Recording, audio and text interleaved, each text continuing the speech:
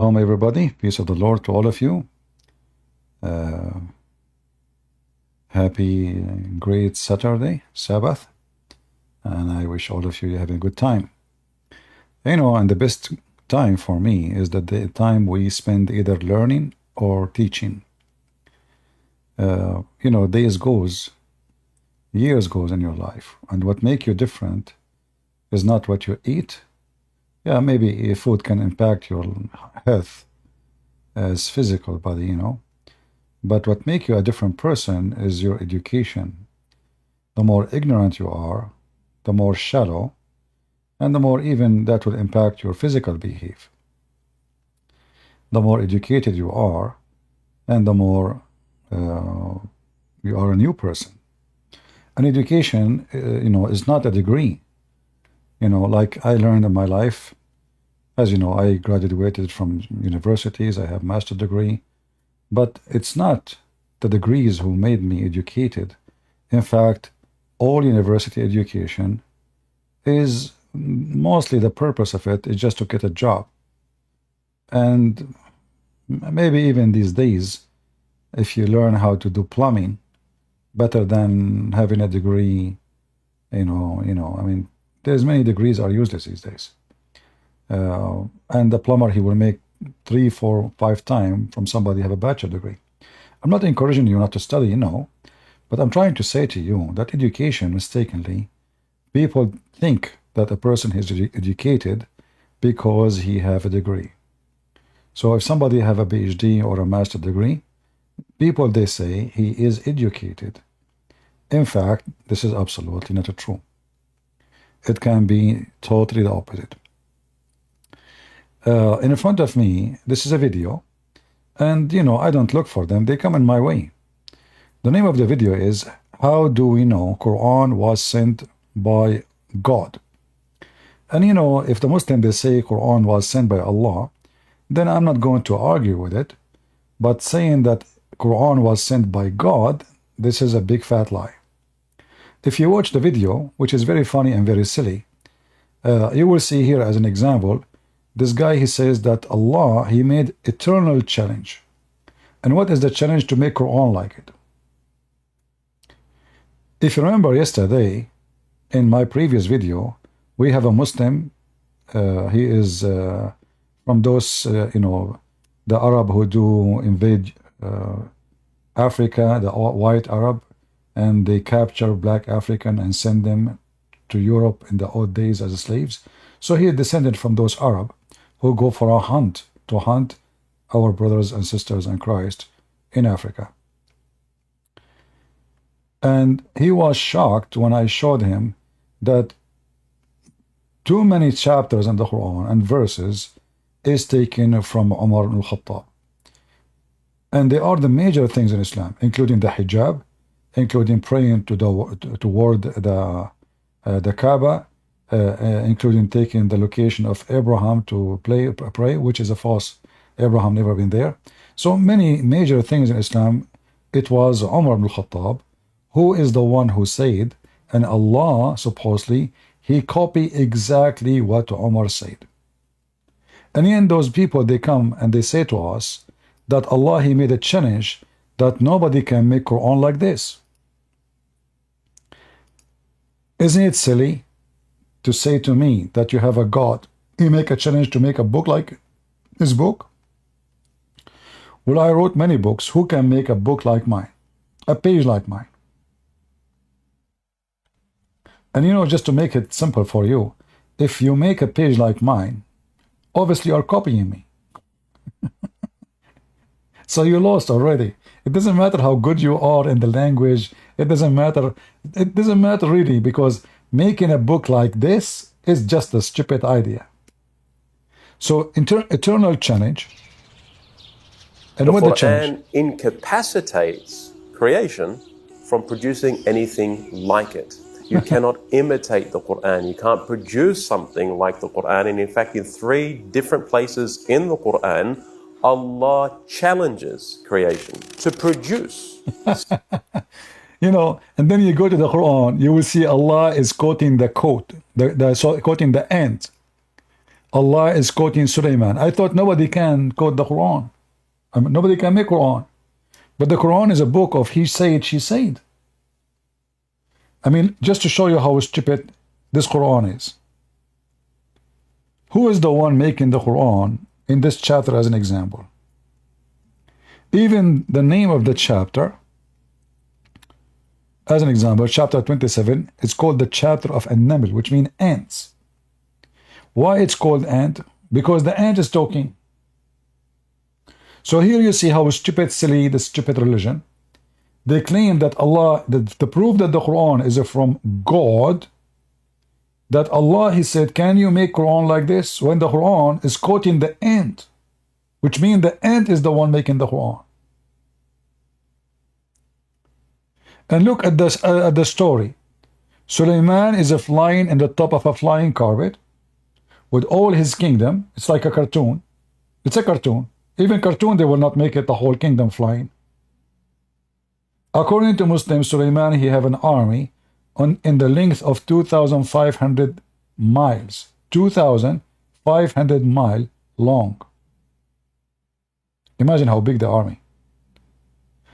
With their equipment and their animals and their horses, all of them, and his ministers and his slaves and his servants, all of them are in the top of one flying carpet. And when Sulaiman was flying in the sky, he heard one ant.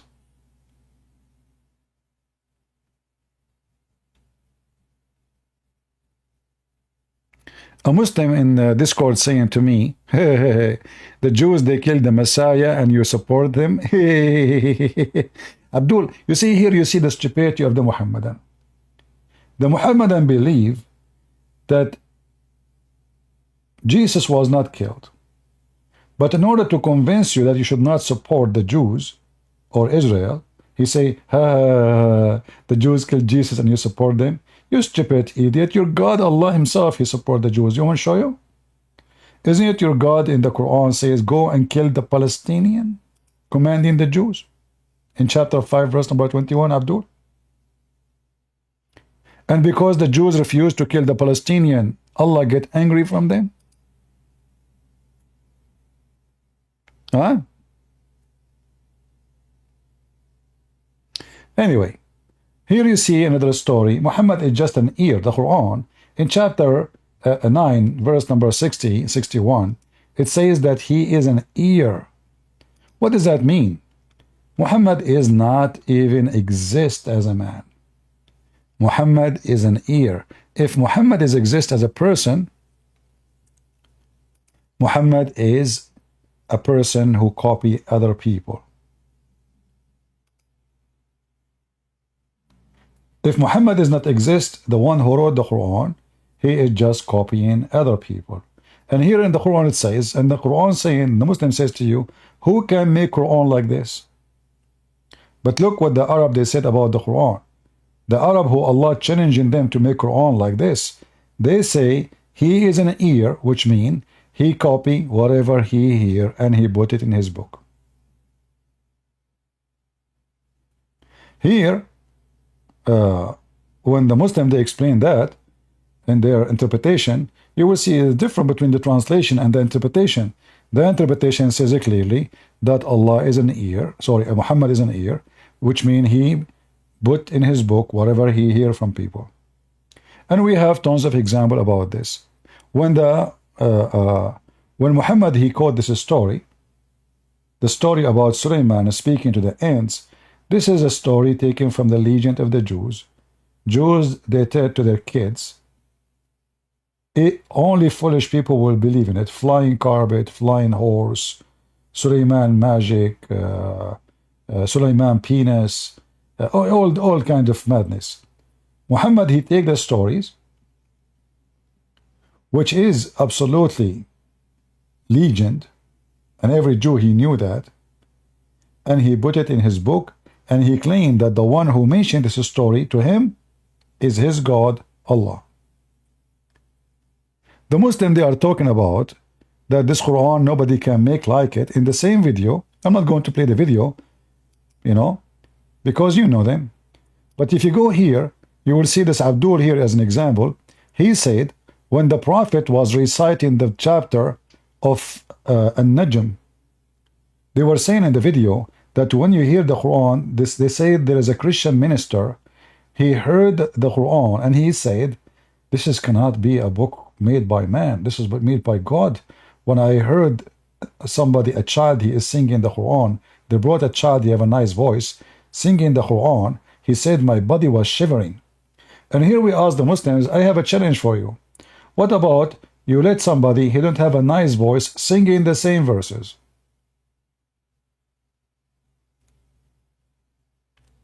Let us see if his body will be shivering. Same time, the person you are singing the Quran for him, he do not know Arabic. In the top of that, why you are even singing the Quran? Isn't it the Quran said that the one who adorned the language, decorate the language, decorate the words, is shaitan? According to the Quran itself, that the one who come with the beautiful language is shaitan.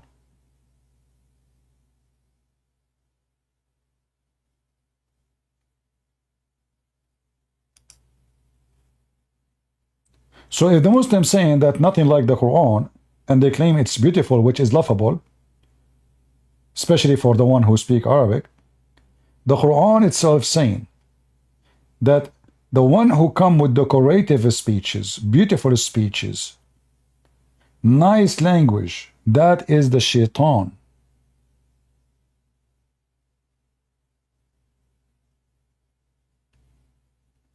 Here, in the verse in the front of you, it says, thus we have made for every prophet an enemy from the devils and mankind. And those devils, the genie is a devil in Islam, inspire one another with decorative speeches, beautiful speeches. So according to the Quran, shaitan, he can make extremely beautiful speeches. And then the Muhammadan, they come to us and they say the Quran is a beautiful speech. But not for me. The second you know what you are reading, you will see how stupid the Quran is. If there is any Muslim who would like to join us, yeah, and by the way, in the video, just to show you the deception of those people, this guy in the video, he said that the Quran is so beautiful to the point when he did recite the chapter of Al-Ahzab, sorry, Al-Najm, everyone was in the mosque. When he heard the verses of Muhammad, he bowed down, including the pagans. The believers with the Prophet ﷺ, with the mushrikeen that were opposed to him, they fell down in sujood before Allah subhanahu wa ta'ala. The liar, he did not tell the truth. The truth is that yes, the non-believers, they bow down, but not to Allah, to the three daughters of Allah. This is where Muhammad, he received the satanic verses, and I can show you the reference from their books. You can go, all of you right now, read the same chapter he is talking about, the chapter of An-Najm, and you will see where it says that the believers and non-believers, all of them, they bow down. Why? Because Muhammad, he praised the three daughters of Allah, which is the pagans, like Muhammad, the Arab, they worship them. This is why those pagans, they bow down, not because the Quran was nice. You see how they lie in the video? He said when the Prophet of Allah, he recited the chapter of An-Najm,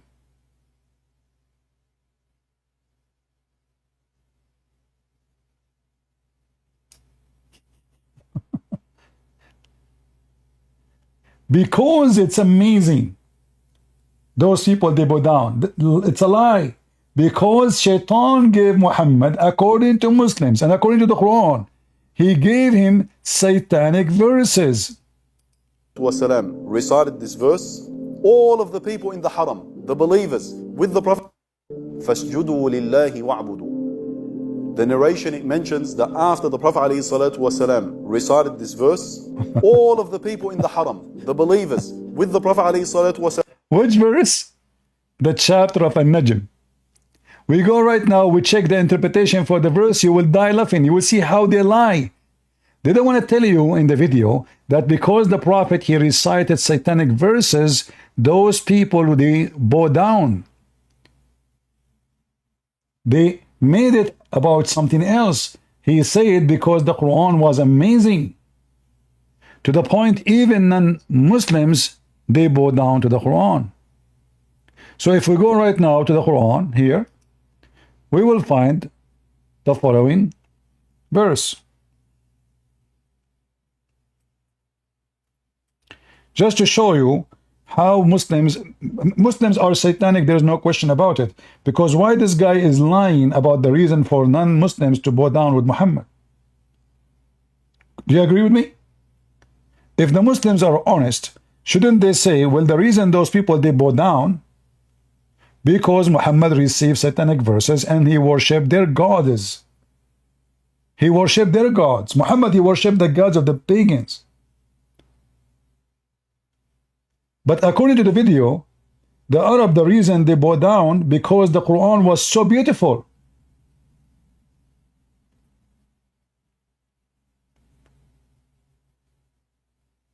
Can you believe it, how those people, they have no dignity?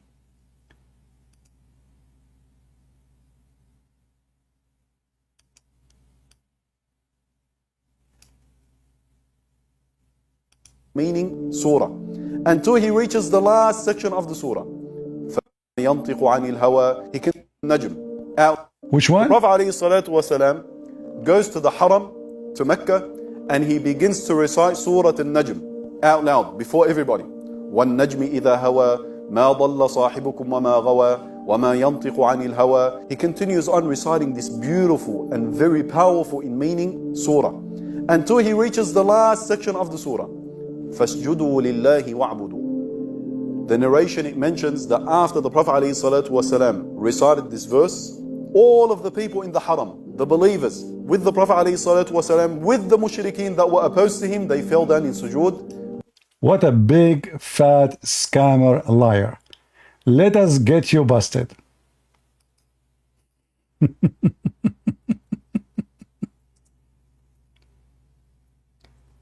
Here you ask yourself, those are religious people. If those are the religious Muslims, are a bunch of liars and they are fabricating story.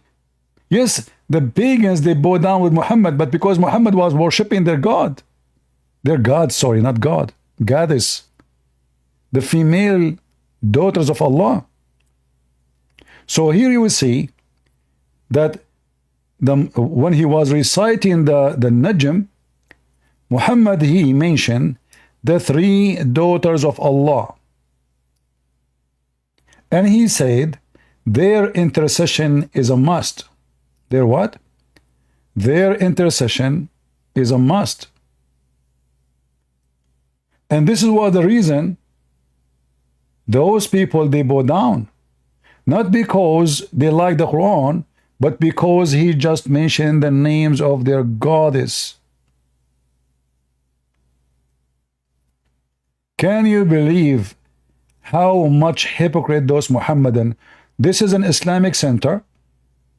They have a big center. I don't know where this one is in USA. And they are lying to their teeth about the reason.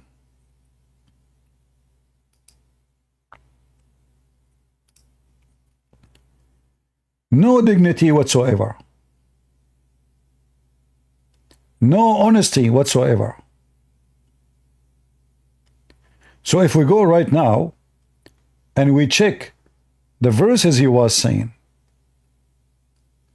you will see the following. You see here we check facts. We don't make speeches like the Muhammadan lying. Here we prove what we say and we say what we prove. We don't make things up. Muhammadan, every Muhammadan is a liar until he proved the opposite. Put that in your mind. They lie with no shame. And the more the Muslim is religious, the more he is liar. Which means the more he is close to Allah, the more his lies is skyrocketing. So this is the book of Ibn Kathir. This is the book of Ibn Kathir. Goddess. And how many of those who had migrated to Ethiopia came back when they thought that the idolaters of Quraysh had become Muslims? Why? Because they heard that Muhammad and the pagans are praying together and they are bowing down together. But those reports come through Mursal chain, so it's not proven, by the way. But then he continues saying, in his recitation of the revelation, Shaitan, when he spoke, Shaitan throw some falsehood. So Muhammad recited falsehood from Shaitan. Imagine the Muslim, they say, nobody can make Quran like this Quran. And then the Quran itself says that Shaitan made Quran. And Muhammad recited the Shaitan of the Quran of Shaitan, and Muhammad did not even notice that this is not from Allah, this is from Shaitan. I mean, do you see the stupidity? How in one hand you challenge to make a book like this, and then you say to us that Muhammad himself, he received satanic verses, and Muhammad himself did not notice that those are satanic verses. And not only he did not notice them, but he published them, and he recited them, and he bowed down for them. And look, the satanic verses is very clear. He said clearly, the three daughters of Allah, he mentioned their names, their intercession is a must, which means you cannot be saved from the day of judgment of Allah unless you worship the three daughters of Allah. I'm looking here in the English to see where is going to show the story of the three daughters of Allah. Until now I don't see it, but let's see. Maybe it's there. Because most of the time the English Ibn Kathir is different from, yeah, I cannot find it. I cannot find it. Where is the story? I will show it to you in Arabic and you will be surprised.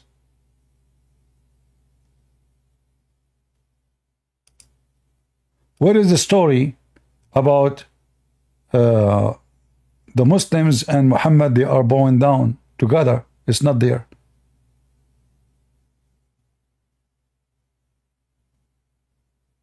I don't see it. They took it off. Let me show you the Arabic just to show you why you cannot trust any Islamic translation for any book, including the Quran. This is the Arabic Ibn Kathir. I will post the link for you. And this is the official government website of the Kingdom of Saudi Arabia. This is what? This is the official Kingdom website of Saudi Arabia. This is government website. This is not Christian Prince website. Take a note. In this website here, we have Tafsir Ibn Kathir. All what you need to do from your side is to open the link and use Google browser if you are using computer, or you can do it in your phone. Just click a translation, you can translate the page. So Arabic is not a problem because now, thank God, we have technology can translate for you. Here it says, the messenger here did read, he was reciting. Let me translate for you using Google.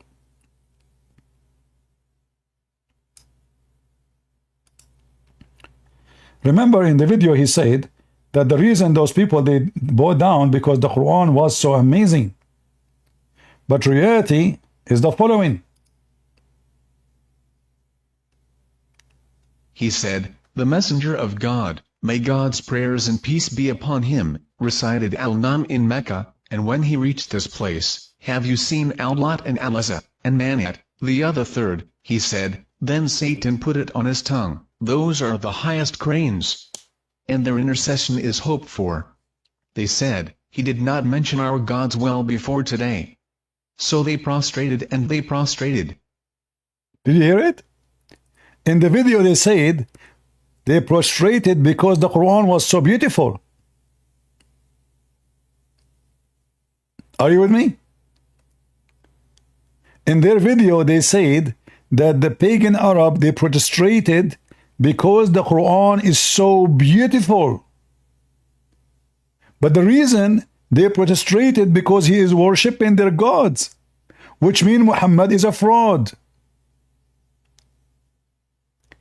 He just mentioned the 3 daughters of Allah, the goddess, and he called them the high cranes, and he said their intercession is hoped for, is a wish, is a supplication. You pray that the daughter of Allah will intercede for you.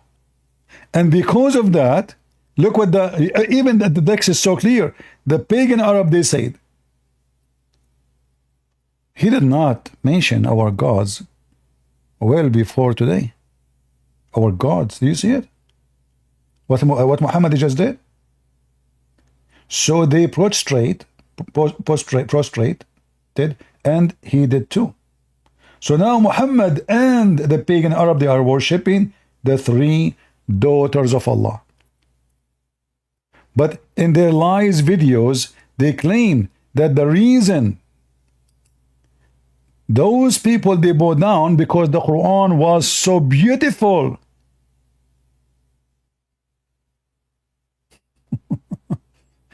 Do you see, Abdul, how we get you busted?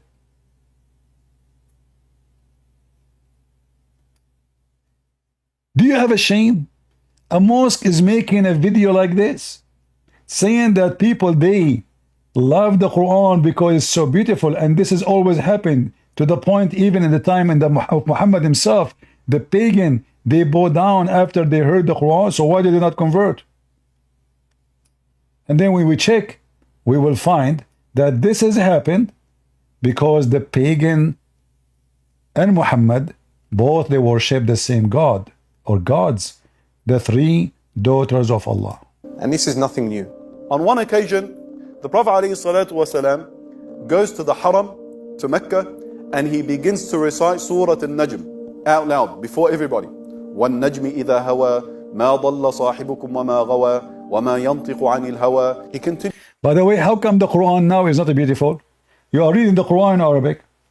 If it's a beautiful, should be beautiful anyway. You sing it, you don't sing it. With nice voice, without nice voice. Anyone sees something beautiful in what this guy is saying, he's reading Quran. What is the beauty of the Quran?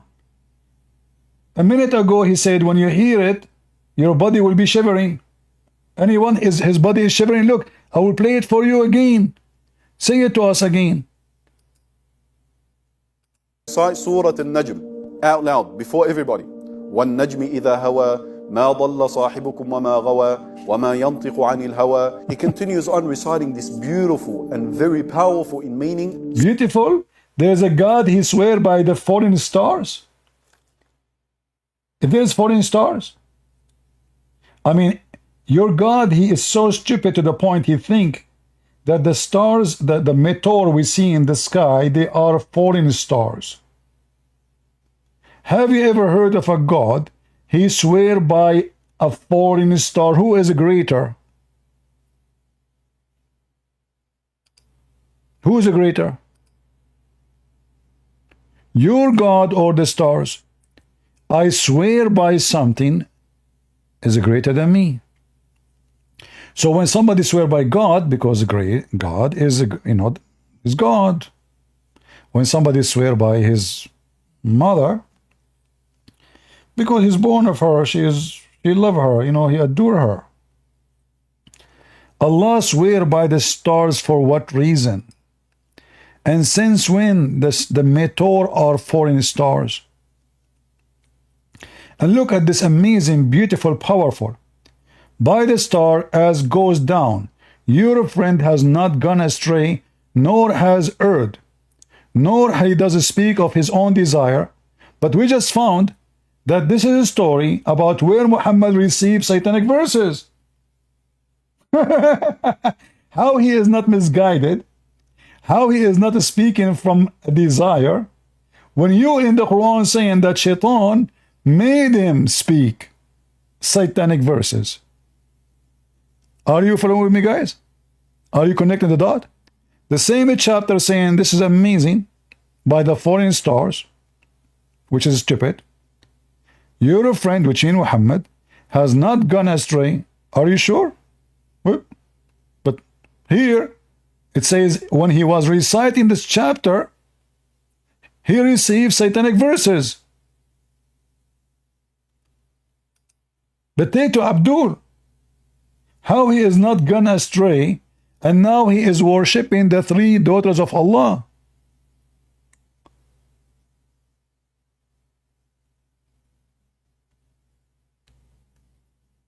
Who is Abdul who dare to join us and tell us why Muslims are lying?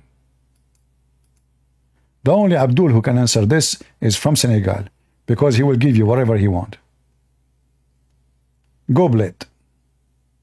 Yo, so I mean, the verse is saying, do you not see Lat wal Uzza? It's not saying he prostrated to them.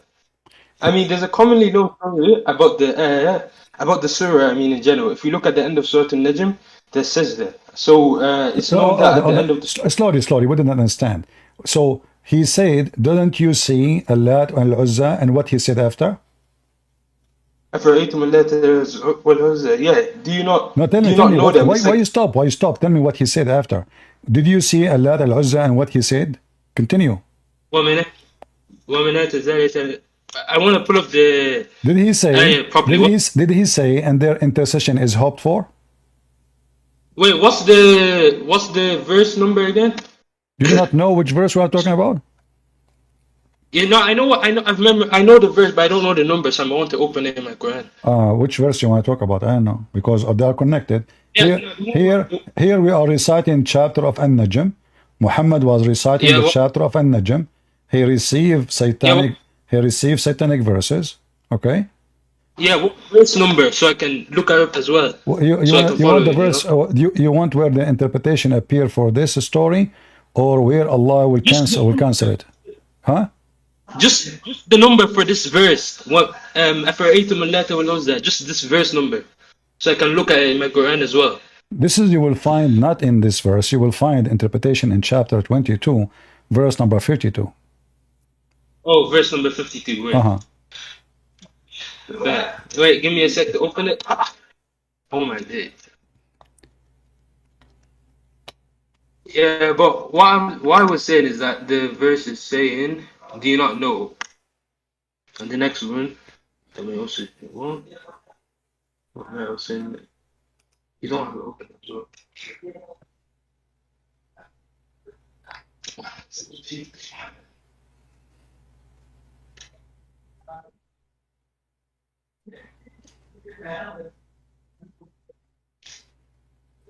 And wait, Surah Najm, verse 52.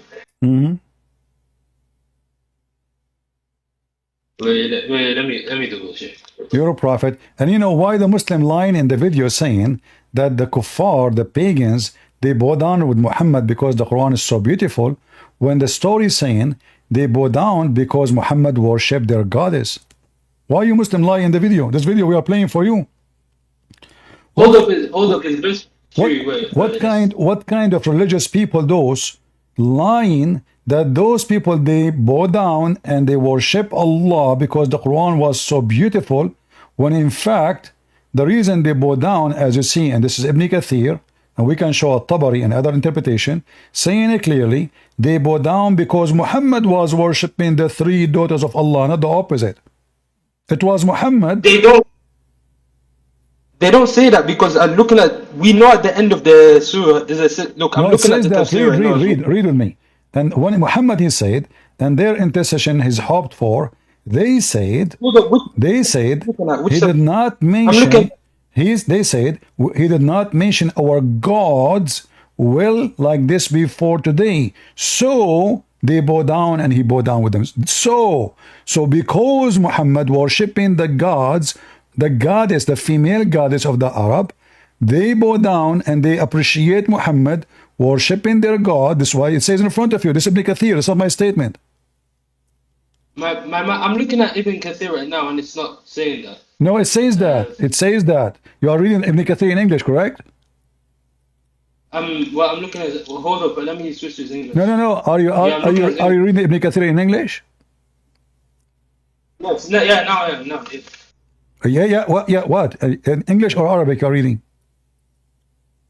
But at first I was looking at Tabari for where he's saying this, that he was worshipping them. And at Tabari he's not saying that. I want you to answer me. Why a Muslim can't answer? Does it say that in Ibn Kathir? Yes or no? In Ibn Kathir, right now, it's not saying that Muhammad sallallahu alaihi wasallam. No, it says that. Here we go. This is Ibn Kathir in front of your eyes. This is the official government website of the Kingdom of Saudi Arabia. You see it? And this is Ibn Kathir. The English translation is false. They cut it off. They took it off.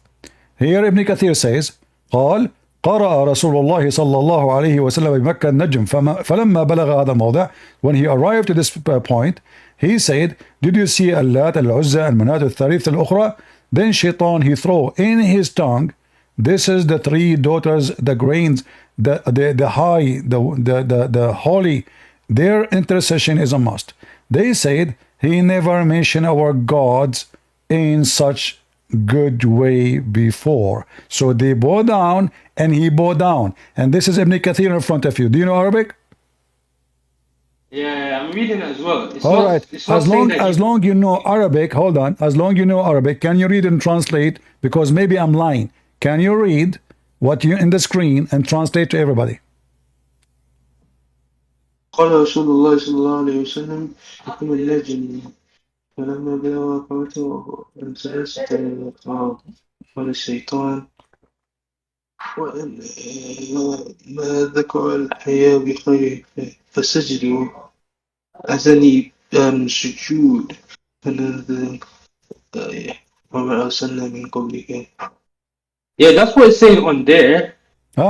So why in the video they are lying, saying because the Quran was so beautiful, the pagan Arab, they bow down worshipping Allah, when in fact it was Muhammad bowing down with them worshipping the three daughters of Allah.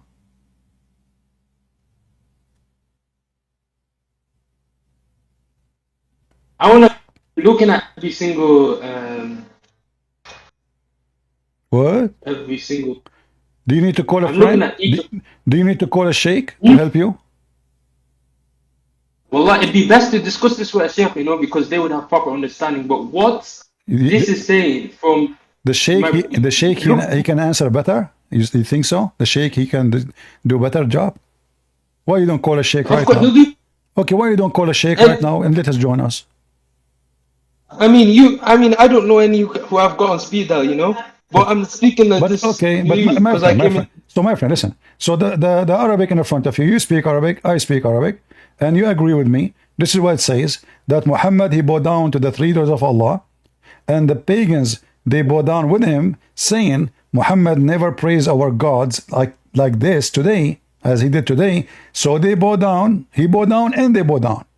So Muhammad now, based on what we read, you and me, and we agree, Muhammad now is worshipping the goddess of the Arab.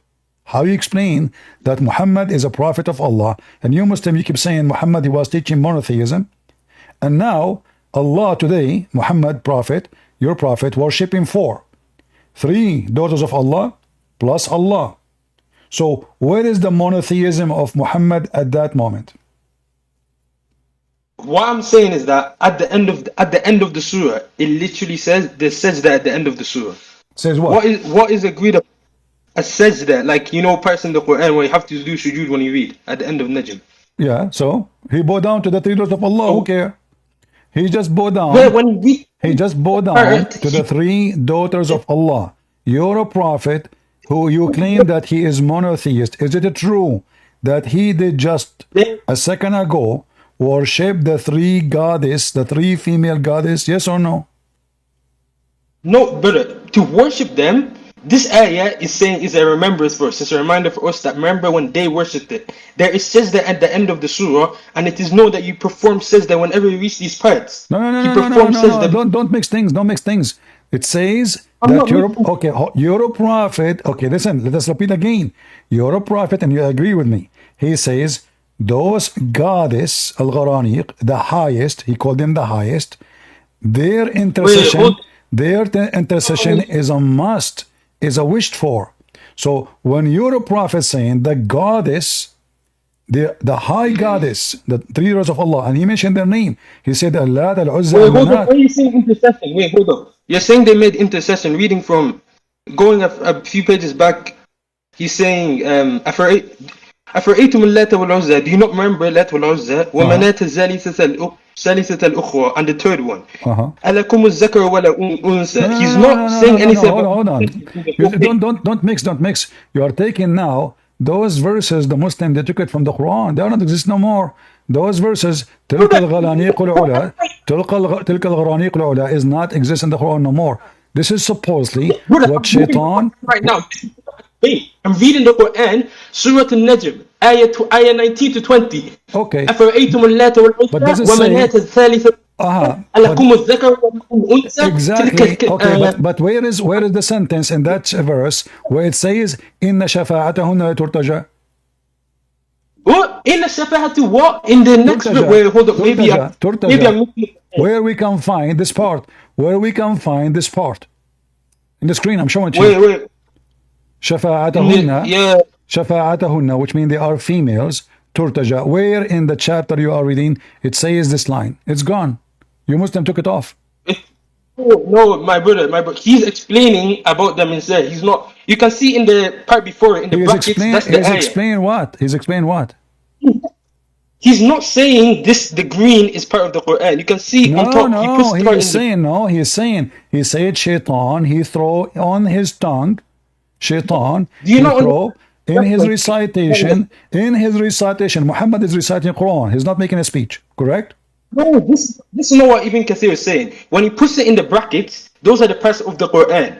And then he goes on to explain it inside the black and the green. No problem. He puts okay. And then, so Muhammad was reciting the Quran, and Shaitan, he throw on his recitation the following sentence. Do you agree?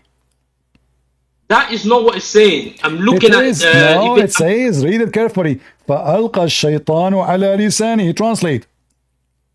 My guy, I'm reading from every single. No. It's in front of you. Don't make me, don't make a drama. It's in front of you. I'm highlighting for you. Read and translate to people. Does it say Shaitan, he throw in his recitation in his tongue, those three daughters of Allah, their intercession is hoped for? Does it say Shaitan throw on his tongue? Yes or no? Wait, hold on. I want to solidify on three things. You said that they will come for intercession. Before you go anywhere, why you are not answering me? Does it say in Ibn Kathir in Arabic in the front of your eyes, Shaitan he throw on his tongue to worship the three daughters of Allah? Yes or no? No, that's literally that's what it's saying. It's saying the ayah, then it said call. The Shaitan put this on his word, tilka, on his, he made him say this. Thank you. Tilka. So Shaitan used the tongue of Muhammad, making him worshipping the three daughters of Allah, claiming that they are the high goddess, and their intercession is hoped for, which means make supplication for them to intercede for you. So now, and then, after he said that, he bowed down, and they bowed down with him, correct? And the Arab, they said, he never mentioned our goddess in such good way before, so he bowed down, and they bowed down together. So now, the pagan Arab and the pagan Muhammad both are worshipping four gods, the three daughters of Allah, and the reference in front of you. My guy, you're ignoring the fact that in this whole page, it's not saying anything about intercessions. It's saying it says that. Here we go. I mean, what's wrong with you? He say, look, I mean, even Google got you busted. Here we go. This is Google translation. Here it says their intercession is hoped for. Which ayah number is it saying intercessions? The next ayah in Listen. I don't know what are you eating. This is it not ayah no more, because supposedly this is what Shaitan he made Muhammad say. So this is the satanic verses. Their intercession is hoped for is the satanic verses which your prophet received. So now, did your prophet say, and their intercession is hoped for? Yes or no?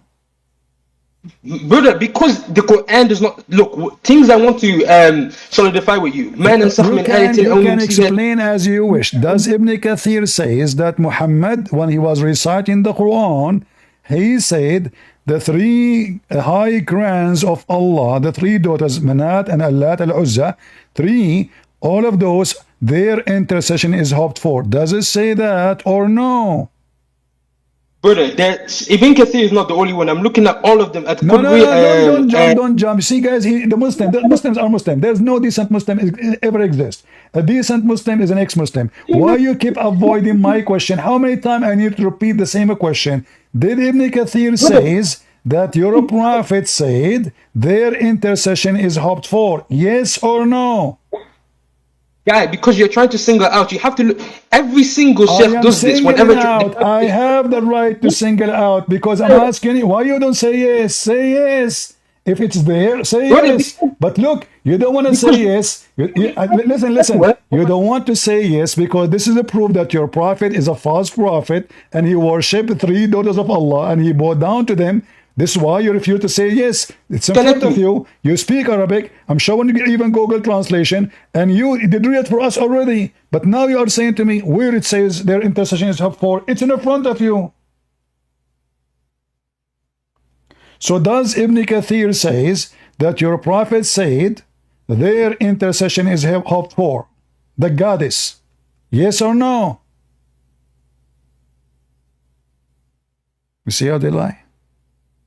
No dignity. The reference in front of them. The website of the official government website of the Kingdom of Saudi Arabia. Government website. It's in the front of their eyes. Still they play games. Can you believe it? Satanic, this is satanic religion. If those people, they have little belief in any God besides Satan. Wait, sorry, I couldn't hear you for a few seconds. Sorry. Okay, so now let me repeat my question for the last time. I'm not going to keep repeating, please. I'm not a kid. You're not a kid. So let's talk as adult. Does Ibn Kathir says that your prophet, when he was reciting the Quran, he mentioned the three daughters of Allah, and he called them the Gharaniq, which means the goddess, the high goddess, the high goddess. Inna shafa'atahunna turtaja, their intercession is hoped for. And then he bowed down, and they bowed down with him. Does it say that? Yes or no? Okay, now that part about calling them the best, that part is addition, because that's what I'm not even considering saying as I'm looking at it right now. I want you to say why you don't answer. Did your prophet say their intercession is hoped for? You said to me 2 minutes ago where it says that. I said it's in front of you. Does it say that their intercession is hoped for? Yes or no? You can bring me the ayah where the prophet says that, I'll agree, but no ayah says that. It's in front of you. This is not an ayah no more. This is the ayah of Shaitan. You Muslim, you took it off from the Shaitan. That's what Ibn Kathir is saying. Ibn Kathir is saying, Shaitan, he gave your prophet. Listen, what's wrong with you? Just say that Ibn Kathir says that, yes or no? Okay, my brother, there's two sides to this. Ibn Kathir says that, yes or no? Brother, there are two sides to this, okay? You see, if guys, you want to say that... No, I have no time for talk. I'm not going to repeat the question at 10,000 times. What a bunch of cowards. It's in front of him. Did Ibn Kathir say yes or no? He will not say. Can you believe it, how satanic they are? I just use Google Translation in front of your eyes. You don't want to say yes, it says that. Why? Because you are satanic. Because you know, if you say yes, this is what he said, that means your prophet is a satanic man. Let me do the translation again in front of everybody. Here we go. Using automatic Google Translation, not Christian Prince, nobody else. in front of your eyes. He said, the messenger of God, may God's prayers and peace be upon him, recited Al-Nam in Mecca, and when he reached this place, have you seen Al-Lat and Al-Uzza, and Manat, the other third, he said, then Satan put it on his tongue, those are the highest cranes. And their intercession is hoped for. Is hoped for. They said, he did not mention our gods well before today. So he prostrated and they prostrated. See? They were worshipping for gods. Muhammad and the Arab pagans, the monotheist Muhammad, the biggest fat lies of monotheism. Muhammad is like Obama. Obama, he go to Israel, he wear the hat of the Jews. He go to the church, he kiss the Bible. He sit with the atheist, he make fun of the Old Testament. He go with the gays, he's a gay. He visit the Middle East, he's a Muslim. That's Muhammad. Muhammad now is sitting with people who they are worshipping the three daughters of Allah beside Allah. The family of Allah, the whole family. Muhammad, he worshipped the three daughters of Allah. He called them goddess. He called them the high goddess. He said their intercession is hoped for. The Arab, they said, wow, that's good. We don't have a problem no more. We worship the same gods. It's in front of you. They said, the Arab, he did not mention our gods well before today. So they prostrated, and they prostrated too, together, worshiping the four gods, the three daughters and Allah. And I keep asking this guy the same question. Does it say that your prophet said their intercession is hoped for? He says to me, where it says that? Can you believe how they lie? I mean, if they are debating someone, he have degrees in the garbage of Muhammad, he speak Arabic better than their God, and yet they deny, and we are showing the reference in front of them in the screen, and still they say where it says that. And just to remind you, when this guy, he took the microphone, he did read it. He agreed in the beginning. But now because he noticed, because you can reward the video, you will see he agree. He did read. He said, yes, it's a. So now, because now I'm asking him a specific thing, he felt the embarrassment. He felt the danger. Because simply, look what he's saying to me in Discord. He is translating tafsir. So what I should not translate? Guys, my guilt, I'm guilty now. I'm translating tafsir. So what? Because this is what happened. Look in the chat. He admit in the Discord. He said Christian Prince is translating the tafsir. So why you refuse each time I say to you, did Ibn Kathir say so? You refuse to read. Now you just admitted, yes, this is what Ibn Kathir said. And this is what At-Tabari said. And this is what all the scholars, Muslim scholars, they said. Muhammad, he worshipped the three daughters of Allah. And here you notice why Muslims, all of them, they are a bunch of liars. Why in English, why Ibn Kathir in English doesn't have the story? Where is the story? Where is the story? What we are reading for you now in Arabic, why we cannot find it in the English website of Ibn Kathir? Where is the story? It's gone. They took it off. Because it is embarrassing. Liars, fabricators.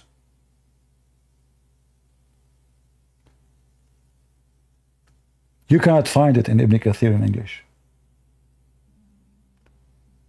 I have Ibn Kathir in Arabic. Ibn Kathir in English is not even 1% of Ibn Kathir in Arabic. From all the books. Any story which is an embarrassing, the Muslim, they took it off.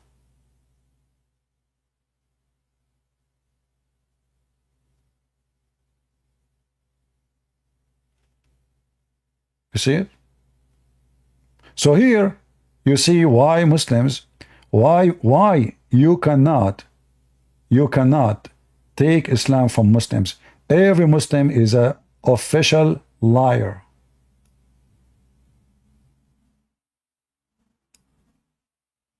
until he proved the opposite for you.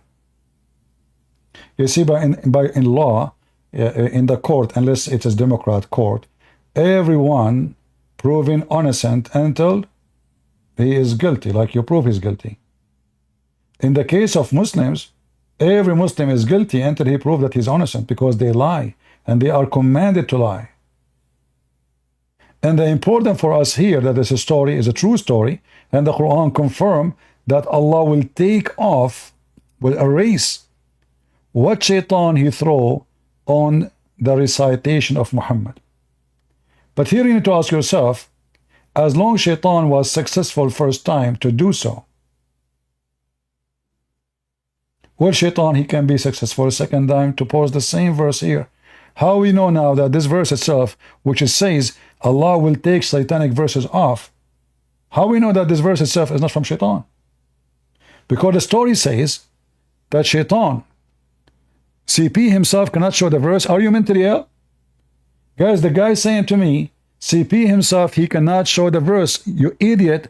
You Muslim took it off. This is what the whole story about. Allah, read, are you idiot? Chapter 22, verse number 52, Allah will abolish it. So who is the one who abolished it? It was you Muslims. Allah did not do anything. And the proof Allah could not abolish it, we have the same verse still exists in Ibn Kathir, in Al-Tabari, in Al-Qurtubi, etc. Guys, look at this. When Allah he says Allah will abolish it. Huh? And look at the first translation. He says he throws some misunderstanding. He said worship the three words of Allah, and this is some misunderstanding. Are you sure? Why Muhammad was explaining the Quran then? Or he was reciting the Quran? I mean, look at those hypocrites. If you change the translator, look at this. This is Sahih International. Let us see. Let us see different potato. He throws some misunderstanding. How he can throw misunderstanding, brother? He was not explaining the Quran. He was reciting the Quran. He was not explaining the Quran, brother. He was reciting. Look.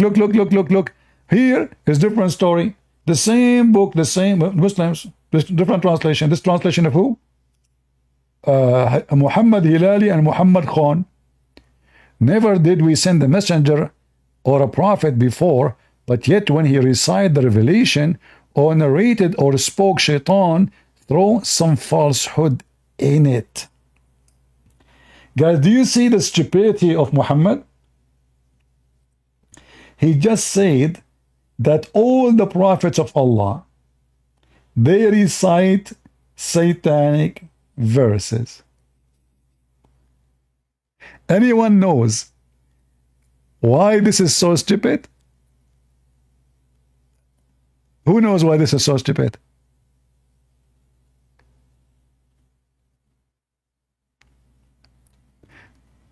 The reason this is so stupid, when the Muslim they say that Allah he protected Muhammad regarding the religion is not true. As you see, Allah he failed to protect any of his prophet to recite his revelation without the Quran or even the books before it involve recitation of shaitan.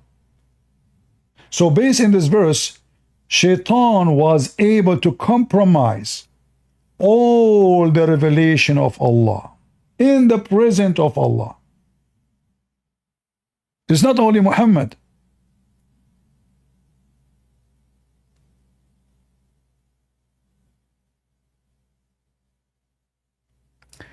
Ahmad saying to me, I am quoting a weak hadith.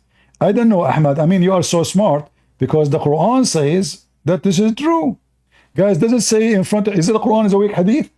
Is the Quran says shaitan he throw satanic revelation in Muhammad's mouth? Is that a weak hadith? And about the story I'm showing to you, if this is a weak story, why you Muslim explain the Quran by a weak story? So are you? Is that a weak explanation of the Quran? Hold on, I have a caller. Christian Prince. First of all, let me explain the weak explanation of the Quran. Zakir, the weak explanation of the Quran. How you can? I mean, we heard weak hadith, we heard weak Muslims, we heard weak sheikh, but weak explanation of the Quran. Exactly. So them believe Ibn Kathir, he was drunk. What do you mean? Okay, so Ibn Kathir was drunk. Okay, what about At-Tabari? First of all, At-Tabari is not a Muslim. At-Tabari is not Muslim, so what he is Hindu. Exactly. And actually, I have a proof that At-Tabari was from the party of Modi.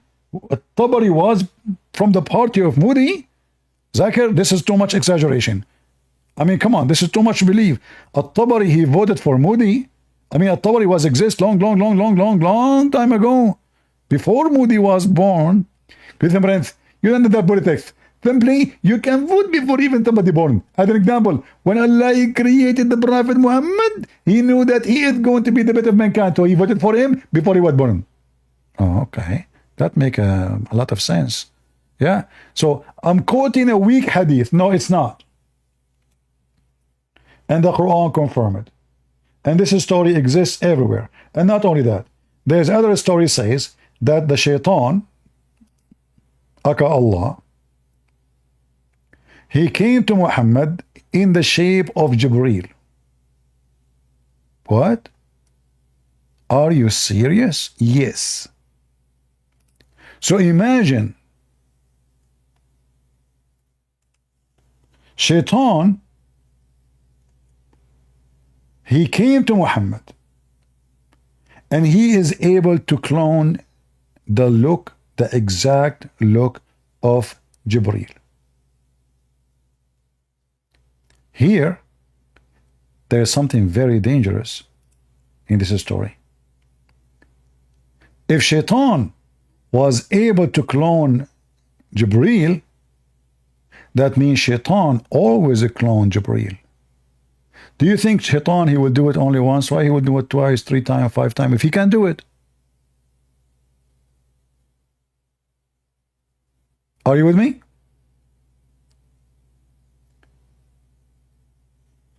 As long as Shaitan, it's so easy for him to change his look and to come to Muhammad as Jibreel. That means Shaitan, God knows how many times, he came to Muhammad as Jibreel. Here is the story from their books. Nothing of my books. Islamweb.net, At-Tafsir al-Kabir, Fakhruddin al-Razi. Here it says that Shaitan, his name is Al-Abyad.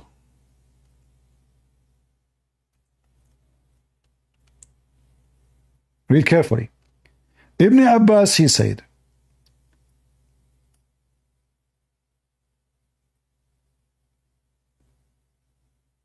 and here the Muslim, by the way, they are reporting stories, and here the story before it, they don't like it, the story after it, this is the true story. So look, this is the true story now. Ibn Abbas, he said,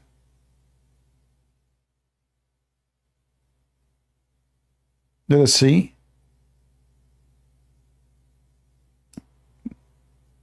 What he said.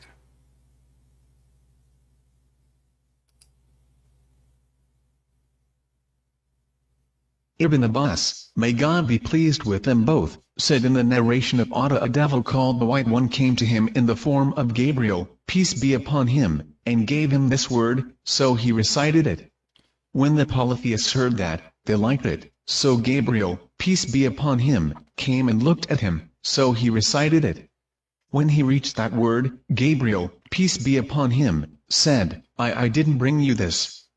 The messenger of God, may God bless him and grant him peace, said, he came to me, coming in your image, and put it on my tongue. Oh boy. Guys, did you hear it? Shaitan, he came in the image of Jibreel. And he gave Muhammad the satanic verses. Who? Shaitan. How he looked like? Like Jibreel. What he called himself? Al-Abyad, which means white, because Jibreel is white. Do you see it, Muslims? Yeah, want the link? No problem. Here we go.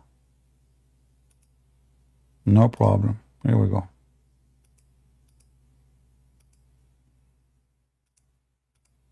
Somebody post the link, please, in YouTube. I don't know if this link can go in YouTube, but I think it can go in Rumble, because Rumble allowed long link, but YouTube does not. Guys, in Rumble, is the link working? Let me know if you can open it.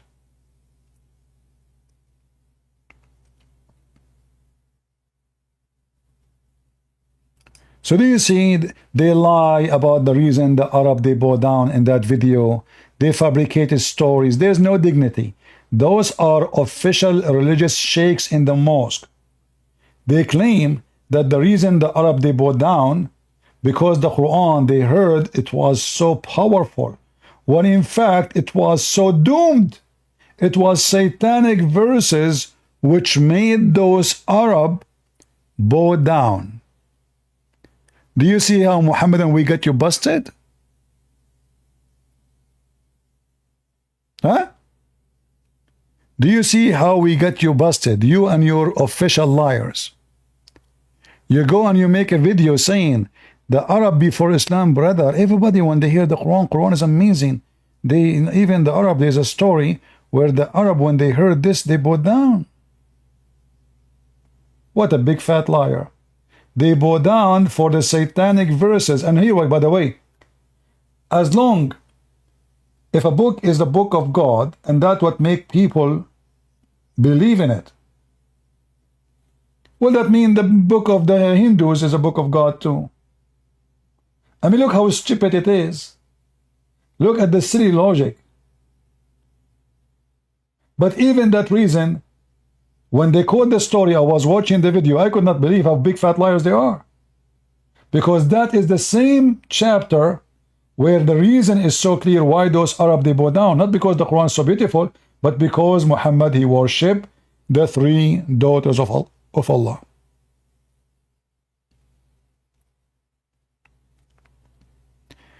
We have an ex-Muslim want to talk? Put your hand up.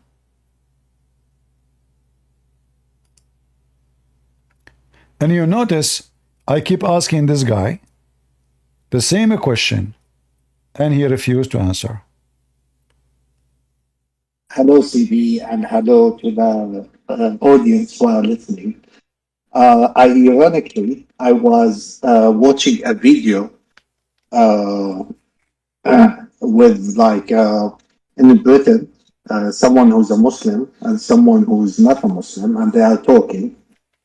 And the Muslim was like more elusive than the guy who were you talking to, right?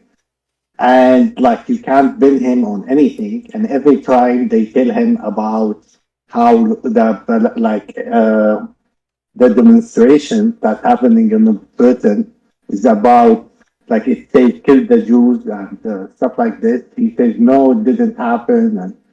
And then I go to that chat and I see everybody in the comments, saying that it's impossible to talk with Muslims. They never answer a question. They always deflect. Right? And like any let's say intellectual person, when you talk to him, you have to take the responsibility a little bit, just a little, at least a little bit, right? But to always deflect, it just doesn't mean anything. And I honestly called to ask you this. There is 4.5 million Muslims in Britain. What do you think the solution is? Like, I don't think these people are willing to integrate. Looks like people in Britain, they understood. All right, that option. This is not my topic for now. We are changing topic. You know, what happened in Britain, whatever happened to Britain, people deserve what will happen to them. At the end of the day, it's you who made it happen. It's you who allow it. And if the Christians in Britain, they were asleep, nobody can cry for them. You slept, you snore, you get screwed. So good for the Muslims. I don't blame the Muslims. I don't blame any nation to go and take over any other place, especially if they are satanic. Blame those who allow it to happen. If a fire starts in your home and you gave the matches to a kid, that means you are the kid, not the kid. So the British people, they were so stupid for a long time. Those Christians, you know, many of them, they are Christian by name, and they spend their day just going like every Saturday, going, most of them, they are atheists actually. They go to the bar, dancing, music. This is what they care for. So the foreigners, they came and take over the country. Good for them. It's not their fault. Crying, those who cry, I don't respect them. You want to fix it? Fix it. It's easy. Muslims are not even 7% of the country. Stop the immigration. Don't allow anyone, and anyone, he says something wrong. He betrayed the country. He put other flag. Strip him from citizenship. You can change the law. You can strip anyone. Like now, I am a nationalized citizen as USA citizen. By USA law, if somebody betrayed the country, is not born in the country, you can strip him from a citizen. You can make a law that even if you are born and you betray the country, they can strip you from your citizen and throw you out. Do it. And then everybody will behave. This is an easy solution. Not my topic. So sorry, I will disconnect you to go back to my topic. I don't like crying people who cry about this and that. Just fix it. You can fix it. Always you can fix it. Always you can fix things. But people in disability, they cannot fix anything. And disabled person is not a person who have in a wheelchair, no. Is a person who decide to be disabled. So now, like today, we saw a lot of people who love England, but not too many, 500,000 going in the street. This is nothing still. How many millions they went to the bar yesterday and today they will go? Millions. So still the nation is asleep. 500,000 in the street, that means there's 99% of the country is asleep. Stupid people, what you can do? Let them be screwed. I cry for nobody. It's against my belief to cry for the fools. Here we have an example of how amazing the Quran. This is a sheikh, his name is Al-Urayfi. Very well known. He have a conference in France or Belgium, I'm not sure. They brought in the stage a person who don't speak Arabic. And now the Muslim want to show you how your heart will tell you which one is the true Quran. So the sheikh, he will recite two kind of Quran. One he just fabricated, and one is from the Quran, the true Quran. And he will ask this French boy, which one you like more? And look what happened. فارسي ما يقدر يفرق ذكر رحمة ربك عبده زكريا هذه الجملة الأولى وجلسنا معك وأنسنا له طيب هذه الجملة الثانية قل له هل شعر بفرق بين الكلامين الجملة الثانية ارتاح إليها لم تضبط He liked the fake Quran more. What happened here, guys, I don't know, like the video somebody played with it. The guy, he liked the fake Quran. Supposedly, after he sang the Quran, he made two Quran. Fake one and true one. And he asked the guy who is not a Muslim, he do not know Arabic. He don't know what he just said. He said to him, which one you like more? The guy, he liked the second recitation, which is the fake Quran.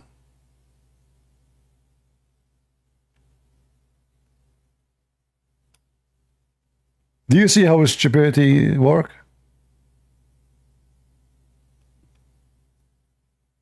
Huh? He liked the fake Quran. And then he said, okay, let's repeat again, let's repeat again. عموما هذه الطريقة هي ليست دائما مع كل الناس يكتشفون He said, not always this way work, not always work, not always work. Really? So Allah, he failed this time?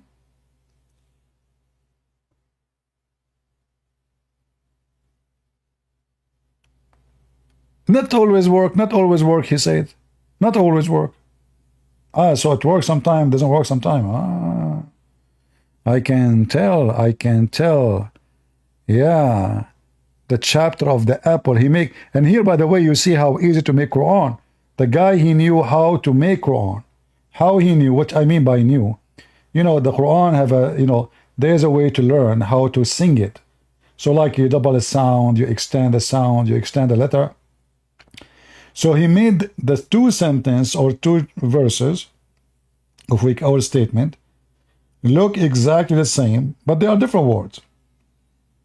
So he sang both of them, and both of them they sound like Quran. And the guy, he liked the fake Quran. And maybe this is why Muhammad, are you sure he is not reading two different ayah? No, I am sure, yeah.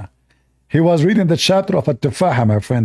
Do you have a chapter in the Quran? It's called the chapter of the apple. The chapter of the apple. Can you read? People are laughing at you. Those are the atheists posting this thing. The chapter of At-Tufaha, Surah At-Tufaha. Do you see it? The chapter of the apple. The guy, he created a new Quran called the chapter of At-Tufaha. You know Arabic, you can read Arabic. And look, guys, look what he said. He said to me, are you sure they are not two the same? So now he did not notice that this is not Quran. He thought, even this guy, he thought it's Quran. He just said, Christian Prince, the guy who was speaking to me, who knows Arabic, I just hang up on him. He said to me, look in the text. He said, are you sure this is not both Quran? Which means he really believed that the guy he made Quran now is a true Quran. Even the guy who speaks Arabic, he thought this is Quran too. And now he is like trying to cover it. He says, I haven't heard it before. He still thinks there's a chapter in the Quran called the chapter of the apple. Because he liked what the guy said. There is a chapter of the orange. I mean, what you can say, your Quran is like a zoo. There's all kinds of names, weird names. Yeah. So he invited this guy on the stage, and supposedly his trick will work. The guy, he will like the Quran more. And then what an embarrassment. He starts saying, well, you know, this is not all the time work. Sometimes it works, sometimes it doesn't, you know? Yeah. Sometimes it works. What an embarrassment. Here, hold on.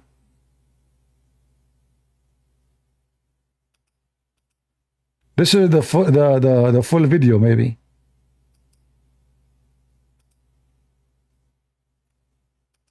The chapter of At-Tufaha. شنو هذا؟ تفاحة عيني؟ أنا ودي توقف وأنت تترجم، وش رأيك؟ نعم إن شاء الله. فقط يعني إن شاء الله فيه خبر يسوركم. يسرنا. طيب الآن أو بعدما تترجم؟ قالوا لي الآن. الآن يلا. في إنسان أظن. طيب أنا ودي تترجم بعدين نشوف الخبر. وعندهم خبر صار لكم. نعم. يمكن يوزعون عليكم على 1000 يورو يمكن. أو الخبر. ما شاء الله. So now this is the guy again. This is the same video. ما شاء الله. They will do a trial. Sebastian. They ask for a volunteer, a person who is not a Muslim, who don't know Arabic. Can you come to the stage? This guy, I think he said his name is Sebastian. Can you speak English? Bismillah. A little. Okay, come. Allahu Akbar. Allahu Akbar. Allahu Akbar. Allahu Akbar. ما شاء الله ما شاء الله ما شاء الله.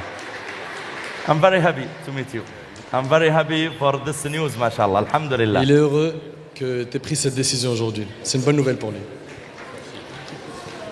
طيب شيخ حاوره ونحن طيب هو ايش اسمه؟ سيباستيان. طيب اسأله هو كم عمره ما شاء الله؟ T'as quel âge How old is Sébastien? he? J'ai 26 ans. 26 سنة. 26 سنة. 26 years old. طيب هو جاء إلى هنا لأجل ماذا؟ ما الذي جعله يأتي هنا؟ Anyway, just to go. Let us go to ايش the part. الأشياء أحسن أشياء له؟ أنا هل يفهم العربية أو الفارسية Do you أو understand يقدر Arabic? يفرق؟ Est-ce que tu comprends les langues étrangères telles que l'arabe, le perse ou autres? No, he do not know Arabic. ما يقدر يفرق، يعني لو أتكلم مع عربي أو أردو أو فارسي ما يقدر يفرق. He said if I speak to him in Urdu or Persian or Arabic, he don't know the difference. Maintenant le cheikh parle avec toi en ourdou, en perse ou en arabe, tu peux pas faire la différence. لا يفرق. طيب قل له أنا سأعطيه جملتين أريده أن يحاول يكتشف الفرق بينهما. Là il va prononcer deux phrases et il veut que tu vois. I will give you two sentences and now it's your job to find if there is difference between them. Est-ce qu'il y a, ou plutôt tu lui fais ressentir ce que ces phrases ont fait sur toi. D'accord? Donc tu vas essayer de lui dire quelle est la différence entre ces deux phrases, que tu ne comprends bien sûr absolument pas. طيب. So, yeah, so now he will do the test of the truth, that this is the book by Allah. You will love it when you hear it, even though, look, he don't know Arabic, he don't know Persian, he don't know the different. But now when I recite for him, I will recite two different things. One is a true Quran, and one is a fake Quran. And look what his heart will choose. طيب. اسمع الكلام الأول. Hey, Blight, listen to the Quran. This guy is making Quran, the chapter of the apple. Listen carefully.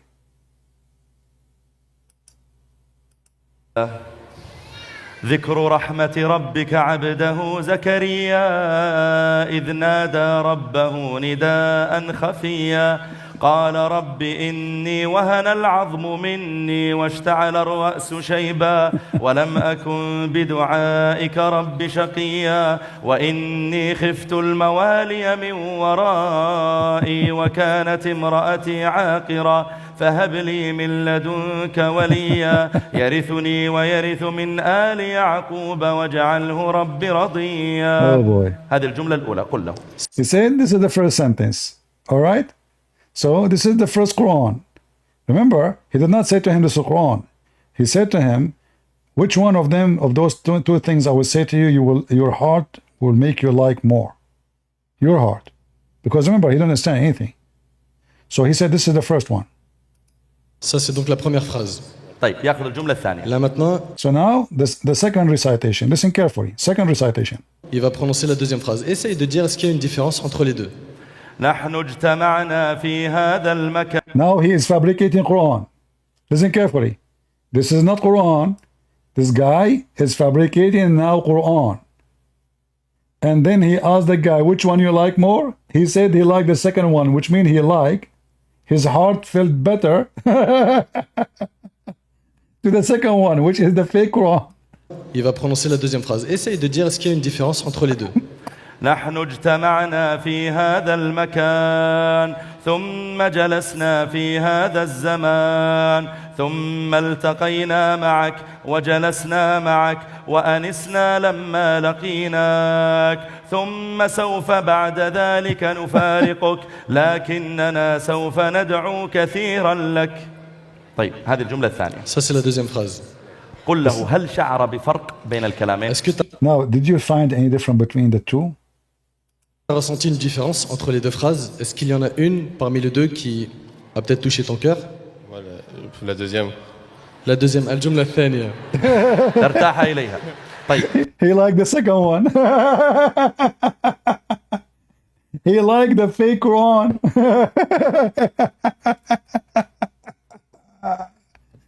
Imagine those Muslims, they brought thousands of people to show them how amazing the Quran. And here you see, by the way, how easy to fabricate in Arabic something sound like the Quran. So now, if I bring a Muslim here to the stage and I play for him this, he will not notice that's not the Quran. He will believe this is Quran.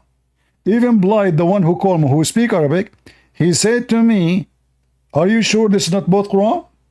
Correct, guys? Did Blight, the one who called me 15 minutes ago, did he say in the chat in Discord, are you sure this is not both Quran? So even him, he speak Arabic, he thought that both are Quran. And this is telling you that the challenge of Allah to make Quran is a joke. This guy, he just make it up on the stage. We sit with you, we ate with you, we have fun with you. This is what he's saying.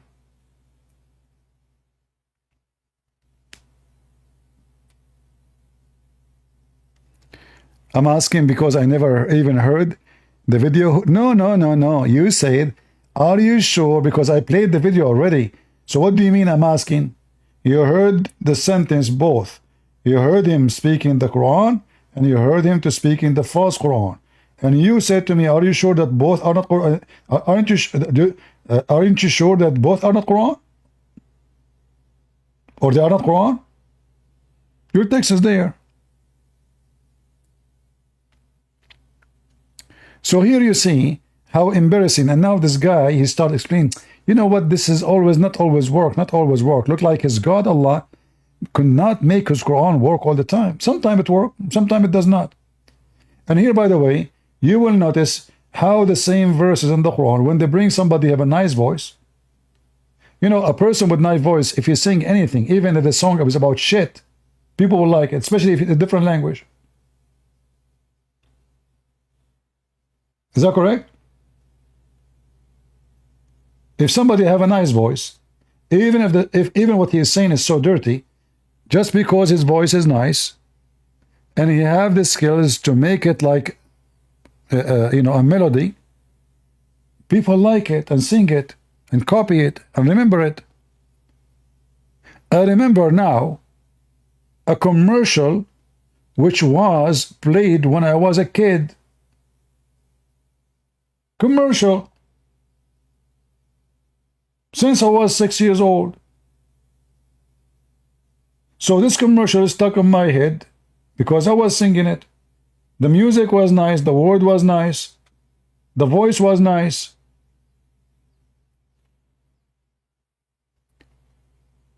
Here you see the stupidity. What about we focus on the meaning of the Quran, and then we will see how stupid this book is. So Shaitan, he throw in the mouths of all the prophet of Allah satanic verses. If we ask Blight, who is the one who caused this to happen? Is it Shaitan or Allah? Who is a Muslim can answer? Let us guess. Guys, who is the one who caused satanic verses to be thrown? Huh? Blight, he said Allah, of course. Huh? Guys, look. Blight, he said in Discord, he said Allah, of course. So how stupid this religion is. So why the Quran says Shaitan throw the satanic verses if Allah is the one who throw it? People, do you see what he said? He says Allah, of course, is the one who throw the satanic verses in the Quran. So the conclusion, satanic verses is not satanic. It is from Satan. His name is Allah. Because both are one. As long as you agree that all the verses of Shaitan thrown into the revelation, it's Allah who made it happen, caused it to happen, that means Shaitan, he did nothing. This is satanic verses of Allah. He is the one who throw it. And why Allah want to do that? Who is a Muslim can tell me why Allah, he want to throw satanic verses in his book? What is your reason? Who is a Muhammadan have little intelligence can tell us why your God, as Blight he agreed, why your God is throwing satanic verses in the Quran?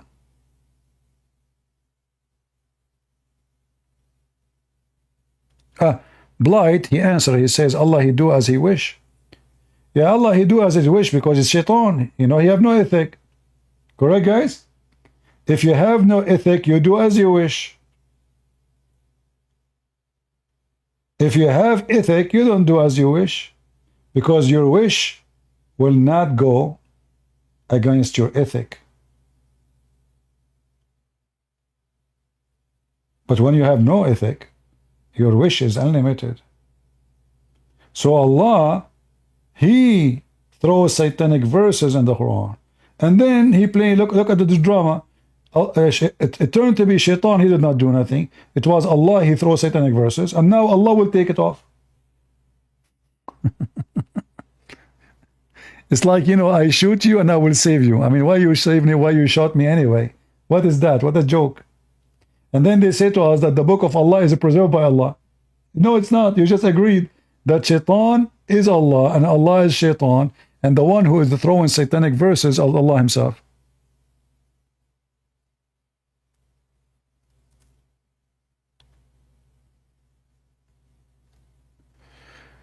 there is no need to prove the Quran, like Muhammad is copying from false gospels. There's no false gospel. Those are false books. Those aren't gospels.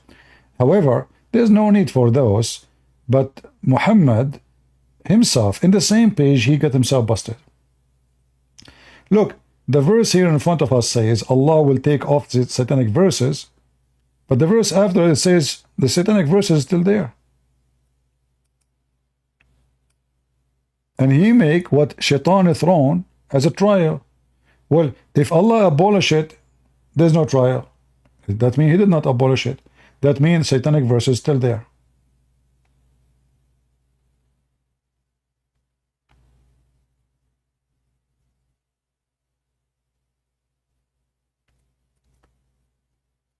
Guys, Blight, he said, after looking at many tafsir, he did not find one saying satanic verses.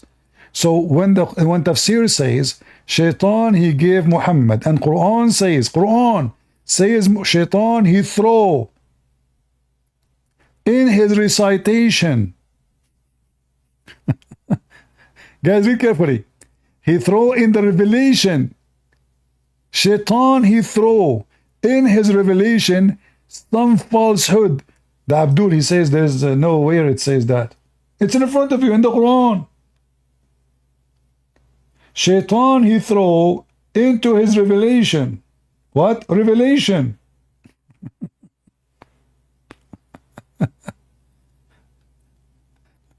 I never met a Muslim, he is not low IQ. And look what he said. And despite not, say, next Allah abolish it. Okay. It's too late. What you are saying to me, that you have a daughter, she lost her virginity, and now Allah will stitch her vagina. Well, she is not a virgin no more. And the book of Allah is not a virgin no more. Shaitan, he have intercourse with the mouth of Muhammad. And he have his orgasm on the mouth of Muhammad. Satanic verses. And now your prophet, God, saying, he will wash the mouth of Muhammad from the Satan orgasm. Too late. Excuse my language. Just to make you understand how severe what we are talking about. When Shaitan was able to throw on the mouth of Muhammad, where was Allah?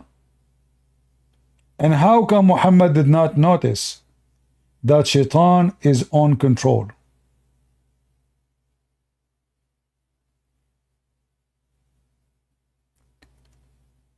How come Muhammad did not notice that he is worshipping the three daughters of Allah? Right?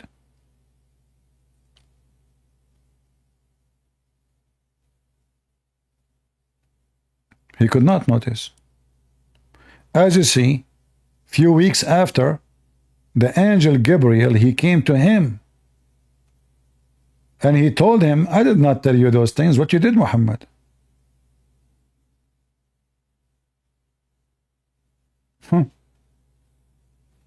I did not tell you this. So if Jibreel did not come to Muhammad, Muhammad will never notice that this is from Shaitan. Imagine all this time he is worshipping the three daughters of Allah.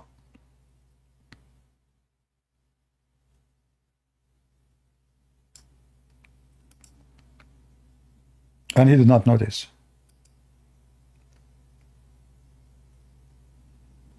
Ibn Abbas, may God be pleased with them both, said in the narration of Atta, a devil called the White One came to him in the form of Gabriel, peace be upon him, and gave him this word, so he recited it. When the polytheists heard that, they were impressed, so Gabriel, peace be upon him, came and looked at him, so he recited it. When he reached that word, Gabriel, peace be upon him, said, I didn't bring you this. The messenger of God, may God bless him and grant him peace, said, he came to me, coming in your image, and put it on my tongue. See? Shaitan, he come in my image. So if Jibreel did not come to Muhammad, until this time, Muhammad, he have no idea. The one who was saying to me that there's historic proof that the Messiah was crucified, there is no need for the historic proof to debunk Muslims. The Quran itself proved that the crucifixion is true. Why? Because the Quran said that Allah, he made someone look like Jesus. So what the Quran confirmed, that a human being, any human being, he will look at the crucifixion, he will see Jesus on the cross. So the stupid Muhammad, by confirming that what people saw on the cross was Jesus, he confirmed the crucifixion, claiming that this is someone Allah made look like. This is a joke. Hey guys, Trump, the one we saw yesterday in the court, that was not a Trump. And as you see, everybody clone everybody in Islam. Here we go. The angel Jibreel was a clone by Shaitan. So there is two Jibreel now. And Jibreel, he cloned the boyfriend of Muhammad. His name is Dihya al-Kalbi. So now we have three Jibreel. The real Jibreel, Jibreel Dihya al-Kalbi, the boyfriend of Muhammad, the handsome boy. And because Jibreel, he come to Muhammad in the look of Dihya al-Kalbi. This is what the hadith says. And now Shaitan, his name is Al-Abyad, he came to Muhammad in the shape of Jibreel. So now we have three fake Jibreel. Everybody clone everybody in Islam. And we have two Isa.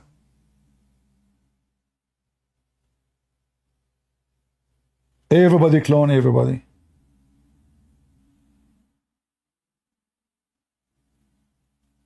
And we have two Allah. You remember the hadith where it says Allah, he come to them in an image other than the image which they saw first time? You know the hadith? So we have two Allah. We have three Jibreel. We have two Isa. Maybe Muhammad is not Muhammad. Maybe Muhammad is a clone. Maybe Allah himself is not Allah. This religion is based on Hindu belief. This is what the Hindu believe. You die, you come back. You clone, either you clone yourself again, you clone something else, you become a cockroach, or you become a cow, or you become a goat, or you become a bird. I don't know what Sadhguru will become. I hope that Sadhguru, after he die, he come back as Happy Guru. I mean, this is a very boring life. He spent his life, his name is Sadhguru, and he want to teach you how to be happy. I mean, his name alone will give you depression. Hey guys, I invite you to Sadhguru so we can learn how to meditate and get happy. What's his name? Sadhguru. His name is Sad. Yeah, and his wife, because she was so happy to know him, she committed suicide according to him. I mean, the guy is so good in making people around him so happy. Yeah, she killed herself by yoga, as he said. Another Muhammad, another scam. I never heard of somebody can kill himself by yoga. Trust me, if that happened, my mom, she would do it every day. Just to get rid of me. But it doesn't work, trust me. She killed herself by yoga? So you play yoga, you would commit suicide? Sound like yoga is very good, huh? How many of you now will start asking your mother-in-law to start practicing yoga? Hey, mother-in-law, do you want to do yoga? I can pay for membership. Really? Where? For free? Yes, for free. Oh, my son-in-law has become so friendly these days. I wonder why. Yeah, I have one condition. You have to learn yoga from Sadhguru. Okay? Do it exactly like his wife. She was doing it. Oh, boy. Do we have any Abdul? Is willing to join us, and we will change topic. Forget about all those things we said. You gave me one reason to make me believe Islam is from true God. Who can do it? Forget about Shaitan cloning Jibreel. Forget about Shaitan giving satanic verses. Forget about Muhammad bowing down to Shaitan and bowing down to the three doors of Allah. Forget about all of this. Who is the Muhammadan would like to give me any proof of his choice? His choice, not my choice. That the book of Allah is not the book of Satan, is the book coming freely from true God.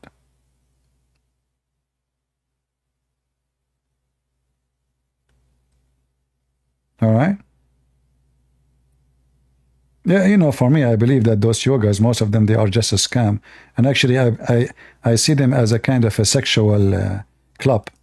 Women are naked in the, like, you cannot do yoga without showing your panties and your breast is coming off. I believe it's just for the hippie people who are stupid.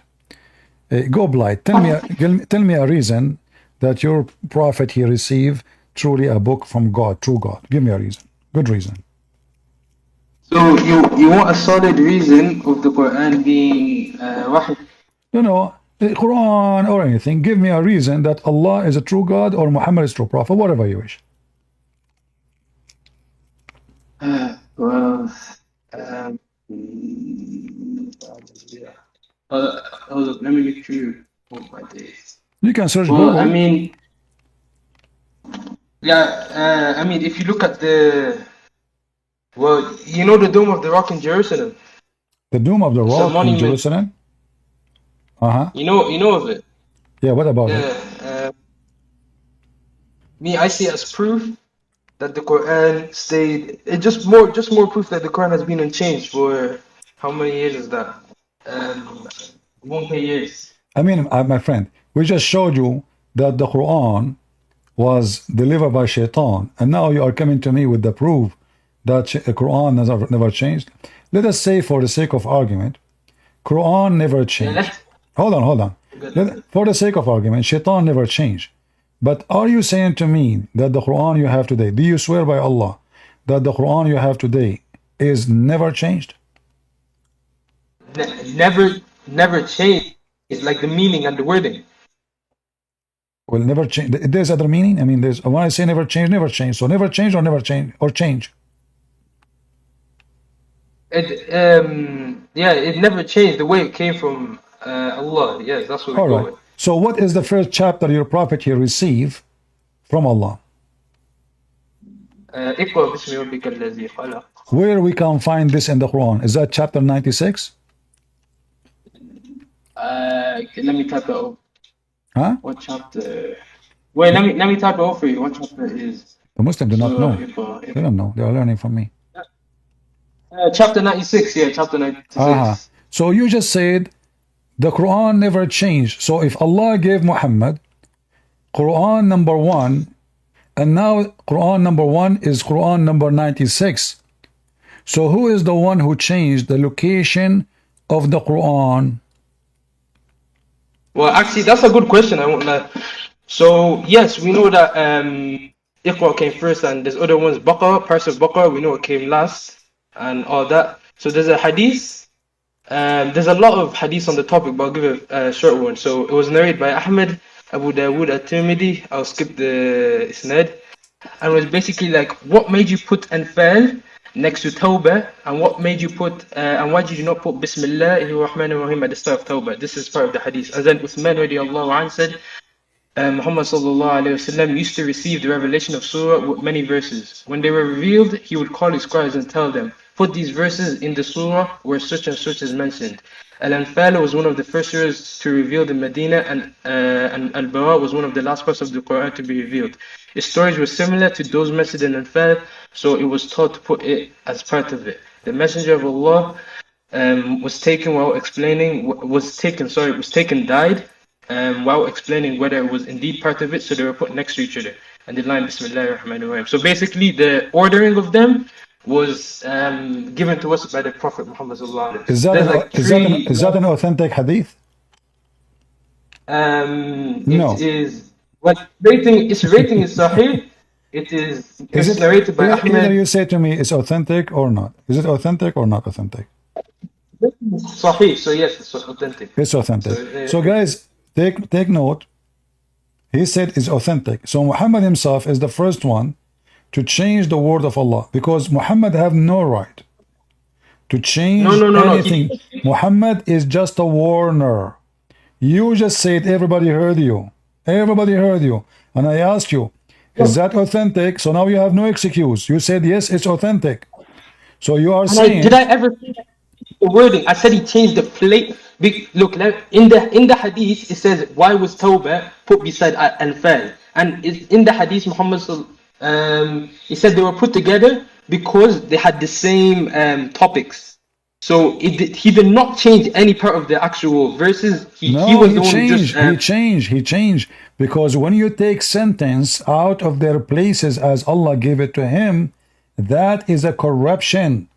If I write a book and I made a sentence in page number 1, and then you take my sentence to page number 50, that is what corruption is about. Even your Quran confirmed that. The Quran says that those who change the words from their location is the one who doing corruption. Is that correct? See, the thing is that this is what do you call it? This is how Allah said that He should do it. How? No. You cannot say to me, this is how Allah you should do it, because if Allah He said this is how you do it, it should be in the Quran. Because remember, Muhammad received revelation either by something called Hadith Qudsi, which is a scam, or Quran. Neither of them, it says what you are saying. Can you show me where in the Quran it says that Allah told Muhammad to change location of verses? The Quran says the opposite. Those who change location of words from their location, you see the Muslim translation, they lie. They say they switch word or twist word from their context. It's a lie. The Quran saying يُحَرِّفُونَ الْكَلِمَ عَنْ مَوَاضِعِهِ. So they change the location of words from their places. In another way, they displace the words. Correct? So, okay, yes, but the thing is that, as I said the hadith, I said they're multiple. So there's another one by Al-Qadi Abu Bakr. The order of the verses is something that is obligatory and binding. So listen. So now what you confirm to me, that you're a prophet, he did not leave the Quran as Allah gave it to him. He started playing with it. You said that, everybody heard you guys. Did he say the prophet told them to put this one here and that one there? You said that. And this... Yes, and this hadith is telling you that Jibreel told him where to put each verse. So that means Allah told him. If Jibreel told him, listen. Yes. If Jibreel told him to do that, Jibreel had to receive verses from Allah. Because the Quran says, because this is contradiction. Allah says, the one who changed the words from their right places, he is a bad person. He is betraying God. So those people who change location, they are not good people. And now you are saying to me that Allah, why Allah want to do that? Are you saying to me Allah, when after he gave Muhammad the Quran, he found that he is wrong, and he decided to change the location of what he said? Now that's a slight debate because angels, they do not have, it's a peak of the debate, but they're generally agreed on not to have free will. So if Jibreel told him to do X, then it is usually agreed upon that Allah told him to do X. My friend, what about the free will now? In Islam, there is no free will. I'm saying, listen, focus with me. If Jibreel told Muhammad to change the location, why even Muhammad he accept? Shouldn't he say, if Allah give it to me this way, why I am changing it? Did Muhammad ask him why I'm changing it? Okay, so we know that Jibreel is the one, as we know from the first verse, who gave it to him. It came to Jibreel. It was given to him from Jibreel. So, and we know it's from Allah to Jibreel to Muhammad. First of all, can you show me where the first verse it says that Jibreel is the one who gave him what he gave him? Where it says Jibreel, where did the name Jibreel appear? Where the name Jibreel appear? So chapter 96, I don't see anywhere the name Jibreel. Where is the name Jibreel? Where is the name Jibreel? There's no name. I think it's mentioned somewhere else. Is it true that the one who told him that this is Jibreel, it was the cousin of Khadija, Waraqa ibn Nawfal? No, It's because Prophet Muhammad sallallahu alaihi wasallam, he was physically there. Nobody told him. He was there, and then he ran home. No. It's from his own. Okay, give me a proof that Jibreel told Muhammad, I'm Jibreel. Go ahead. Well, sure. Wait one sec.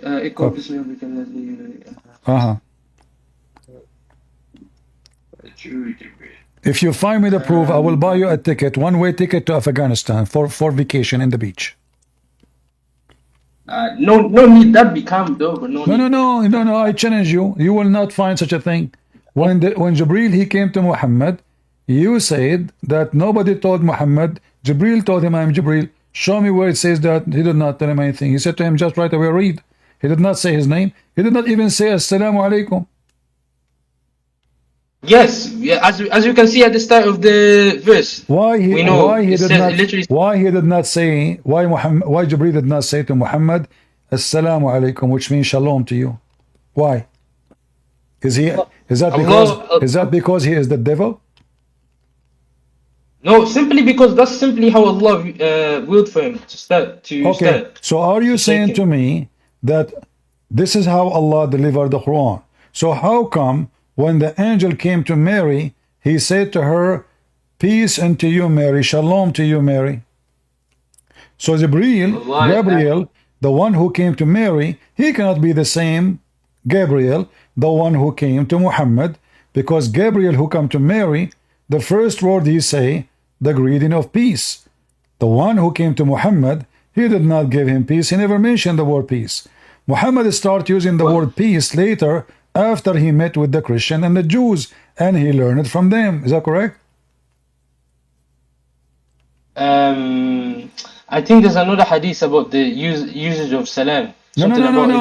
Don't tell me hadith. Hold on, just focus with me. You see, the first chapter Allah he gave to Muhammad, did even Allah mention his name? Mention whose name? Allah. Did he mention his name? In the beginning, like, as usual, we see here, in the name of Allah. Why here, there's no... Why did not say in the name of Allah? What do you mean? Iqra bismi rabbika allazi. Like, are you saying in Allah's name? In the top here, the Muslim, they added this because they are corrupting the Quran. So I'm asking you now, why in the verses, why Jibreel, which is supposed to just say in the word of Allah, he's not saying his own words. Why Allah did not say to Muhammad, read in the name of Allah, the most beneficent, the most merciful? The next ayah is, you read in the name of Allah. Iqra bismi rabbika allazi khalaq. No, he did not say. He just say your Lord. He didn't say the name. What do you mean he just said your name? Okay, just to make it simple for you. The word Rahman, when the first time the Muhammadan used it?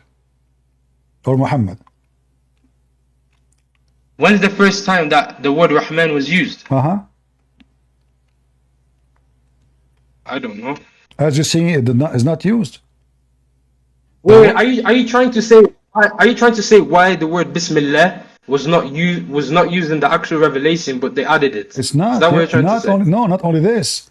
This is something later add to the names of your God. Muhammad, he learned about the word Rahman from a guy, his name is Rahmanul Yamama. Rahmanul Yamama, he sent him a letter saying in the name of Rahman, Rahmanul Yamama. Muhammad, he wrote letter back. He said, hold on. He says in the name of Allah Ar-Rahman. The Arab, they said to Muhammad, Muhammad have a new God? Now in the Quran.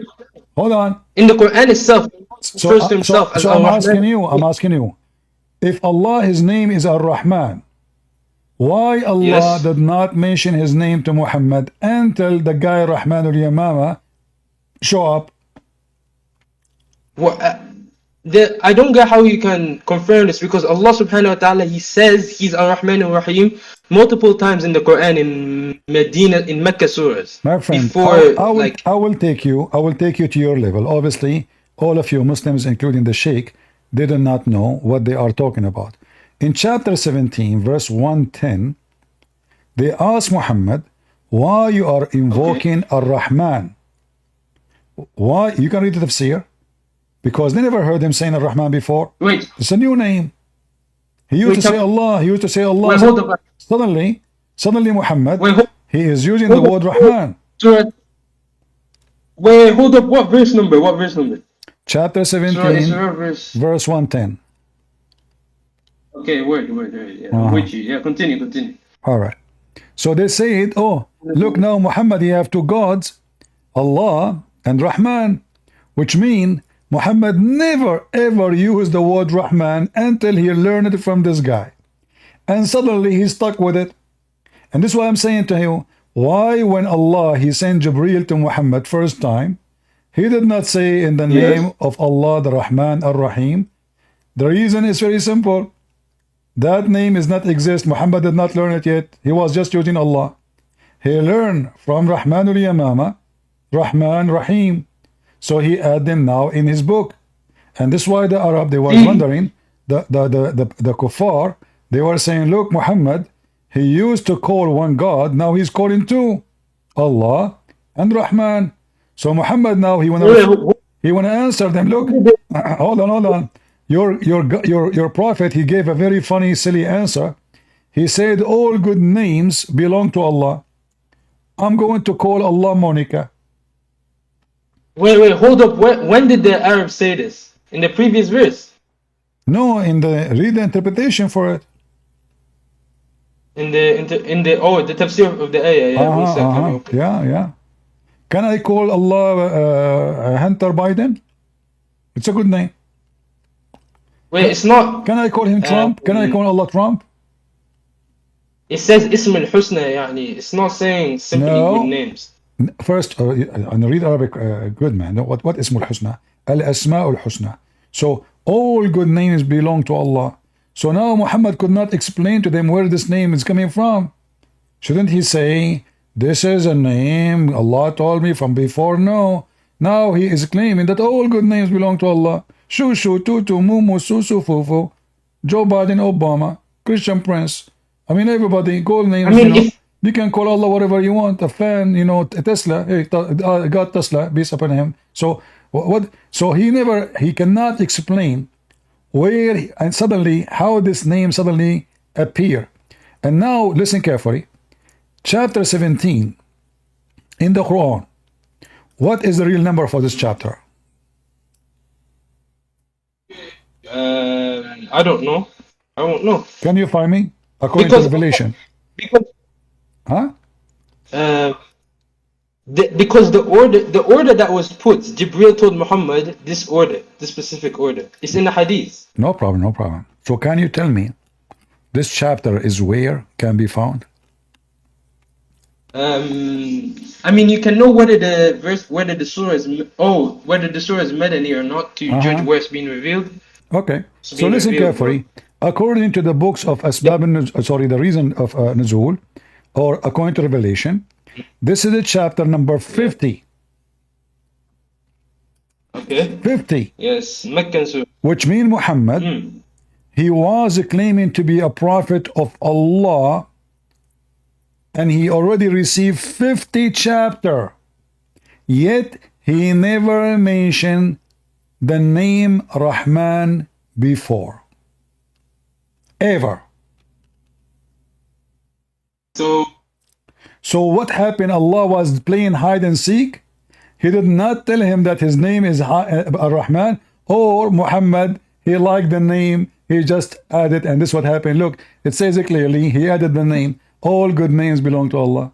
This is not Allah name. No, this is not Allah name. This is not Allah name. This is not Allah name. Read it. Whatever name you invoke to him, whatever name, Allah, they ask him, why you are calling him Rahman? You have a new God now?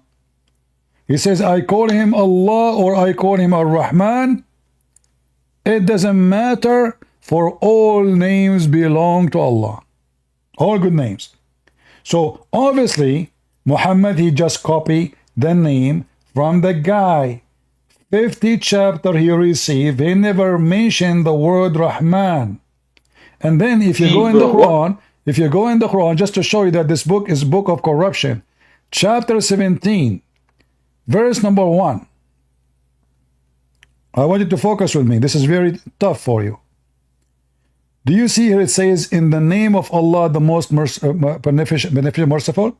There's no Rahman. Even in the same chapter. That's not. Hold on. That's not part of. Hold on. Hold on. So now, chapter number 50, and yet Ar-Rahman is mentioned in verse 110, is not even in the beginning. So now, if this is something very important for Allah, this is why later we find in the name of Allah, the most merciful, everywhere, Ar-Rahman Ar-Rahim. But then we will find that they are adding it. Look, guys, do you see? It's not verse number 1. It's a fabrication. If Allah did not say in the name of Allah, why the Muslim put in there Bismillah ar-Rahman ar-Rahim? The Quran does not have it. They added. Not because hold on. It's not, and now let us go. Let us go to verse number 1. Let us go to verse number 1. Verse number 1. Hold on. Verse nobody said verse. The actual Okay. Verse number 1 in the Quran is what verse in Islam? Verse number 1. Yes, that one is what do you call it? There's a difference of opinion among scholars as to whether to cut the one for Bismillah. But for every other surah, it's agreed upon. You just say Bismillah because you're saying the same way you say Bismillah before you eat. But what I want to talk about is the I'm way. asking you, according to Revelation, chapter of Al-Fatiha is what chapter? The first chapter. No, according to Revelation. I don't know again of the chapter. It says according to you, it's chapter number 5. According to you, to your scholars. According to your scholars, it's chapter number 5.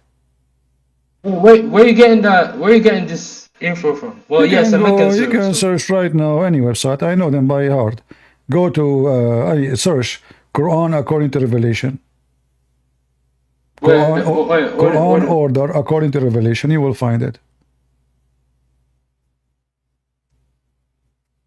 Yeah. Okay. Did you find the website? Any website, open it. Muslim website, don't open Christian website. They are kuffar. Okay, yeah, fair. I think I found.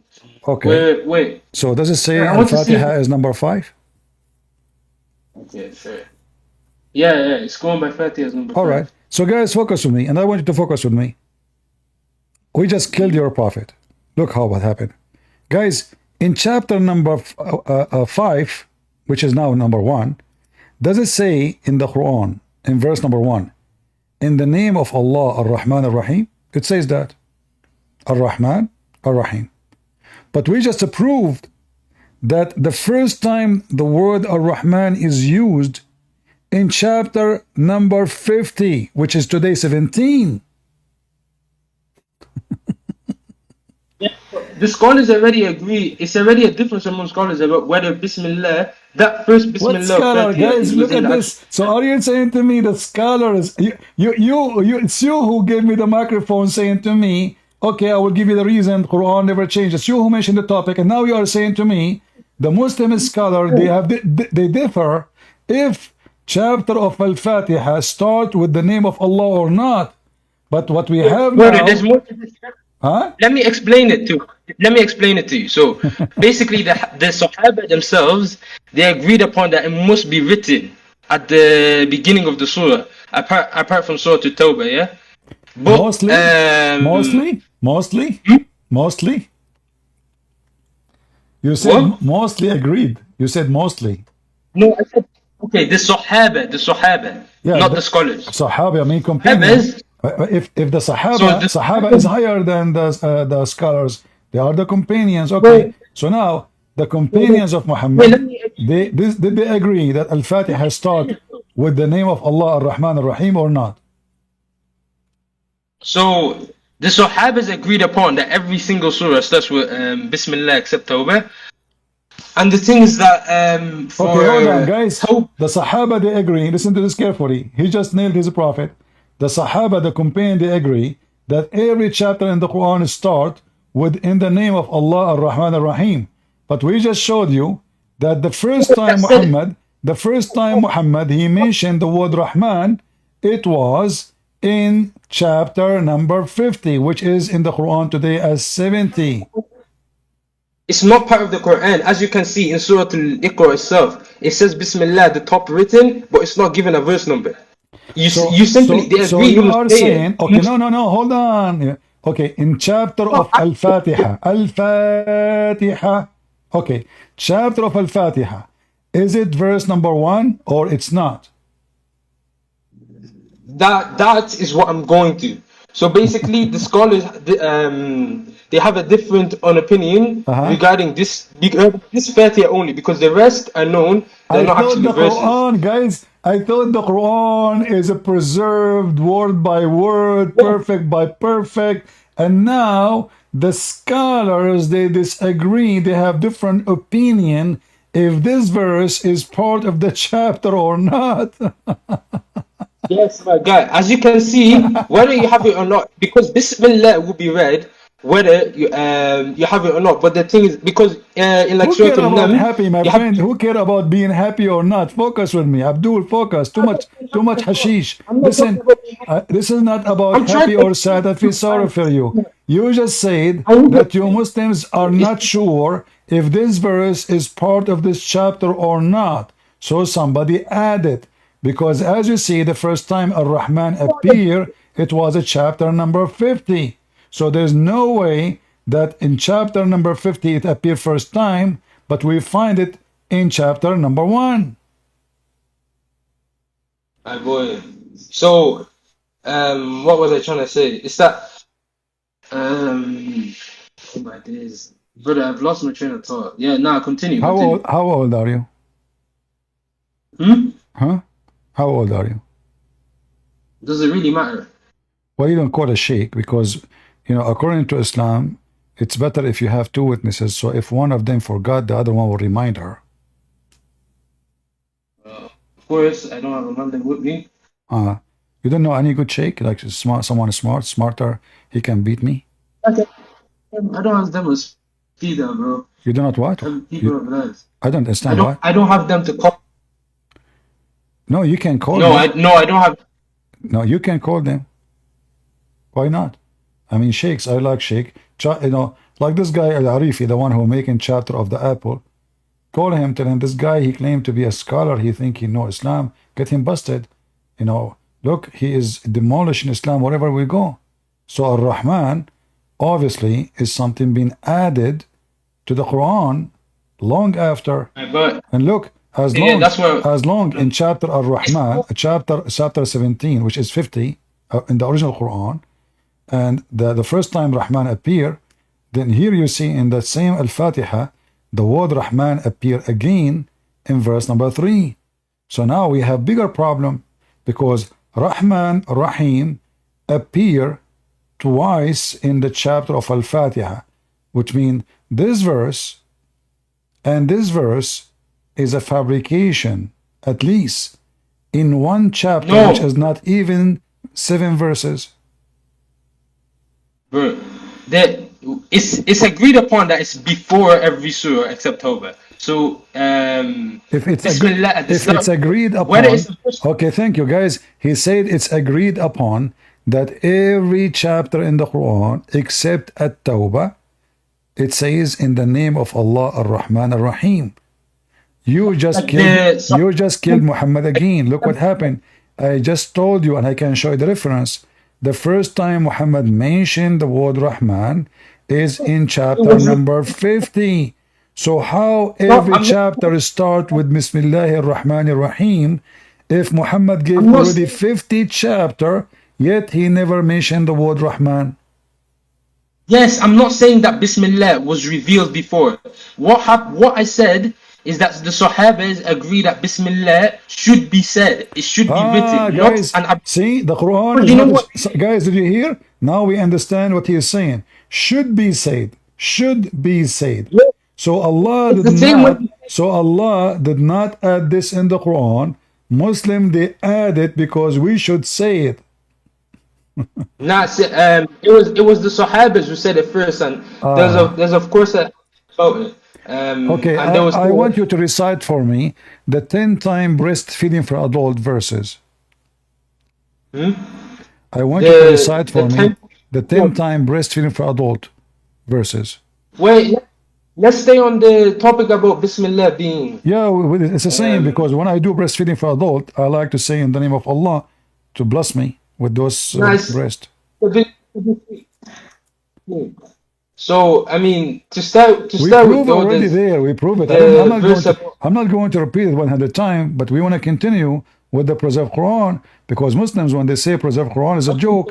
By the way, I like the idea of preserved Quran because that we mean preserve stupidity, and then the Muslim, they cannot say, oh, this is somebody added. So by saying preserve, they cannot claim that somebody put stupid things in the Quran. So they are more in trouble. This is why me myself, I don't care really for Quran preserved or not. I like it to be preserved so I can love more, and Muslims have no excuse to escape. Like a Muslim, if he say the Quran is not preserved, then when I showed him the sun set in muddy boiling water, he can say, oh, this is not Allah said it, it is somebody added there.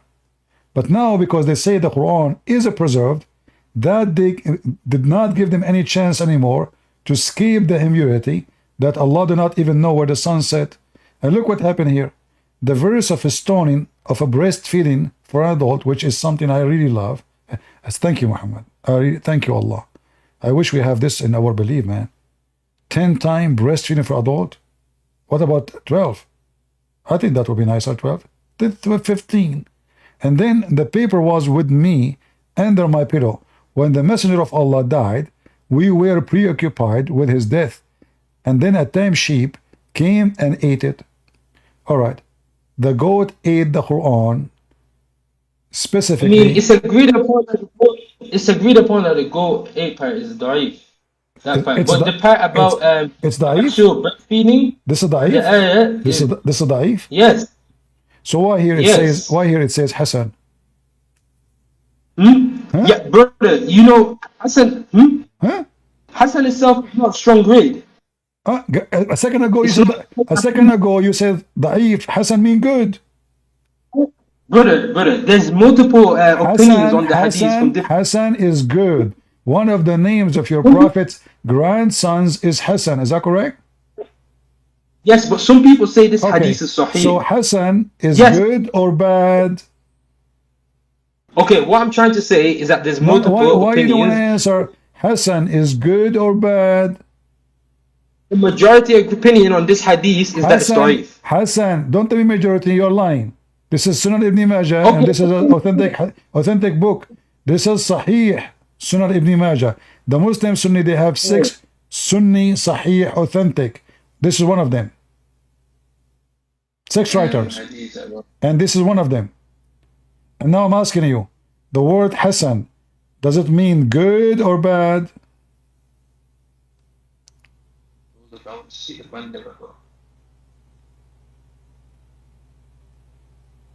Why do you want to answer?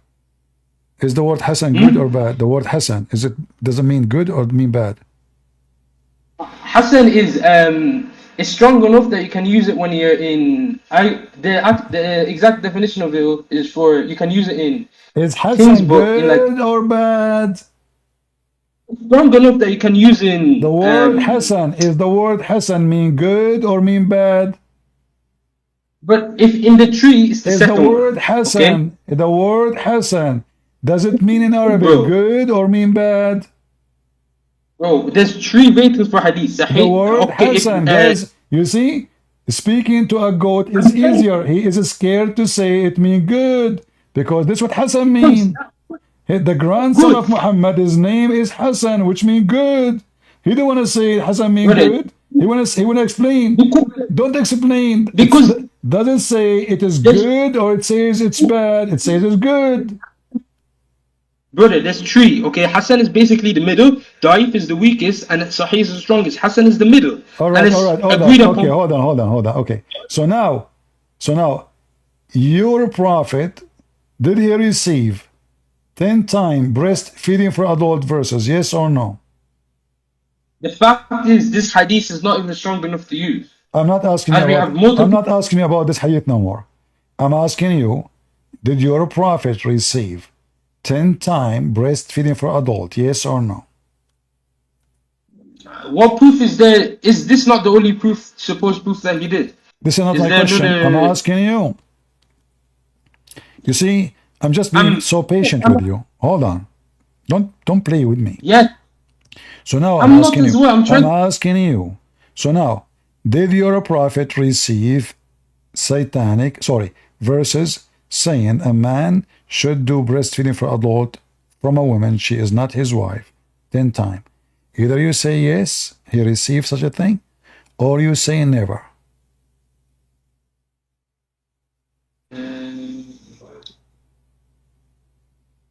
What's that? I'm looking at different things.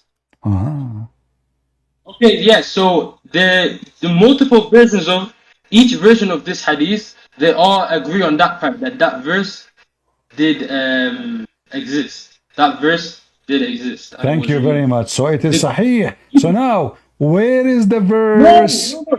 So hold on. You said this is true. Allah He sent 10 times command, 10 times Muslim women they have to give their boobs to stranger to suckle them. And you agreed.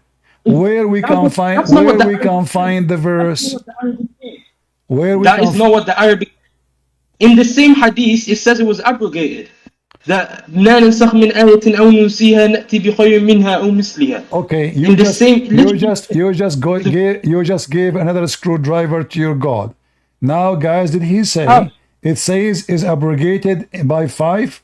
Show me the verse of abrogated by 5. So now we have two missing: the one with 10 and the one with 5. You see, you are digging under your feet. So can you show me the verses which is abrogating the other verse? It was 10 times and now it is 5 times. All right. Can you show me the verses? It's not saying that's abrogated 5. It's saying other hadith established the number for fosterers to be 5. It's you who said the word abrogated, not me. Yes, and All that right. and that's what. But I want you to. All right. The other verse. So hold on. Who is the one who command you to abrogate the verses and take it off from the Quran? Can you show me reference that your prophet said, don't write those verses in the Quran because they are shameful? Wait, what? What? No, it's simply what do you call it? What are you saying again? What are you saying again? Muslim, he cannot focus. Abdul, look at my finger here.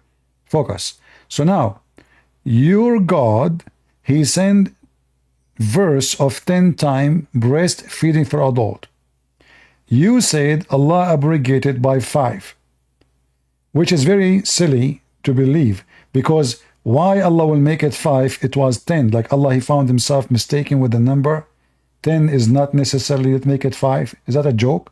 And what 5 can do and what 10 can do, and they have to be in different time. But this is another question. Allah, he abrogated the 10 by 5. Where is the 5 verse? And where is the command of abrogation to 5? Can you show it to me? In this, okay, so one thing I want to agree on, that you can see in the hadith, it says that the number is for fosterage to be 5. No, it's not saying for adult. No, this is not for fostery. What fostery? This is for adult, not for kid. It says it literally there. Okay, let's see in Arabic. Read it. Here we go. رضاعة الكبير رضاعة الكبير الكبير adult. And then look at what it's saying about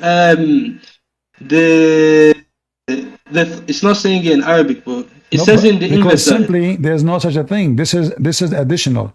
Here, this part here in English is a note. This is not in the hadith. This is your funny, silly Muslim website. Adding stupid things is not part of the hadith. So now I'm asking you, 10 times adult breastfeeding. What is the verse? And you can literally see them explaining that it's for fosterage. Where is the verse? Okay, listen. They can add many explanations as they want. Do you have a proof that this verse is taken for a reason beside the goat ate it? The goat eating part is agreed upon to be da'if. That is, my friend, that's a lie.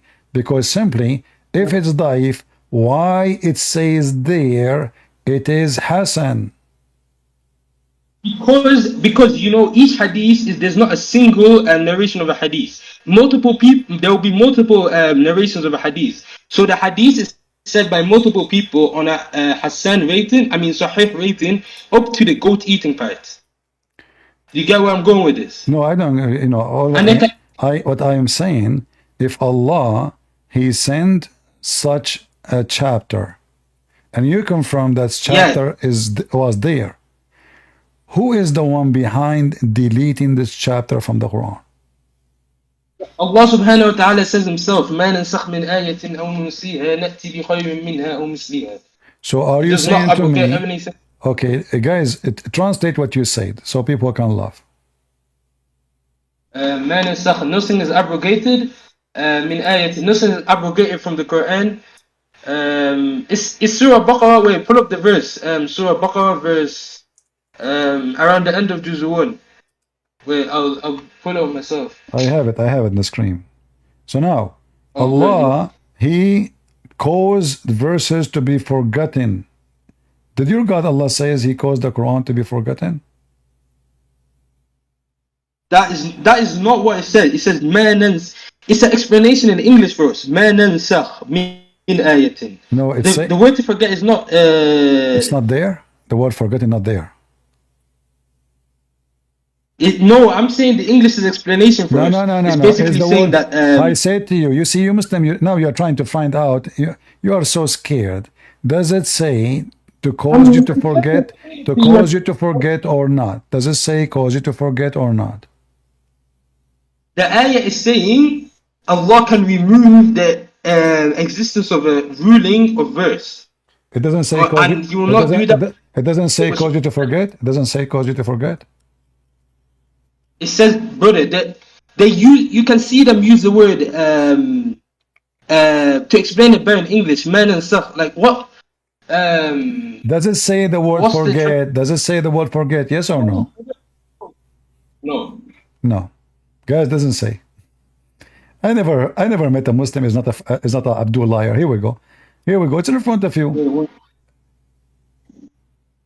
So, and where in Arabic does it say forget? Man and sah. When this is the word, what's the word for forget again? It's in front of you, Abdul. In front of you. Potato. Nunsiha. Why every Muslim is not? Why every Muslim is a potato? Nunsiha is to forget. It says nansakh. Oh, you're talking about nunsiha later. You see, I should kick you out from here a long time ago, but I'm being patient with you. You see how patient I am with you? I mean, you keep saying it's not there, and then I get you busted. You say it's not there, and I get you busted. So your God, He calls you to forget the Quran. But you call me and you say, you want to prove to me that the Quran never changed, when even your God saying He will make you forget the Quran. So now let's go back to zero. So the verses of breastfeeding for adult, did Allah cause you to forget? Did Allah cause you to forget the 10-time breastfeeding for adult? Brother, what I want you to understand, why I was saying about not forgetting is because He said... Don't explain. It's confirmed now. It's a confirm. It's in front of us. You cannot lie about it. So now, who is the one who made the verse of 10-time breastfeeding for adult disappear? Is it Allah or the goat? Allah or the goat? The goat part has been agreed upon to be da'if. But what I'm saying is that... That is false. In the website I showed you, it says Hassan. Secondly, as long you confirmed that the verse came. What is the verse? What I'm trying to say is that... Didn't you say, Allah, yes, He sent 10-time breastfeeding for adult? You said that, correct? What I'm trying to say is that don't try to say, just give me the answer. You agreed that Allah sent down 10-time breastfeeding for adult. Did you agree or not? Brother, the hadith, if we go back to square zero, the hadith... Did you agree or not? The hadith is not even strong to begin with. I'm not talking about that hadith. I'm asking you, repeat what you said.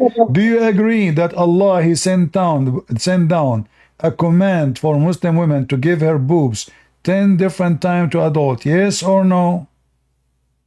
Brother, look. Let's focus on the The hadith is literally all the hadith says. I want you is, to say yes or no. Already you said yes, you forgot? You said yes, the scholars, they agree that Allah He sent verses of a breastfeeding for adult. You said that already. Yes, I'm trying to make sure explain it as properly to you. No, I don't want you to yes, explain. I just confirm. So confirm what you said to me Because before. So did Allah I need- send the breastfeeding for adult verses, yes or no? So yes, from multiple. Okay, yes, okay, hold on. Don't explain now. Yes. So now, as long you you have said only yes, the breastfeeding. hold on. Now you can You don't have explain. anything. Now you can explain.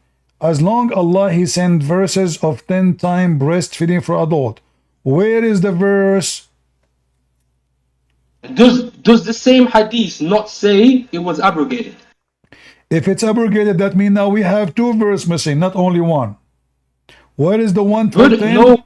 Where is the one for 10? And where is the one for 5? Brother, you can see to overrule. This is why I'm saying we should look at the tafsir of this. Why I'm Don't give saying I me need to explain tafsir, this. because tafsir have to give reference who is the one who deleted those verses. Give me the reason. Where is the verses? You can read any tafsir you want. Who is the one who deleted? Who is the one who took those verses from the Quran? So now we have two problems instead of one. One verse was 10-time breastfeeding for adult. The second verse was 5-time for adult. Where we can find the Look, 10 this is why. time? Where we can find the Okay, 10 this is and where we can find the 5? They are this. gone.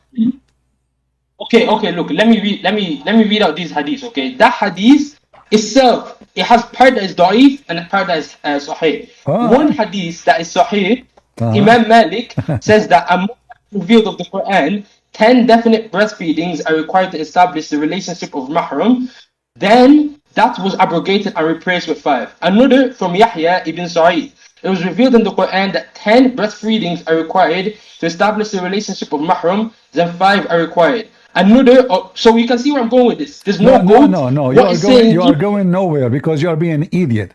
Because simply you are mixing between breastfeeding for a child and breastfeeding for adult. Breastfeeding for adult does not make a man a breast. Okay, let us make it simple. Is a breastfeeding for adult make the man forbidden for the women?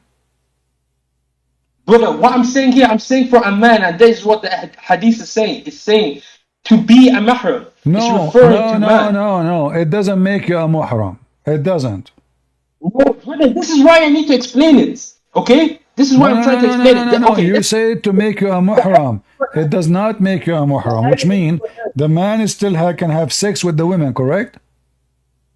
Brother, this is why I'm saying you should let us explain. We should look at the tafsir. Anyway, the ayah in the Quran that's referring to this, the ayah that's referring to 5, I'm pretty sure it's وَالْوَالِدَاتُ يُرْضِعْنَ أَوْلَادَهُنَّ, or it's another one. I'm pretty sure it's وَالْوَالِدَاتُ يُرْضِعْنَ. So listen, make it simple for me. I want you to tell us what is the purpose of this breastfeeding for adult. For the mahram status, that is what is said in the hadith that are sahih that I have 4 of, okay? Not this one, the one about the goat eating. Anything that has the goat eating is, I'm reading this word for word, Muhammad ibn Ishaq. Why you never give me an answer, Frank? Why you want to give me a speech? Just give me the answer. What the purpose of this breastfeeding for adult? Does it make the man forbidden from the women to have sex with her? So if a woman, she gave her boobs to the guy, and he played with them and he sucked them 10 different days, is he still can marry her and have sex with her, or he cannot? Brother, this is why we need to look at the tafsir that explains better for both of us. You can look as much you want. Give me the answer. The hadith, okay, I'm trying to explain it to you as best as I can. Don't explain now. Give me the answer and then explain. So can the man still have sex with this woman after breastfeeding for adult? Yes or no? I cannot give you because I don't even know the complete fatwa on this. Because what the hadith is saying, is saying it was revealed in the... So now, what is according to your understanding, what is the logic of this 10-time breastfeeding adult? Why Allah giving your wife command so she can give her breast to the neighbor? What is the point?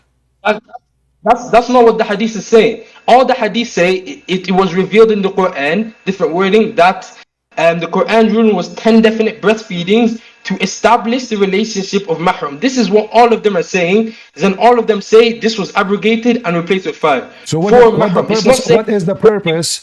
So explain to the audience. Either your God is satanic, commanding Muslim women to cover their hair, but to show their boobs and suckle it. Like there's a guy in YouTube, his name is Muhammad Hijab, and there's a guy in YouTube, his name is Shamsi. Shamsi, he will suck the boobs of Muhammad Hijab wife, and this is lawful in Islam. But what is the purpose of this? What is the logic of this? It's saying that the ruling of those 10 breastfeedings to establish the relationship of mahram. No, It's it does to, not. like, No, it does you know not. what is really? No, it does not. Yes, That is a Okay, I lie. have- That okay. If you want to disagree okay, with you want disagree. do you want to get me busted? Do you want to get me busted? Here we go. This is your Islamic website, and this is the fatwa says that breastfeeding for adult 10 times does not make a muhram, does not make the man forbidden for the women to have sex with her. I'm not saying it's 10 either. I'm trying to explain to you. No, The you said that it make him muhram. You lied. It doesn't. Brother, I'm trying to explain. I'm not saying that either. I'm trying to explain the you hadith. said that already. Now you try to change what you said. You said that it's recorded in YouTube. So listen, this is the title. This is the title of the fatwa. The fatwa number 3901. The breastfeeding for adult does not make it forbidden for the man to have sex with her. So now, as long we confirm that does not make the man forbidden for the women. So what's the purpose of it? Brother, I'm trying to What is the explain it for you. purpose? What is the purpose of it if it's still the man can have sex with the women? What is So the I've already purpose? just- What is the reason let to me- command a Muslim woman to give her boobs to the neighbor 10 times? 10 different days. The hadith does not say this. The hadith says, and I'm saying again for the third time, it was revealed in the Quran that 10 definite breastfeedings are required to establish the relationship of mahram. This can refer to the foster, False. It says, read carefully, you speak Arabic, you read Arabic. Does it say Arda'ul Kabir? Let's look at the tafsir. We are not talking about nursing a child. We are talking nursing a man. Sexual thing. So now The word hadith, okay, you're looking at Hassan hadith. I'm looking at 5 Sahih hadith, and the wording used here is 10 definite breastfeedings, okay? It's not saying 10. No, they are talking about. Okay, there is two kind of breastfeeding for in Islam. There's the one for the baby, a child, which is a normal thing everybody do, and the one we are talking about is about for giving the woman her breast to an adult. So now I'm talking. Okay, hold on. So are you saying your prophet did not command? Are you saying the Quran did not command Muslim women to give her breast to adult?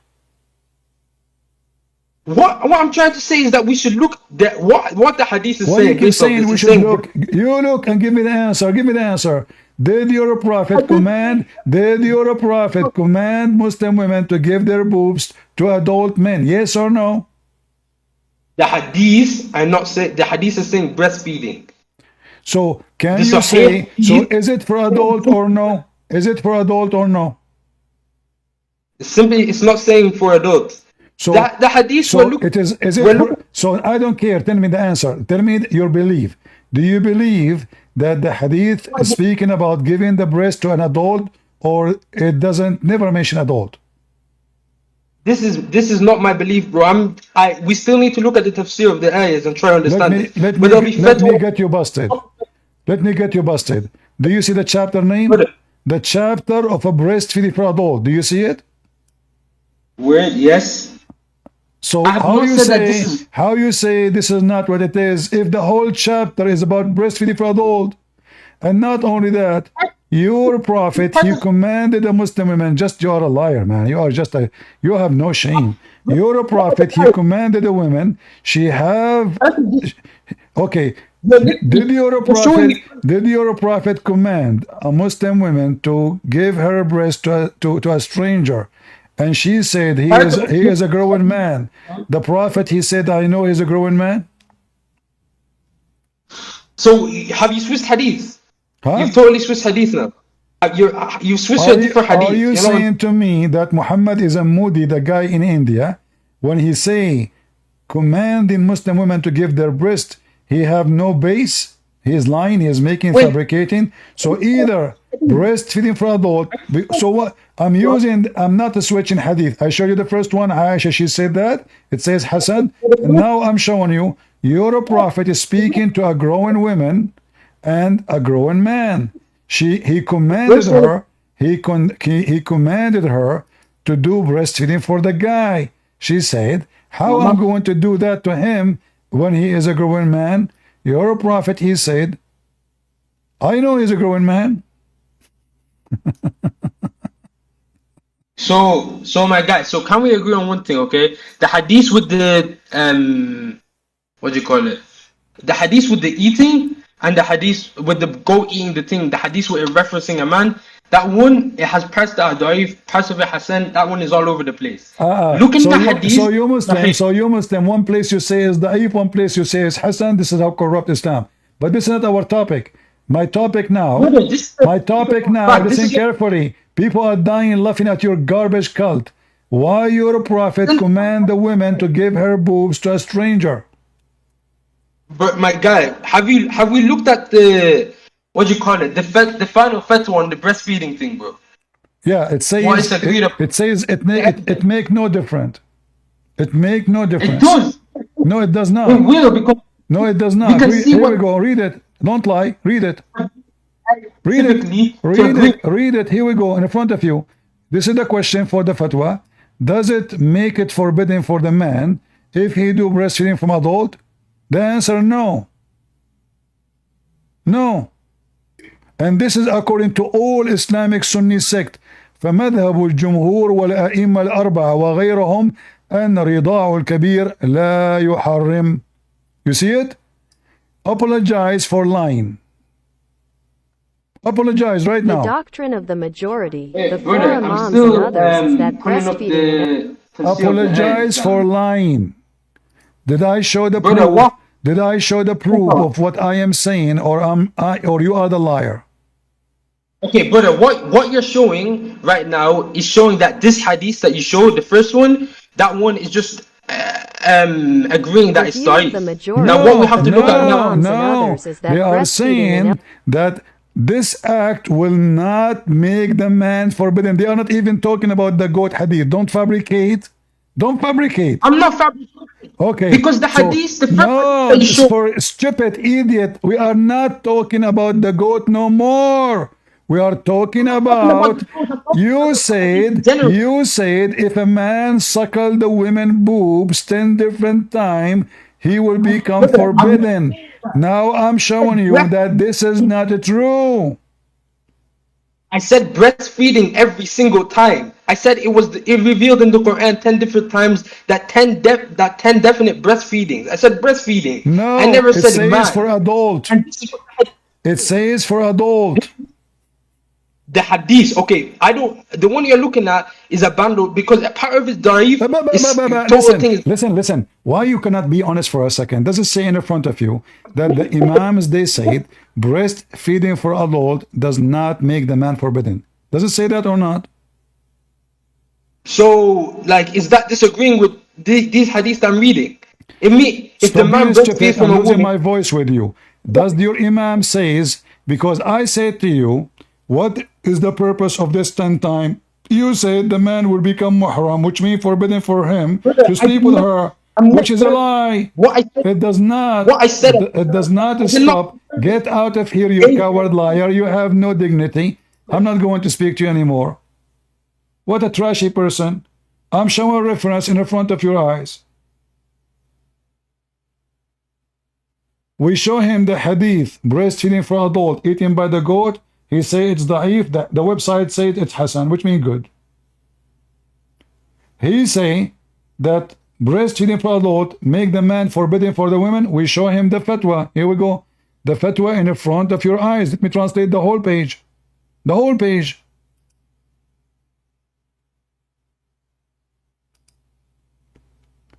And this is the title.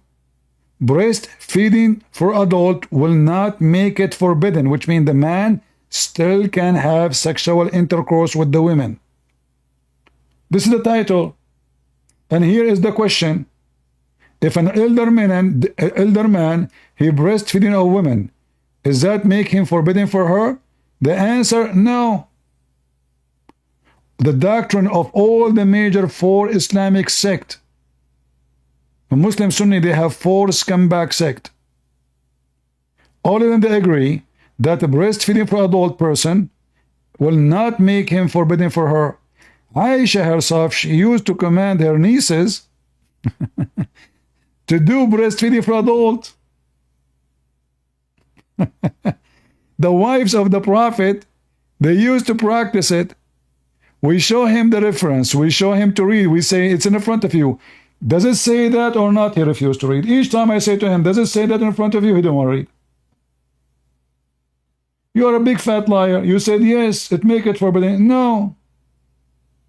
I'll let you post the link. Here we go.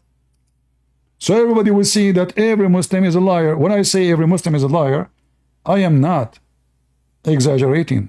Honestly, this is the truth. Be my witness. We are showing it in the screen. You can open now the page, use Google Translation, the fatwa there. In fact, there is the same article in English, but you need to find it. The same article in English.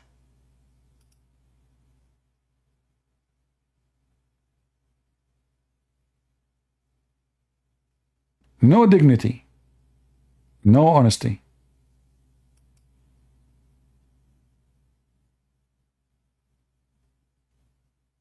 It is impossible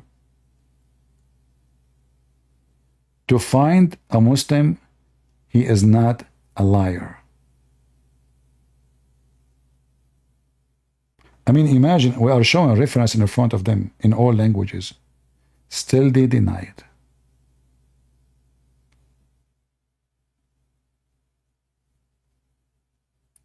And Aisha, the wife of Muhammad, she was commanding her nieces to do it too. What a religion. The whole country, men is going to Muslim women houses sucking their boobs. But remember, those women, they are conservative. They cover their hair, but you can play with their boobs. That's amazing religion. A woman, she's, she go in the beach, she cover herself, she's wearing hijab, she look like a zombie in the beach. But then you go to her in the car, you say, can I suckle you? Oh, sure, mashallah. Which boob you want to start with? Huh? The reason he don't want to answer, I asked him 1,000 times. What is the purpose of this? He lied, he said, it make the person forbidden. This is how stupid this religion is. Therefore, if you forbid adoption, how breastfeeding will make you adopted by the women? Muslim, they forbid adoption. You see how stupid those people are? If you Muslim forbid adoption, how if a man suckle your wife boobs, did he become her son now? And then we show you here that all the scholars agree that this act will not forbidden you from having sex with this woman. So what's the point?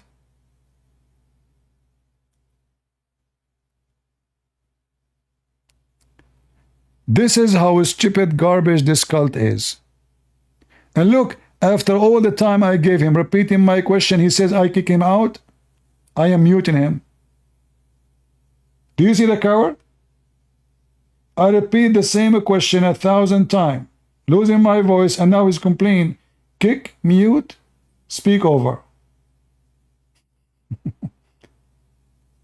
Until now you did not answer.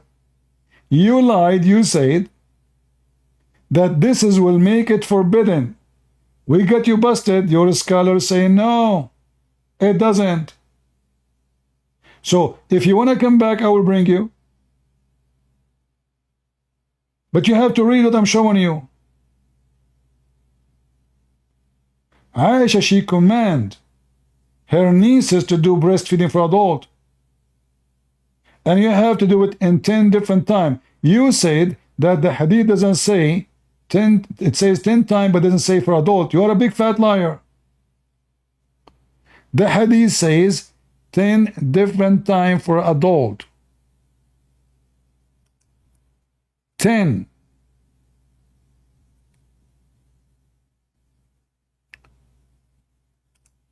It is impossible to find a Muslim is a Muslim. They are not Muslims. They are Muhammadan.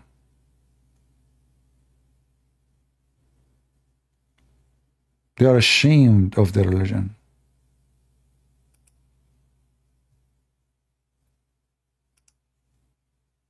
They deny what is in the Quran.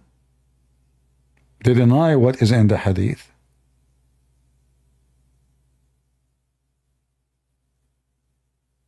And it's clear.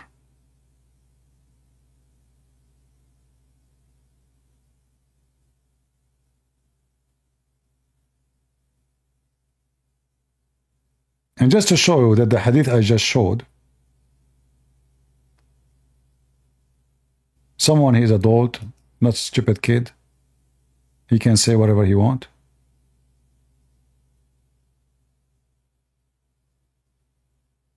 Anyone?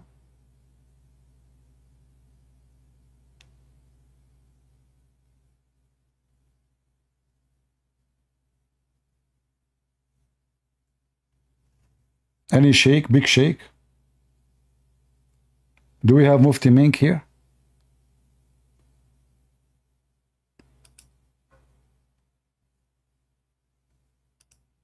Okay, let's see. Maybe you have someone else.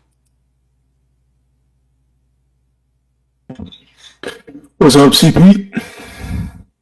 How are you doing, my friend? Are you a Muslim? I'm not. So why you are here? Not religious. Well, I found your channel shortly in November, December this year, and I've become a real fan. Really appreciate what you're doing. Very much respect. Well, you're welcome, my friend. You like our channel? Very much. I've never been real keen on religion.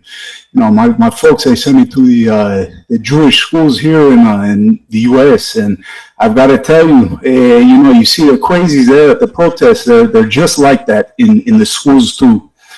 Leftist craziness. It really put me off of anything religious for much of my life. Yeah, well, it's normal. I mean, those kids in USA, most of them, they grow in liberal school, and liberal school are they teach them how to be a revolutionary in a stupid way. So I'm not surprised if your teacher is a stupid. So what is the student will be? Clearly. Yeah. This is why, I mean, the easiest proof that they are a bunch of stupid. A homosexual is defending Hamas, which kill homosexual. This is how stupid they are. If those people, they go to Gaza, they will rape them literally and they will kill them. But not before raping them, by the way. I assure you, because all of Hamas is homosexual too.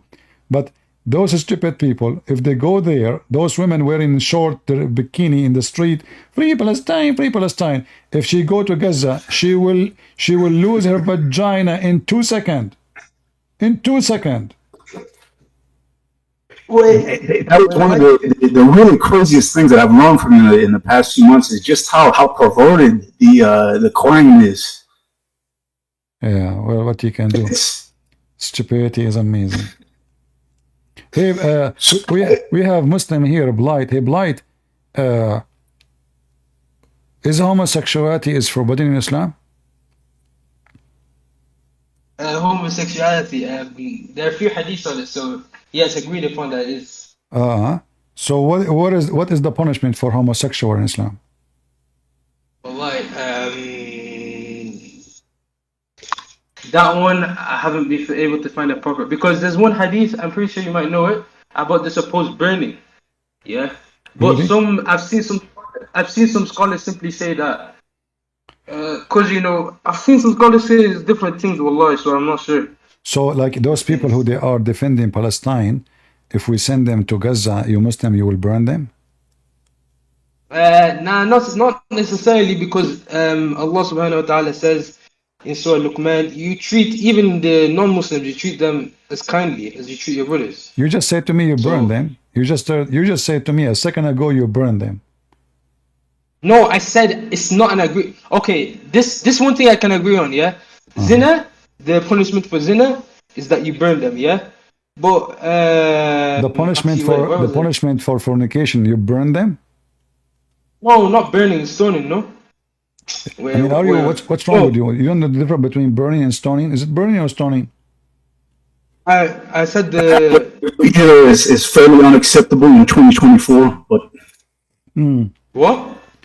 You're confused. He is asking you, is it burning or stoning? Now, what I was trying to get with anyway is that Allah subhanahu wa ta'ala says you should live calmly with even the non-believers. So if they came to Gaza, going out of your way to burn them, I don't think that is in line with Islam. Because shirk is a worse sin Your than... God in the Quran, he said, treat the homosexual kindly. See, in Islam, we agree that shirk is worse than... Shirk is the worst sin you can do in Islam. Exactly. That's agreed upon. So who is worse? Yes, so- who is worse in Islam? Two men having sex together and believe in Allah, or a man who never had sex even with the women and he don't believe in Allah? Who is the worst according to you? The man who never had sex, correct? Of course, yeah. So, and in Islam, Islam says you treat the guy who doesn't who what- doesn't believe in Allah, right? So there is So no you treat- there is no punishment in Islam in the Quran for somebody is a homosexual. Is that true? See, I know verses that people have used to reference. So I It's a few months ago. It says beaten with sandals. Come on now. Yeah, but I heard that, I don't know if this is true. I heard, because I don't know much about Islam, I'm learning. I heard that if someone he is a gay, you beat him with the sandal. Okay. Is that true? I've heard that as well, brother. In Islam, we can agree upon that somebody who leaves Islam, apostate is. Why you never what do you call it, answer killed? any question? I asked you about hummus, you answer me about falafel. Did I ask you about somebody leaving Islam? What's wrong with you? Each time you do that to me, I'm asking you. Is it, I heard, focus with me, Abdul, focus. I heard that if somebody is a homosexual and he found doing the act, you have to spank him with the sandal. True or false? I've heard that as well. I'm not saying it's backed by the Quran. So how come in the Old Testament it says the punishment for such a thing is death, but in Islam, this is Musa's, but in Islam, the punishment is spanking the guy over his butt with sandal. He will get more horny. He's a gay. Are you really punishing the guy or having sex with the guy? Well, I don't know the proper. Here, I'll check up even now. Okay, hold on. punishment. Can you, in Islam, in Christianity, we hear some, false Christians, they say, you can be a Christian going to church and you are homosexual, which is not true. But in Islam, is it true that you can be an imam and you are a homosexual? Allah, I have no right to judge. You My have what? understanding of Islam, You have what? I have no right to judge, is what I'm saying. But my understanding of Islam Uh-huh. is that somebody, it'd be like having a killer as a president. It's not a good example. Is it understanding or misunderstanding? Because there's a lot you seem to know. What? You I mean, heard me. You ask questions, you don't answer them. So is it that you don't know, or you misunderstand, or what is it? Why are you unable to answer the questions? No, I'm trying to be as unbiased as possible. He said it's kind of homosexual be an imam, and the fact is I've got no right to judge. And my understanding is that is be like putting a killer as a president. Okay, I will make it simple for you. Was your prophet homosexual? No, of course. So why he used to put eyeliner 3 times a day? Eyeliner. Yes. Oh, hole. Yes, that does not translate directly to eyeliner, you know? It's the same way men of then. What? It's not khol and eyeliner will be like both men and women used to wear khol. So it's not something like there's a verse that says men who imitate women. So Alright. he's not imitating by wearing khol. Oh, he's The not. same way Okay. yes, okay. like the same way So you get me. So I heard that people they use eyeliner for medicine. Your prophet was sick, or he used it for to be pretty. I'm pretty sure you just use it for actually I'm not wait, where did you get Come on now. I don't know it was an acceptable answer. You're speculating. He never has an answer for anything. Okay, forget about this. Is it true that your prophet? No.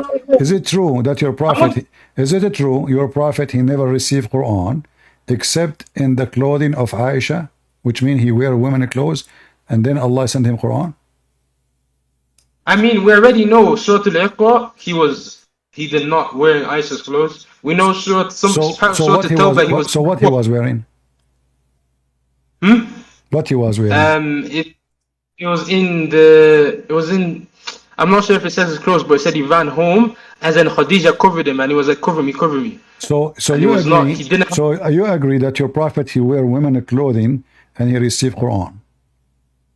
No. Look, I know the hadith you're referencing, but the hadith, it does not say he wore Aisha's clothes because see the thing about Islam is that intention matters a lot. Okay, what is the word? You know, what is the word thawb? What is the word thawb mean? Yes, the word you know yourself the word thawb can refer to there's three narrations of the hadith. Don't tell me you know. Don't tell me you know. I'm asking you what the word thawb mean. Give me the answer. Thawb. Yeah.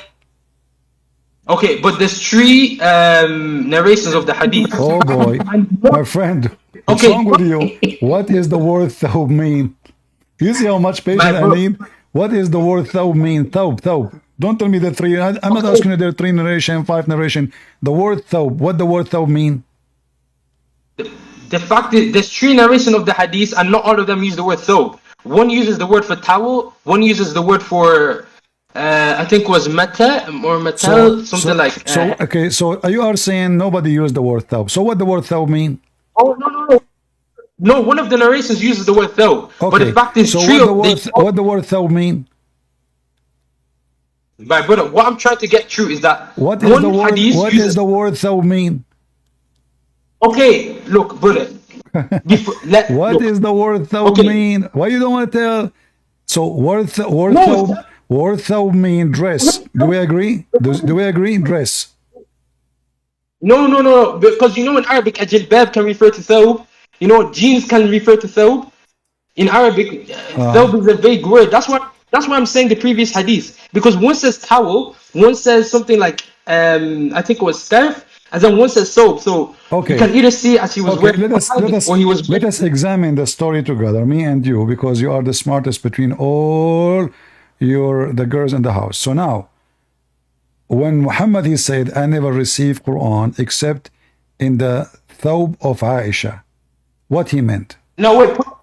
Pull up the actual hadith because I know there's multiple versions. Pull up the one we're looking at because I know one of them says. I know there's 3 versions, Shah. One of them says towel, one of them says something else, and then one of them says so. I just quoted this one. Okay, explain to me this one I just gave you. Open it like I never received Quran except in the thawb of Aisha. Explain the hadith for me. Go ahead. Brother, drop the hadith in chat or something. I forget its name. But we know in Arabic, thawb does not refer to dress. I thawb just can told mean you anything. what the hadith says. Tell me now, what is the meaning of that? I never received Quran except in the thawb of Aisha. You translate, no problem. What that mean? No. Wait 1 second. Somebody dropped the hadith name, I think. Sunan Abi Dawood 5. Let's see the new recurring theme, whereby anything, whatever it means at the moment, and then it means something else the next moment, whatever is convenient. I'm saying, they dropped the wrong hadith. But I'm saying that, what do you call it? So the word thawb does not translate to dress in Arabic, and this is my friend. obvious, you know. Okay, don't worry about the dress. Tell me what the hadith mean. I never received This is why- Quran except in the thawb. I did not say thawb mean a dress yet. I did not say that. I'm saying what that mean. Muhammad said, I never received Quran except in the thawb of Aisha. What does that mean? This is why I'm trying to bring the hadith, because there might have been more said I just told you the previously. hadith. I just told you the hadith. It's one sentence. So what that means? I know that, no, the hadith is very long. The hadith is long a bit. I know there's more to it. Oh, the hadith is long, really? Yeah. Yeah, I know it's at least like 5 lines in Arabic when I was looking at Arabic. It's not simply one line. Okay. And Pete, how many times have you read the various Islamic texts? mm, I'm pretty sure it's Sahih though. I'm pretty sure it is Sahih. so Tens, hundreds. The chain was probably the longer part. But what I'm trying to get to, some man them has probably explained the meaning of him wearing the dress of Aisha.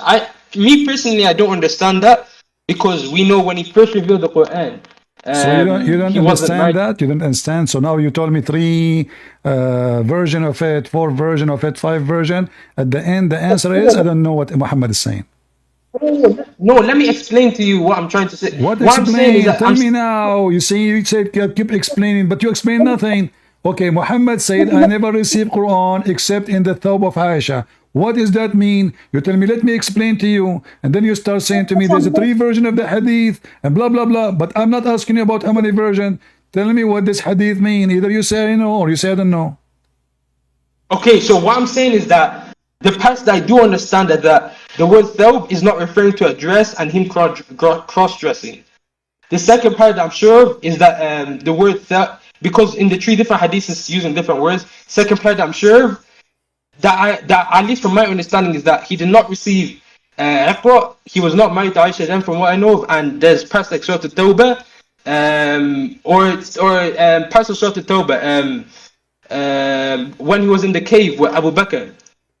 He was not. They were running and all that, like him wearing the clothes. I don't understand. What So anyone understand what this guy is talking about? What this guy is talking about, my friend? When Muhammad he said, I never received Quran except in the thawb of Aisha. What does that mean? This is what I'm saying. Drop the Arabic so we can analyze it together, bro. Because So are you saying to me you do not know what the hadith is saying? But you can explain it to me without knowing? What? Are you saying to me, you give me an answer, but you do not know what I'm talking about? You're breaking up, or is it just me? When you are answering me now, you keep saying to me, drop the hadith. You were saying nowhere it says, and you told me it's mentioned in 3 places. So now you do not know what hadith I'm talking about, or you know what hadith I'm talking about. I know what hadith you're talking about. I'm asking for the Arabic so we can, because I don't remember the whole hadith, but I remember these specific parts that about him putting on a belonging of Aisha in the 3 different hadiths. What I'm sure of is that it does not use the word thawb in each of them. That part I'm sure of 100%. It uses the word like towel in one, thawb in one, and something else in one. So what I'm not sure of is the other hadith says what? The other hadith says what? One is saying thawb. It says Malta or something like that. I know it says meme and something like raw. I know it says towel when I looked at it. It did not say guys, clothes. did you hear what he said? Okay, let's switch this one. Muhammad, he never received Quran except in the towel of Aisha. Explain that to us. This is the final part I'm trying to explain. I don't understand that, because I know there are parts of the Quran where he was maybe understand. Even this one need understanding. I mean, Muhammad said he never received Quran except in the towel of Aisha. So are you saying that your prophet, in order to receive Quran from Allah, he have to put the towel of Aisha on him? Brother, this is what I'm saying. We should look at the Arabic. Stop saying we should look. If you are the Arab, you speak Arabic. Give me the answer. We should look. Guys, we should look. We should look. Bring the Arabic and both analyze it then. Listen, because both of us. I'm asking you. Okay, now it's you who mentioned towel, not me. Yes, whether it's towel, fish, or banana, it doesn't matter. What I'm saying is that it matter. What is the connection between the towel and the revelation of Allah? That's what I'm saying. I don't, that we should both look at the Arabic together or look at what Sheikh have said on this. This is what I'm saying. Okay. This is what I've been saying since Listen, the listen, hadith. listen. Okay, listen. So, doesn't matter. You mentioned to me 3 versions of the hadith. One said the blanket, Yes. one said the blanket according to you, one said towel, and the other one said thawb, which means dress. Now, whatever of them you choose. Why Muhammad never received any Quran except with the fabric of Aisha? Because the blanket of Aisha, or the dress of Aisha, or the towel of Aisha, what the connection of Aisha and her furniture and the revelation of Allah? We know if we're taking this word for word, we know that isn't strictly true unless there's parts that I've forgotten. But we know, like when he was in the battle, he received the Quran. When he was in the cave with Abu Bakr, I'm pretty sure as well. And before he even was married to Aisha, we know he received. So that, for what I'm saying is that I don't understand if this is meant to be literal or this So is guys, not. what he is saying, his prophet is a big fat liar, because this is cannot be true. Because Muhammad, he received Quran. You just said that, everybody heard you. Muhammad, he received Quran. Hold on. Muhammad received Quran before even he married Aisha. So how he say, I never received Quran except with the clothing of Aisha? What's the hadith number again? Brother, I can't see the All screen. of those hadith I've shown you, it's in front of you. And the hadith No, in Sahih al-Bukhari, you can find it says لا تؤذني في عائشة فإن الوحي لم يأتني وأنا في ثوب إلا ثوب عائشة امرأة إلا عائشة.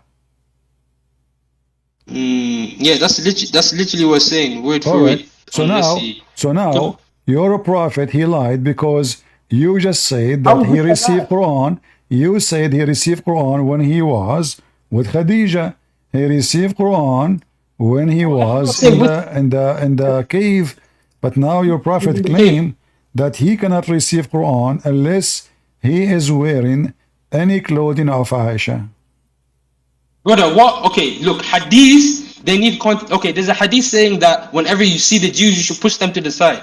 But when you look at the other hadith, you see this is referring to the time of the wars. This is not saying everyday thing. That's false. So this is what I'm saying. That's false. That's false. That's false. That's false. Because in the time of the war, your prophet, he killed them all. You are a big fat liar. Your prophet, he said, no, he said, don't initiate. No, this is before even the war.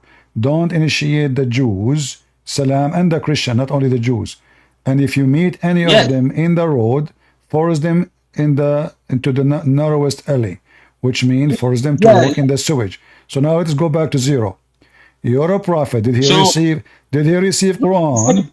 Did he receive Quran when he was in the house of Khadija? The answer, yes. So did Muhammad lie when he said? Did Muhammad lie when he said he never received Quran except in the clothing of Aisha? What I'm saying is that even hadith need context. The first hadith I stated, when you think it's an everyday thing, but then when you look at the other hadith, there is no need for context no more, because he said never receive, never receive. So it's not connected no more. And here we go. This is the hadith in front of you. It says في ثوب امرأة لا تؤذني في عائشة فإن الوحي لم يأتني وأنا في ثوب امرأة إلا عائشة. Don't hurt me in Aisha, because I never received Quran in any women clothing except the cloth of Aisha. you can, if you want to be literal, it does not mean always. You can say, but what I know, I don't. I never. He said I never, never. Okay, fair. Never. I don't understand this. Never. You can understand it however you want, but who care about what you are talking about? Abdul, let's just get out of here. You say I try to be nice to you as much as I can, and you say to me you can understand as you want. Your prophet says I did not receive any revelation except in the clothes of Aisha. You say to me you can understand whatever you want. I did not receive any. Guys, isn't it clear? I did not receive any revelation except in the clothes of Aisha. Your prophet was a homosexual, like Joe Biden. And there's a connection between his wife panty and the revelation of Allah. And if you want to say to me blanket is even more stupid, So now Muhammad, Allah will not talk to him unless he put a blanket of Aisha on him. Why? The holy blanket of Aisha. And then So is clothing or it's blanket or what? you know, it's true. It's true. There's other hadith. It's used the word lihaf. This is true. Here it says thawb. Here it says thawb. Thawb in Arabic mean dress. So it doesn't matter really. Thawb, blanket. He said towel. He can say whatever he wants. But this is showing us that Muhammad is a mentally ill person and he's a liar because he received Quran when he was with Khadija. A lot of Quran he received until Khadija she died, because Muhammad never married any women until Khadija died. She is the big boss, she is the rich, she will kick him out. She died, he start using her money to have sex with everybody. So now Muhammad, when he say I never received Quran except in the clothing of Aisha, as you see in this Sahih Bukhari here, hadith number 2581, that proved that Muhammad is a fraud, because Muhammad supposedly he received Quran when he was in a trip. He received Quran when he was in Ethiopia. He received Quran when he was in the mountain. He received Quran when he was in the house of Khadija. Here, he never received any Quran except in the clothing of Aisha.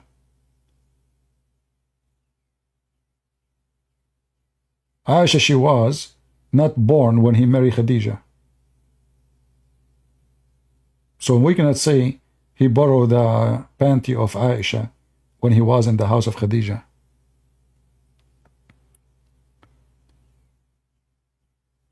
Another perverted tale to add to the collection, huh? Yeah, and you know, the towel of Aisha, the holy towel of Aisha. You know? And I noticed, by the way, like me myself, like when I wrote my books, I could not write my book wearing my shoes. I took my neighbor's shoes. I put them, revelation come. Right away. Inspiration come from every place. I put my shoes on, I cannot write anything. Why? I don't know. There is something fishy, you know. So Muhammad, obviously he have the same issue like me. He have to have the book of the clothes of Aisha so he can do so. There is something very strong, you know. Yeah, true story, you know. The thawb of Aisha, the clothes of Aisha. What a homosexual, you know. All of them they are gays. If you type the word mukhannath here in the hadith, search, which mean homosexual or feminine. The greetings, hugging, the kissing is a bit bizarre. Every house in Mecca, if you read my book, Season Allah, you will see that all of them, including Muhammad, they have homosexual living with them in their houses. So look, Muhammad, he commanded the companion to kick all the homosexual from their houses. He told Umar to kick the homosexual from his house, and he kicked the homosexual from his house. Every house in Mecca have a homosexual, including the house of Muhammad. This is the hadith here, and this is a homosexual offering another homosexual for sex to the sister or to the brother of the wife of Muhammad. The effeminate man said to Salama, brother, Abu Abdullah, if Allah should make you corner Taif tomorrow, I recommend you to take the daughter of this daughter here is not a daughter.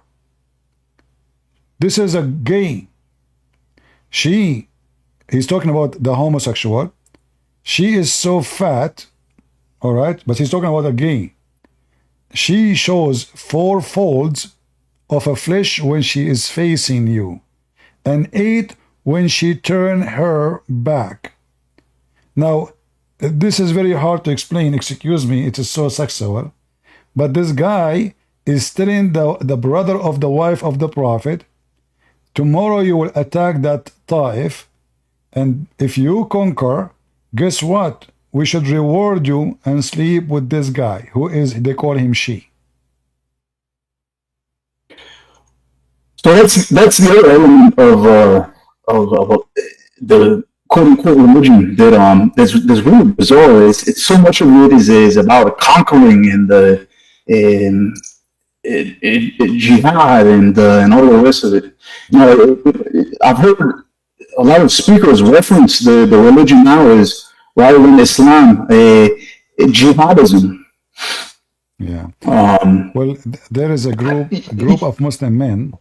They come to the caliphate and they say to him, "We are tempted by a gay. He is our imam." The caliphate, he says, will follow him and do the good deed of a prayer.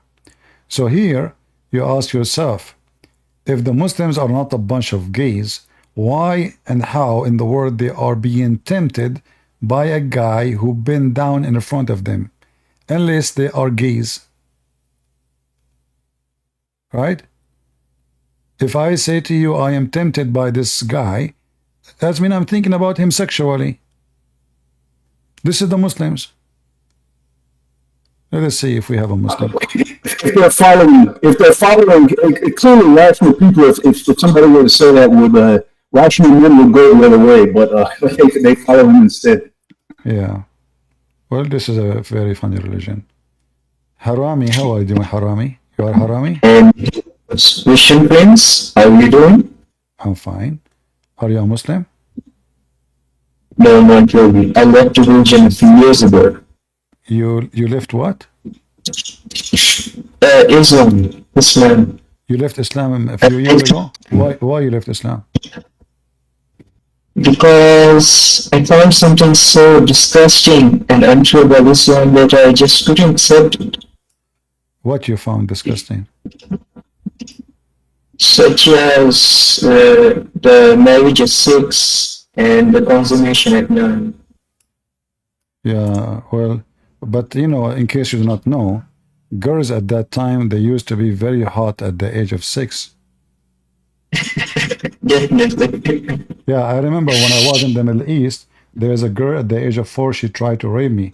I was 30 years old at that time. She was 4 years old. She chased me and she cornered me in the corner, you know, there's nobody, it was dark. And but thanks to Allah, she don't like cockroaches. So a cockroach came in the wall and she started running. I don't know, I thought Jibreel saved me. It was a cockroach. So obviously girls at the Middle East, they are different, not like any girls in the world. At the age of 4, and if you believe me or not, she brought with her handcuffs, and you know, she was going to do all kind of bad things to me, including breastfeeding for adult. You know, so yeah, definitely you should be scared of such women. You can do anything. Yeah, those Middle Eastern girls, they are, you know, I heard that even Aisha at the age of 4, she was dating and she was engaged. This is what the Muslims say. At the age of 4.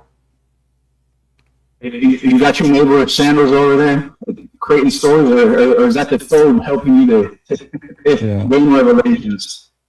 Christian Prince, I just heard you talking with this other caller and condescending your voice is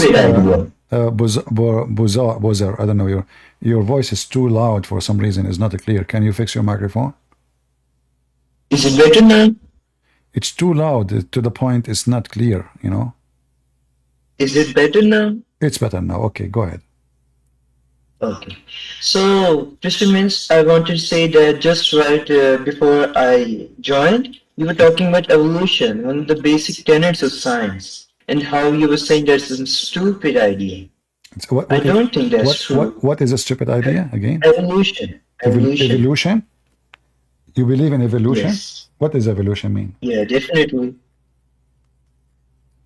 What does that word mean? Evolution is, as defined by scientists, a change in allele frequencies or genetic mutations in a population over time. Well, if this is the case, I believe in it then, because, you know, when I was a kid, my mom, she used to call me Genie, and now I am not Genie no more, you know. I used to break mirrors, glasses, everything in my way. Take my dad gun, steal his car. So they call me Genie. So yeah, I'm not a Genie no more. My friend, Evolution does not work the that evolution way. you are talking Christian about in Vince. science, they believe that everything is not created by God, right? And those creatures, they evaluate, or let us say, they used to be something and they become something else by time, correct? No, not really. So what is the original of Evolution is what is say- the what is the Evolution origin is what is the say- origin of a human according to your science? Humans from single-celled animals. This is what I'm Like saying. Then amphibian, you over used to be a time, single. became You used to multicell. be a single cells, and then you, by time, by millions of years, you became a human. But this is a very stupid idea. We can debunk it in 2 seconds, because this is assuming that you can plan for your body to change what it's going to be after 10 million years. As an example, so the reason for a change is adoption, correct?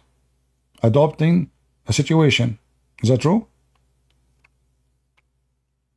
Evolution only works on the level of reproduction. It does not work on a human Okay. level. If the Like you reason just is said that if the you reason is the different reproduction, people no.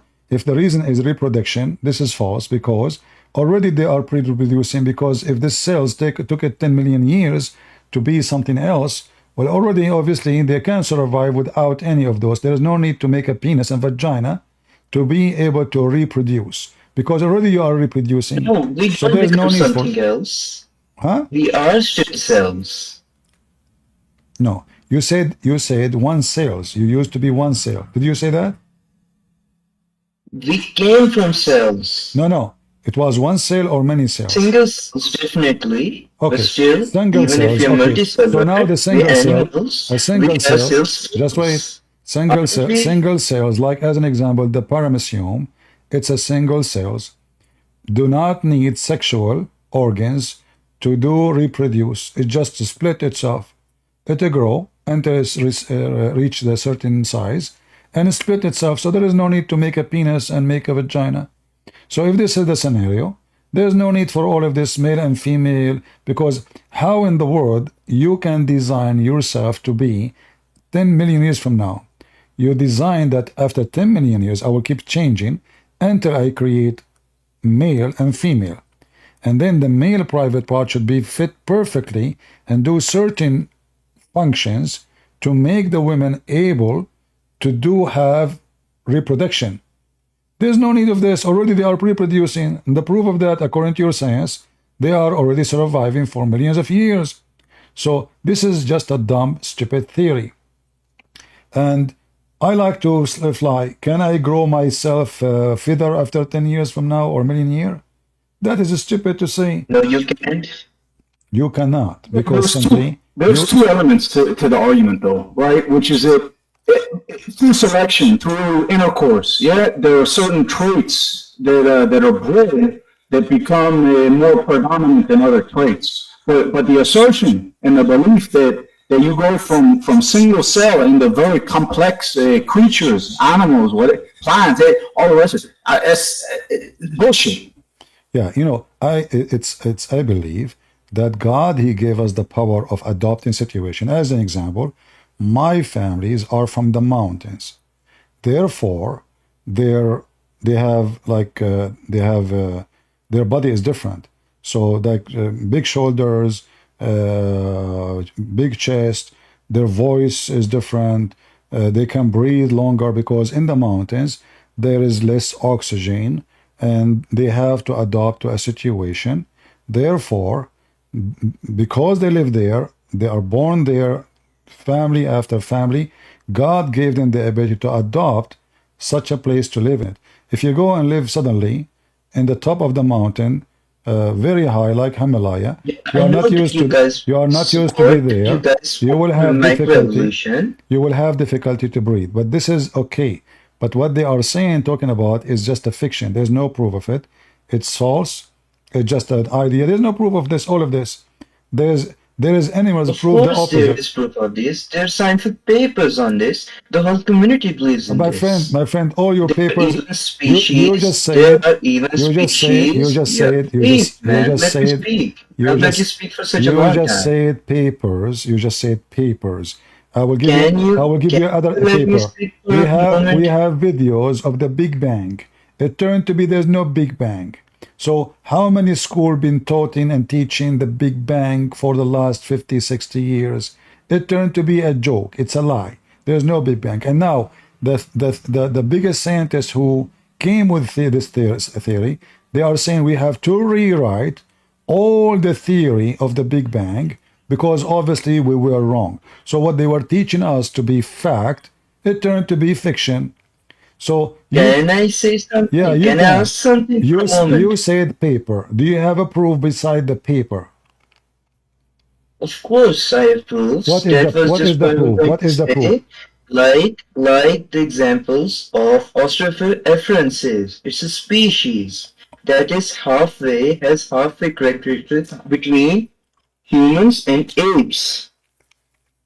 It walks on 2 feet, but it looks like an ape. It has hair like an ape, and it has face characteristics like the nose sticking up, just like an ape. Okay, but you see, you just prove that you are not thinking right. I'm trying not to be rude. Because as long we still have the monkey still is a monkey. So if you are saying to me we used to be monkeys before, as an example, well, no, I didn't say that we are monkeys before. No problem. Because you said, that is what you're saying, though. No, you that's said that's essentially what you're saying. You are saying I am saying monkeys and humans are both cousins of the same ancestor. Let me explain to you. All what you are saying, Mr. Confused. I'm not saying that. Oh, Mr. Confused. All what you are saying that there's one creator. And this is why all the creation, they share many things. As an example, we share DNA of the banana. But is banana a human? No. So we have share with the banana. Banana, it's a fruit. So there's one creator, and the creator is like an artist. When he make an art, right away they know this is Picasso. This guy is the one who made the Da Vinci.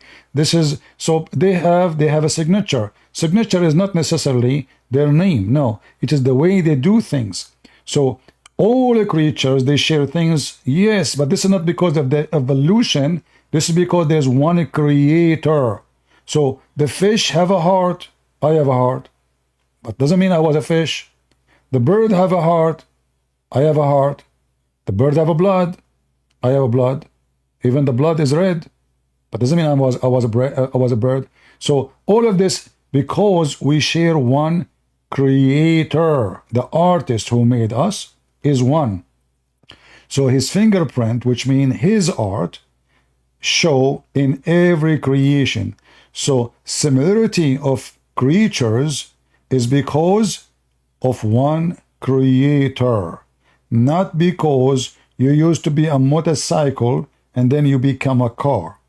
The motorcycle is made to be motorcycle, and the car is made to be a car. Produce babies.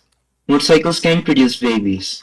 Who? Evolution works with reproduction. Who can make babies? Evolution does not work on non-living things. Who can make babies? It's an interesting. Hold on. Evolution is an interesting theory. Evolution is an interesting theory. Lots of scientific theories. Wait, get your facts right first. Theories are not fact. It's a theory. All right. Buzar. This is not my topic. I don't care really, Mr. Atheist. Okay, I agree with you. You used to be chimpanzee and now you are a human. But I think you're still chimpanzee. But stay away from my banana, please. You get close to it, I will shoot you in your ass. I'm warning you. I have a sign. I have a sign in the front of my house. No trespassing. Somebody go there. Boom, boom. In my lifetime alone, they went for, when I was in school, they taught 9 planets, including Pluto. Then they removed Pluto down to 8 planets, and then a few years later they added it more. Yeah. Science. Anyway, this is not really important for me. He can imagine himself whatever he wants. I think the origin of those people, they used to be potatoes, and that's why I call them potatoes until now. How you explain to me that a Christian prince, he called a human being potatoes, unless he believed that the origin of those people are potatoes. So here we go, I agree with you. If you decide you are an animal, you are an animal. What they can do to you, and there's no point of me. I mean, imagine I am going to debate a person to convince him that you're a human, not a donkey. You want to believe he's a donkey? Okay, you're a donkey. What I can do? You're a chimpanzee. You're a chimpanzee. Have fun, but stay away from my. Go to the zoo, do whatever you want. People are stupid. Yeah. Same time, you say to him, "Are you willing to have sex with your mom?" He will say no. But aren't you an atheist? You don't have any rules, any book. Why animals, they have sex with their mom? Have you ever heard of a dog? He believe his mother is haram. Have you ever heard of a rat? He think his sister is forbidden for him. So either you are a rat. So long as she's a chimpanzee, it's okay. In fact, in Islam, chimpanzees are Muslims. Like there is a story about a female chimpanzee, filthy chimpanzee. I don't respect her. Actually, I was going to marry like a monkey, but I changed my mind after I saw this hadith, because monkeys are cheap, and you don't need too much to make her happy. Just give her a banana. That's easy. So during the pre-Islamic period of ignorance, I saw a she monkey surrounded by a number of monkeys. That is Mimi Hijab and Ali Dawah. They were all stoning it because it had committed illegal sexual intercourse. So here we go. You see, the Muhammadi believe in the evolution you are talking about. Yeah, Muhammad even he said the Jews, Allah, he made them pigs and monkeys. The only different, he believed in the verse. Like they used to be human, they became monkeys. And you believe that you used to be monkey, you became a human. That's it. Okay, well, stupid people, we can say. You are what you believe. Now, is it followed by all the sects, or is it just a Shia or Sunni or? Oh, the Shia, they have stories like this. The Shia have even more funny stories. Shia, they have the most crazy stories. Sunni. This is Sunni here. But Shia, they have way more stupid stories. Like as an example, the Imam al-Baqir, he created an elephant from mud, and he commanded to fly him all the way to Mecca. Elephant. I mean, this guy don't want to use like a flying carpet. No, elephant. I mean, the flying elephant. So if I say to you, I have a flying elephant, you would die laughing at me. But the second you say the Imam al-Baqir, he did that, every Shia, he says, this is a true story. Who dare to say it's not true? That cock is messing with their heads. Is that what? The cock, the flower that they chew, the drug, the cock, K-H-A-T. Okay. Ahmad, he was here. I don't know why he left. Ahmad, what you left? What happened to Ahmad? I thought he want to talk. Okay, MR, thank you very much, my friend, for joining. Maybe we can have a Muslim. You're welcome. Thank you. Do we have any Muslim would like to join us? Anyone from the Muslim, he saw this incident about the female Muslim monkey committing intercourse? What do you think? Why the Jewish calendar 6,000 years since Adam?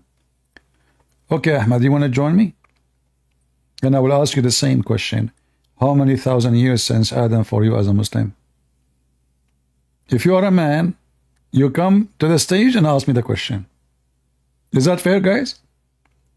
And then you will see Ahmad, he will make poopy and pee in his pant. So Ahmad, the same question you gave me, you gave it to me, I answer you, I will give you the same question. What say you? Do you dare?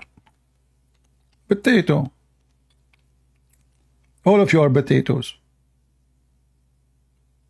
Go check your wife. She is doing breastfeeding for adult for somebody. You're worried about the 6,000 years now?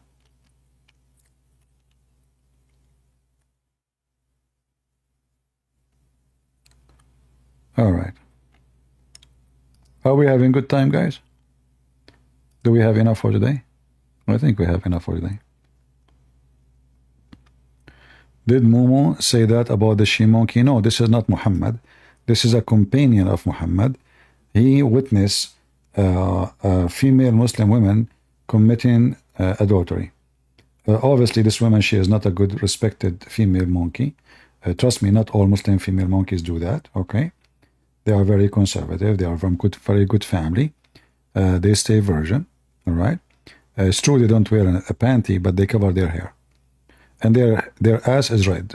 I'm not sure why. I mean, first time I saw a monkey, the ass is red, I was like, what the heck? Is that the guy was debating me yesterday?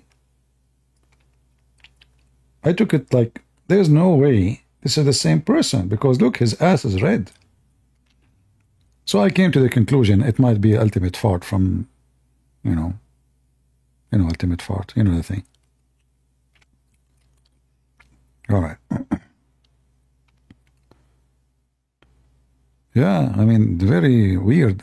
This stupid female monkey. I mean, who in the world want to trust to marry a monkey after this? Who in the world want to partner with monkey? No way, haram. Look, you trust the monkey just because other person, you have a better banana than yours? Huh? She go around. If you read the story, actually, the whole story, you would die laughing. It says that her husband was sleeping over her arm, snoring, and then another young monkey, he blink. You see blinking, what can I do? I don't blink. Because, when I used to be a cowboy, I learned that you blink, you die, You have to be looking carefully because you shoot first, right? You blink, you die. Don't blink. But so I could not really blink to her to take her first, but there was a monkey there.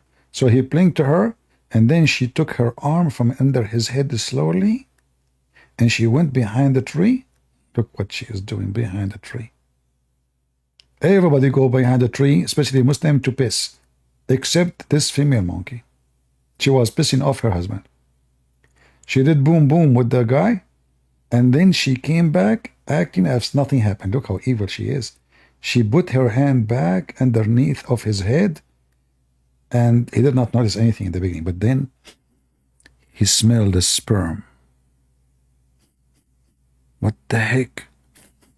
The guy, he went crazy, and like, how in the world she have sperm semen there? At that time, you cannot buy it. You cannot buy it at that time. You have to do it for real. Now you can buy it. There's a bank for a sperm. You make deposit there. You can catch it anytime. So at that time, there's no way. So he, in the beginning, he thought maybe there's a bank of sperm, no, it's not it's not advanced yet. So he was thinking about it seriously, and then he decided, that this must be fornication. He starts screaming. All the community came, the LGBTQ, and they started stoning, and drama happened. Yeah. Any Abdul?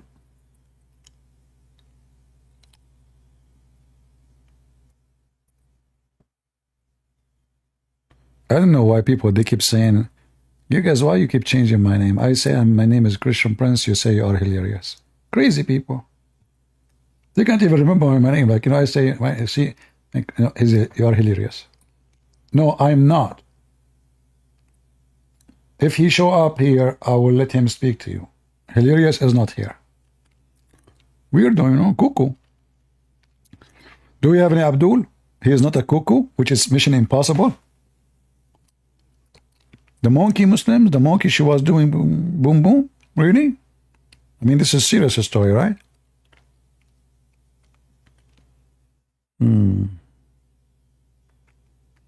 True story. Sahih. Look, Sahih Bukhari. This is Sahih Bukhari. Yeah. All right.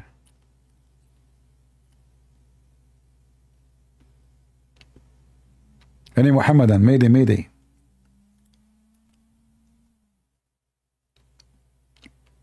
The Muslims can answer anything as long as it's not the question.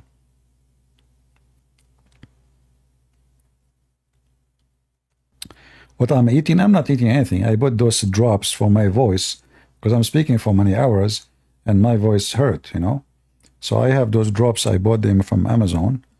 It says there, no pork. The second I said there's no pork, I said, oh, okay, that's perfect. You know, you can hear it in my mouth? Really? Sorry for that. I hope I'm not hurting your feeling. But it's just, you know, to help my throat not to go dry. But I never thought you can hear me. You guys have a very sensitive hearing now. Oh boy. Any Muhammadan?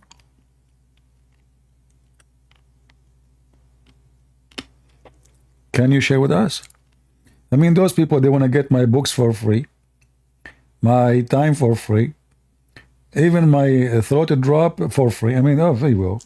And I go bankrupt. And then they join Patreon for free. If you go to Patreon, I have like 7,000, maybe 8,000. Not even 1% of them they donate. They love it for free. Everything for free. Perfect. I mean, what you can say? No comment. No comment. Yeah. What are huri? Hur, it's not an Arabic word. Muhammad, he is copying a word used in Aramaic language and used in Persian, but mostly the origin of it is the Persian language. It's a woman who they can see through their bones because they are so white. You know, those Middle Eastern, they have their own let us say standard for beauty. You remember we just showed you the hadith about the guy. He said you go and you marry this woman, she is fat, she come with 4 and leave with 4. You remember the hadith? So the reason he is advising him to go for her, because her beauty, he mentioned that she is fat, right? You might not understand why, like he is saying, is he saying something good? Is he saying something bad? No, he's saying this is good, because in the old days, a beautiful beauty is connected, especially for women, if they are overweight. I mean, you can use the word fat. People are politically correct. They say it's not nice. Well, this is what the language uses, whatever it is. So, here you notice that he is describing for him that if he became victorious in conquering, he should go and take this homosexual, calling her she, saying that she is fat. What is the word fat?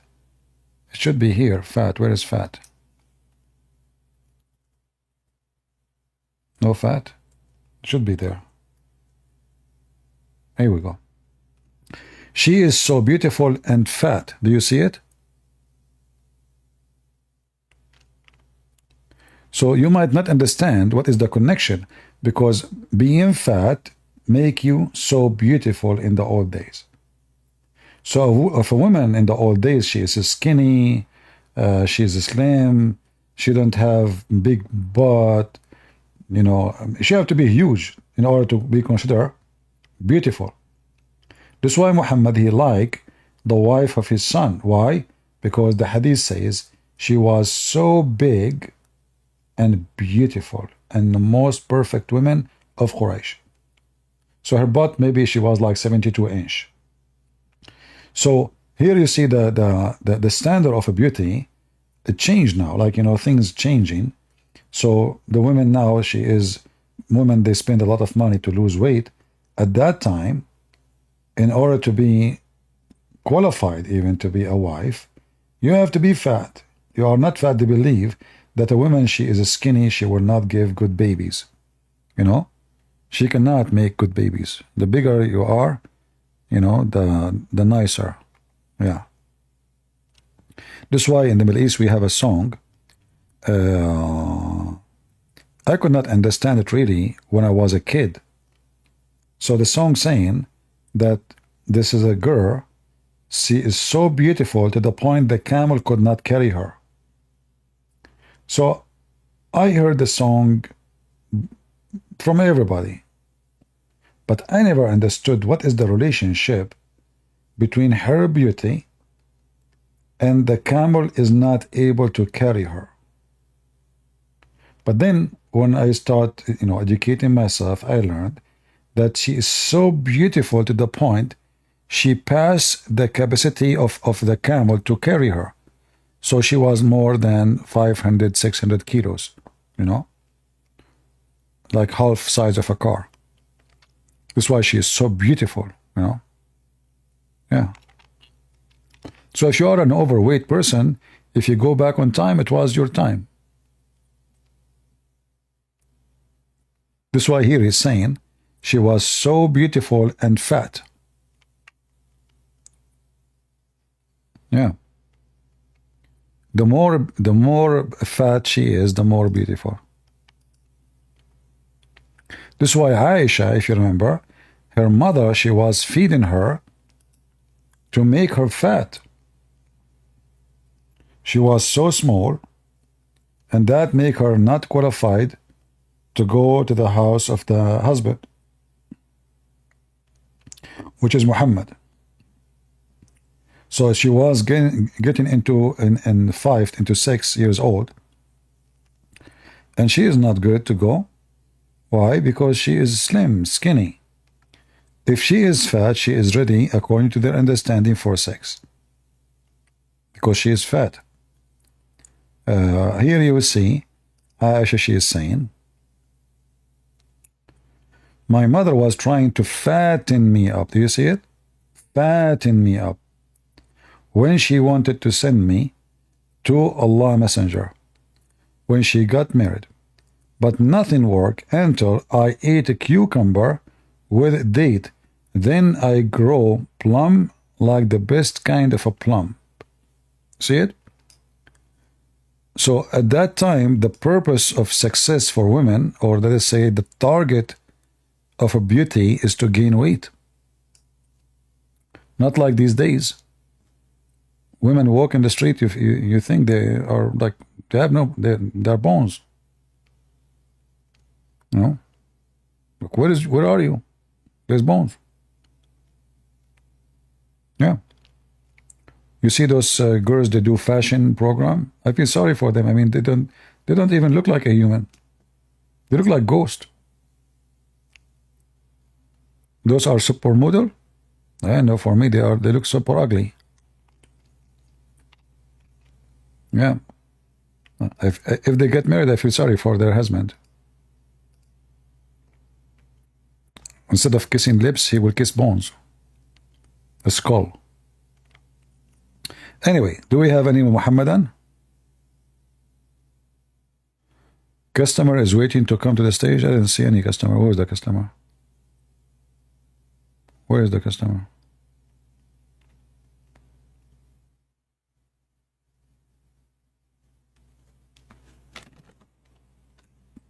Any Muhammadan?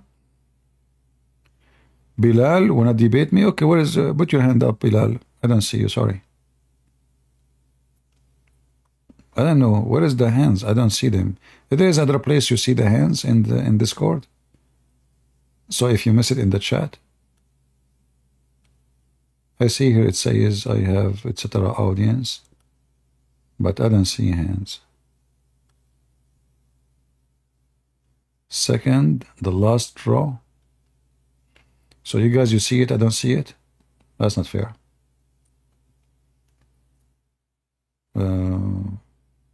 I see how many audience, but I don't see anyone want to come.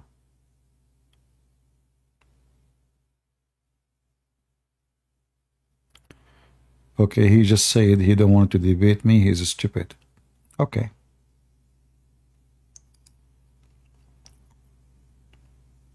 If you are stupid, you better join the Democratic Party. You can get a job with Joe Biden. He will make you a minister. Trust me, I mean, you're perfect. Just go join the Democratic Party.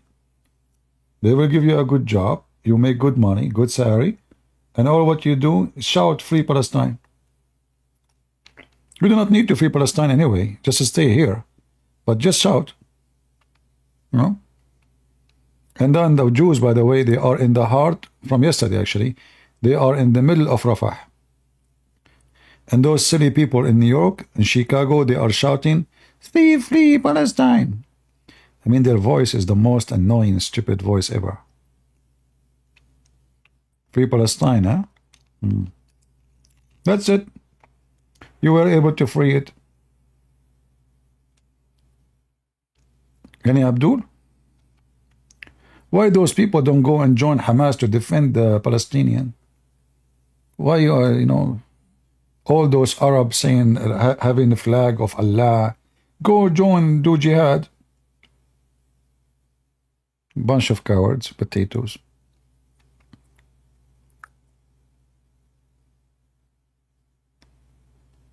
Karen? First time I heard about this Karen, I thought it's like a person, her name is Karen. But it turned to be in the American culture or English culture, Karen present a woman, she is angry. Or like not right in her anger. But then I thought about it, I feel sorry for any woman, her name really is Karen. If there's anybody call his daughter Karen these days? Because anyone do something crazy, they say the angry Karen or something. I don't think anybody is calling his daughter Karen anymore. Any Abdul?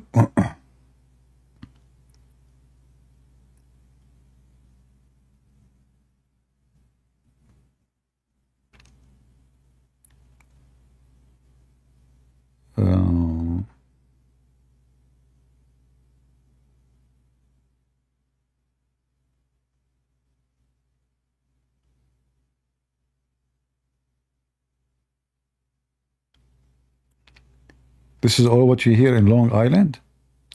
I think if we change the shape of the island, they will change.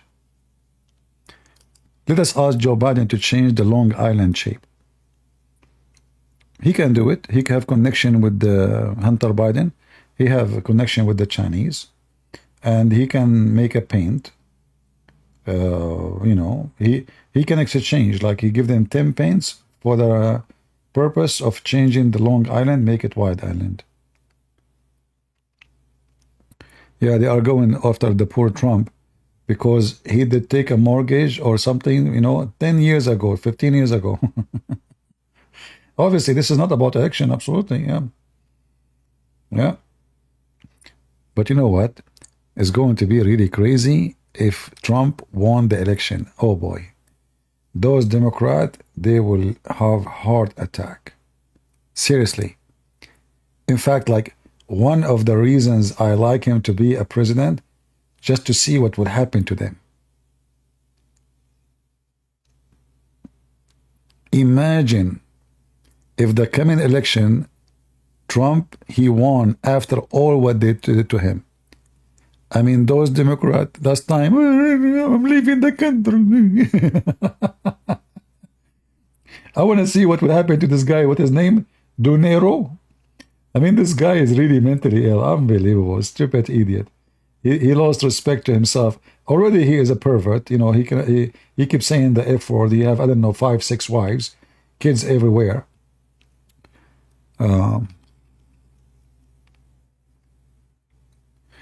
Do you know that Muhammad lit some pictures with Mary and Jesus in the Kaaba after he destroyed the other idol that is written in the book? Yeah. We don't care about the book. It's called The Life of Muhammad, but there is many reference about those things. But what does have to do with anything?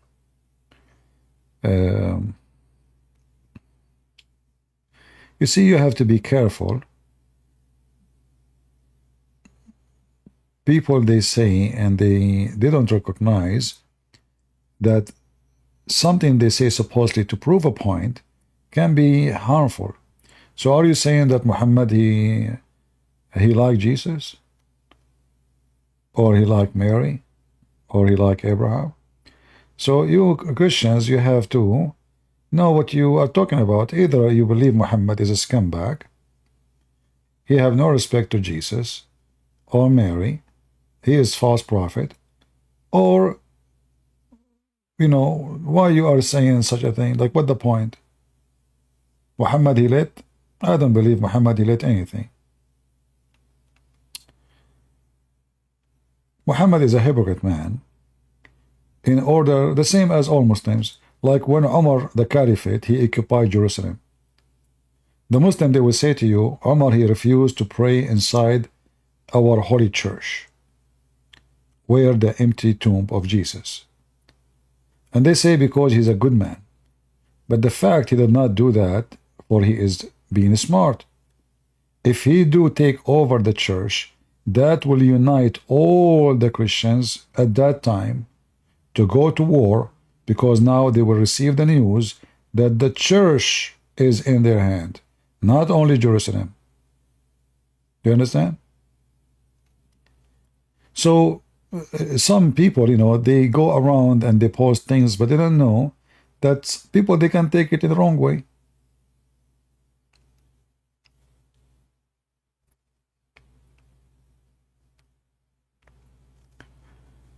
So Muhammad, he have no pictures of Mary and Jesus, and I believe that Muhammad, he never heard of Jesus, period. This is why you see Muhammad have a name which we never heard of. Where is the name of Yeshua in the Quran?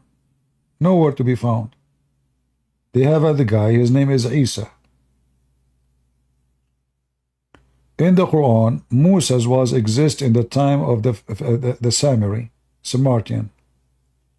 In the Quran, Mary, she is the sister of Aaron. There's no way the person they are talking about, they call him Muhammad. If he is ever exist, he met any Christian in his way. The Christian he talk about, they have wrong name of Jesus. Mary, the sister of Aaron, and Umran is the father of Mary, which is the father of Moses. Moses is exist in the time of Samaritan. I mean, all the history is wrong. Then the only way I can think about it, that the Quran is a collection of false stories written by somebody, and Muhammad maybe never exist as a person, because Muhammad is not a name, for sure. Muhammad means the praised one. But what the name of this person, the praised one? We do not know. Until now, we do not know.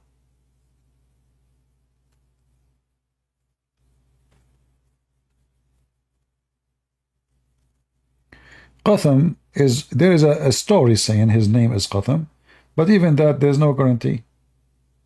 Nobody knows. All those stories about Muhammad, written long after Muhammad, and there is nothing can be confirmed. You see, like when the Muslim, they say authentic, what they say to you, that they check, like someone said someone from someone, but they never met all those people. Those who check those hadith, they themselves, they never meet those people. They are dead. So how you can check what is authentic, what is not? No way. Stories. However, for me, when I debate Muslims, I take what they take for granted to use it against them. I don't discuss if this hadith really, I mean, who care? I use it, I laugh at it. You will not see me debating Muslims about, like today, because he mentioned the Quran never changed. But for me, I don't care if the Quran changed or not. Let us say it never changed, even better for me.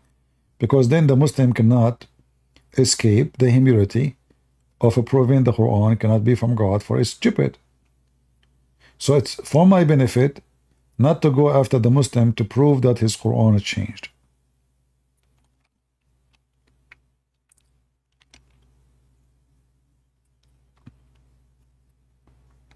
We do not know anything about Muhammad. Nobody knows anything. This is why the Quran sometimes call Muhammad Ahmad, sometimes Mustafa, sometimes, you know, what his name is.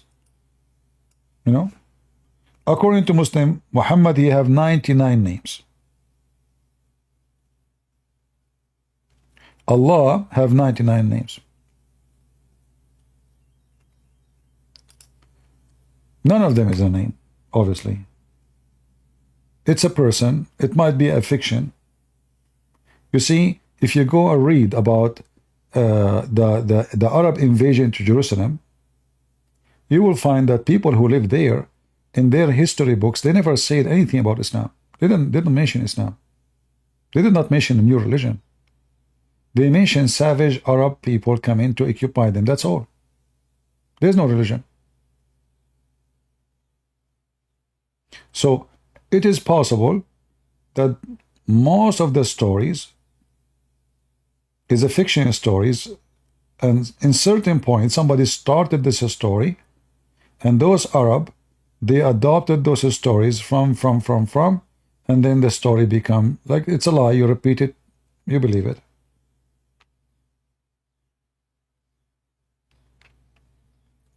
Like, you know, if we go by the books of Muslims, Muhammad was born 4 years after his father's death. How that is possible? If the uncle and the grandfather, they married in the same day. The same day. Then the father of Muhammad, he passed away a few months after. So how they marry in the same day, and then Muhammad was born 4 years after his father's death. So there's nothing can be confirmed about this man, nothing. His birth, his year, his name, his family, anything. No?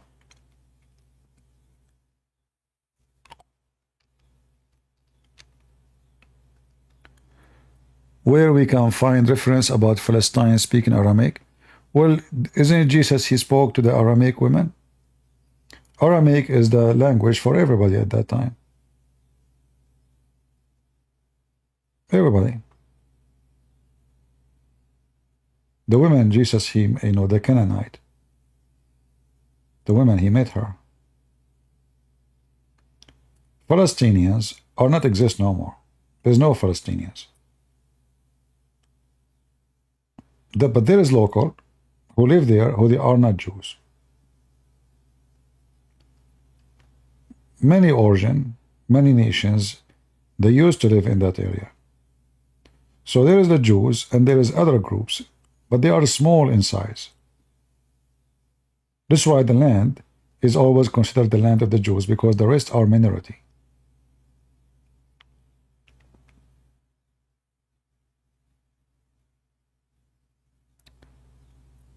All right.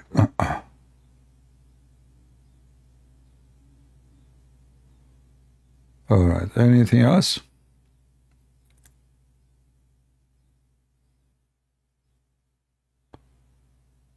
Yeah, you know, for me, I'm not here to debunk the existence of Muhammad.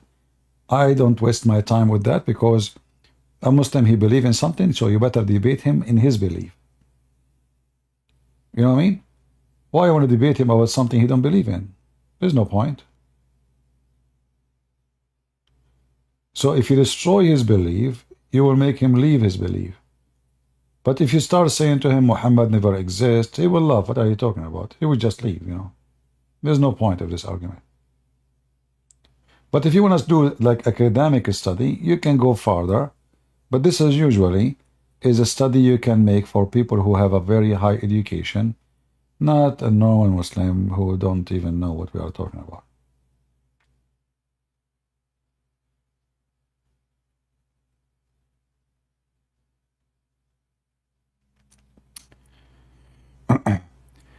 You know, there is somebody saying they found the Christian coins. There is a prophet, or a person who claimed to be a prophet.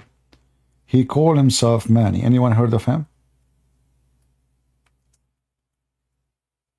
Prophet Mani.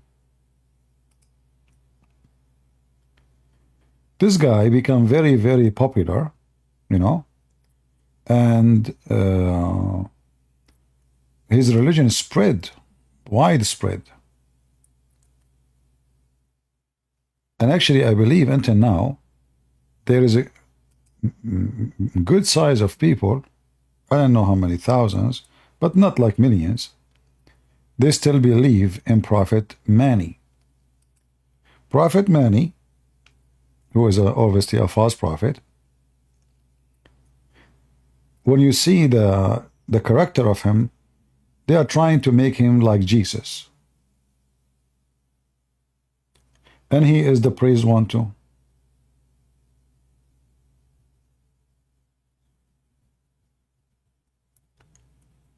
So this guy, he mixed his religion with the Christianity and many things, and Muhammad, he took a lot of his stories from him.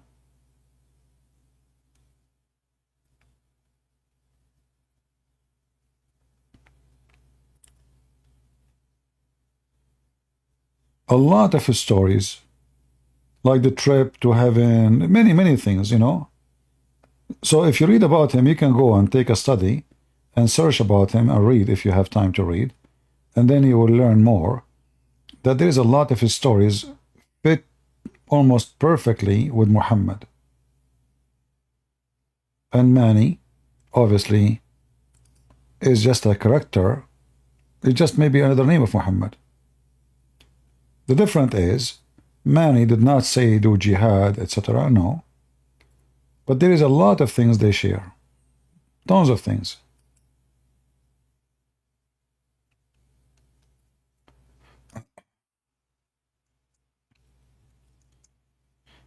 Always, if you want to do deep study, you can go farther.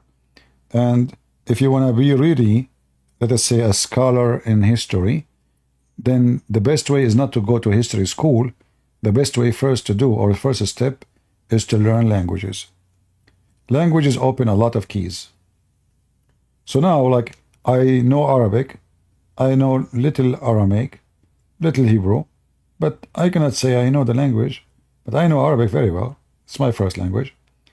So if I can speak Hebrew, Aramaic, Greek, Arabic, that will give me an open treasure of knowledge.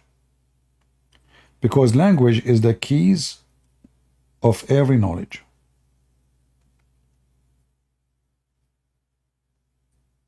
Like, you know, when you study the Quran, you will find that the Quran is not based on Arabic. This is not Arabic. Rahman is not an Arabic word. Rahim is not an Arabic word. Quran is not an Arabic word. Isra is not an Arabic word. Everything around you is not an Arabic word. Even Muhammad is not an Arabic word. Tawheed is not an Arabic word. So if you go around it and you check the language, you will find a lot of secret behind. As an example, when the Muslim, they say to you, if you ask them about Allah is one, they will say to you, you know, Allah is one person. You say, how Allah is one person? Like, what is exactly the proof? They will say to you, Allah, he says, Hu Ahad. But Ahad, this is a word coming from the Hebrew, Ahad, Ikhad.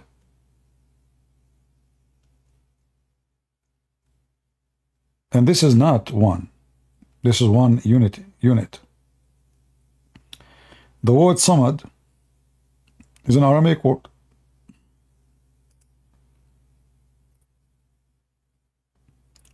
Allahu Samad. Allah is Ikhad. Ikhad. Ahad is Ikhad. It's not one person. It's a unity. It must mean more than one. Like the Bible says, the husband leave his parents, the man leave his parents, and he get married and become Ikhad. The two become Ikhad. That's Ahad. Samad, in the Aramaic, coming from the word Masmud, or Samud, or Masmuda. All of this mean a piece of solid rocks and have a hollow space inside it. And it's used usually to talk about anything is inside. From outside is hard, from inside is empty. In the language today, many Arabian people, they use the word for like you know, what they call them, they look like a pig, have a hole in it, you put coins when you are a kid. What they call it? Like you save your money? Biggie pack? Okay, biggie pack. So this is what samad mean.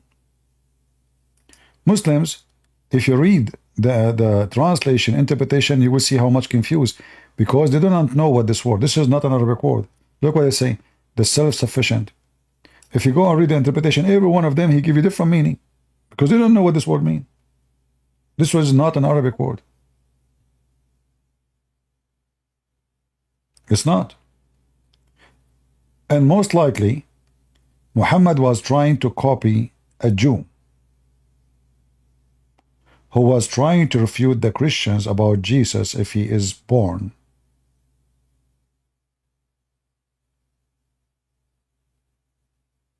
So, say, O Israel, your God is Echad. Anyone know which verse this is in the Bible? O Israel, your God is one? This is from the Bible. And then Muhammad, he says, Allah is the Samad. Because obviously, they were debating him about who is Allah. There is an idol around the Kaaba. His name is Samad. Allah is the Samad. So Muhammad is trying to unite the pagan gods and make them one God. So now Allah and the Samad is one. And he begotten not, nor was begotten. And nobody equal to him.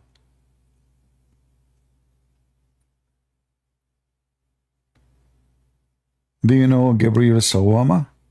He is an Aramaic scholar and said, even today Arab countries have Aramaic names. Qatar, Bahrain. Yeah, exactly, it's true. This is true. Aramaic, not only Arab, the word Europe is Aramaic. The word Africa is Aramaic. When you say Africa, this is an Aramaic word.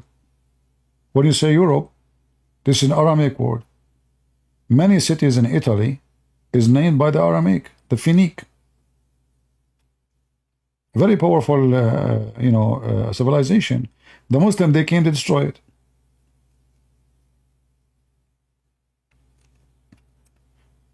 This is why the Messiah himself, he spoke Aramaic, because simply Aramaic was the language of the educated ones, not the savage. The Aramaic, they were competing with the Greek. The Greek, they have their philosophers. The Aramaic is way more proud than the Greek, because they were able to accomplish a lot of things, to the point the Aramaic, they were able to be kings of Rome. There's many Aramaic kings, like from Syria as an example. They become kings in Rome, the emperor. This is why Syria was part of Rome, and people there, they are citizens.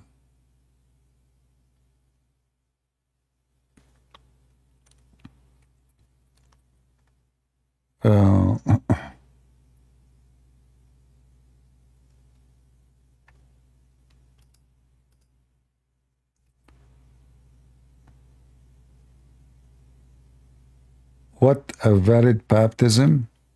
And do you have history channel? History channel? I don't know what does that mean. Valid baptism is baptism in the name of the Father, the Son, the Holy Spirit. That's it. You have to believe from your heart, and you get baptized by other believer, a true believer.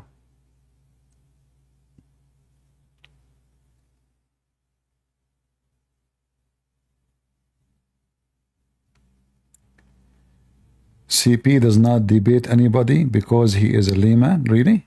Okay, thank you, Mikey.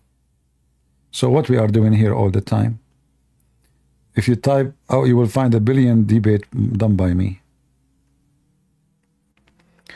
Okay, Mikey, do you want to call me and ask me about Luke 18? Are you a Muslim, Mikey? I want to debate you. What do you think, Mikey? Do you want to join me? Here we go. Let us see who is the layman. What say you? And you can start talking about the chapter you want to talk about, Luke. You said Luke 18? All right. You want to call me? Don't you want to scare me, Mikey?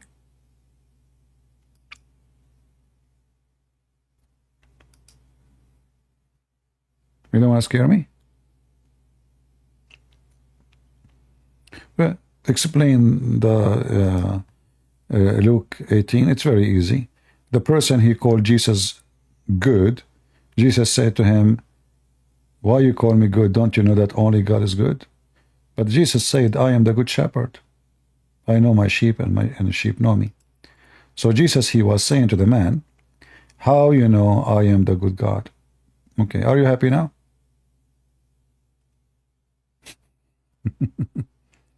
Jesus is not saying to him, don't call me good. He says, why? Correct, guys? He did not say don't. Shame on you. No. He said, why you call me? Explain. What do you think of me? Don't you know only God is good? But isn't it Jesus says, me and the Father is one, which means me and God the Father is one. Whoever saw me, he saw the Father. So you Muslims are potatoes. You go, you want to read one verse, but you don't want to read the rest. That's why we laugh at you.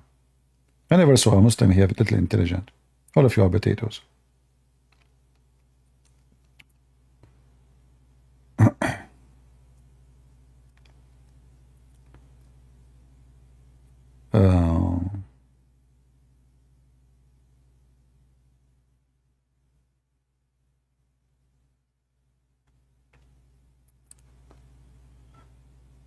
Any Muslim?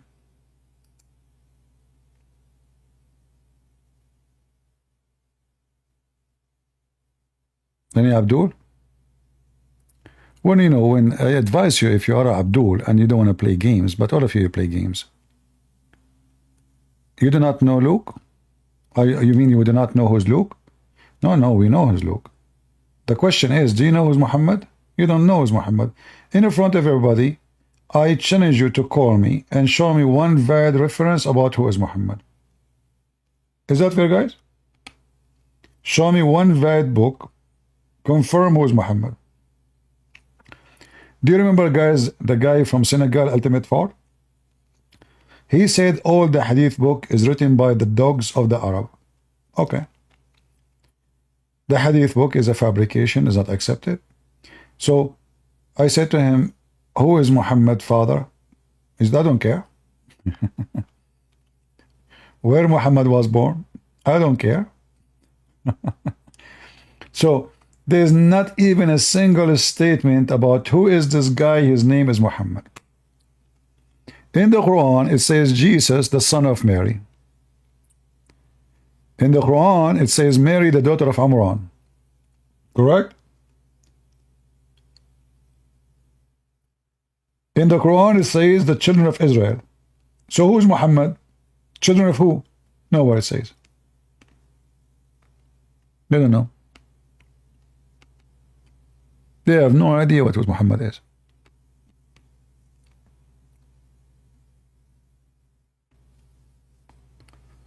Any Abdul?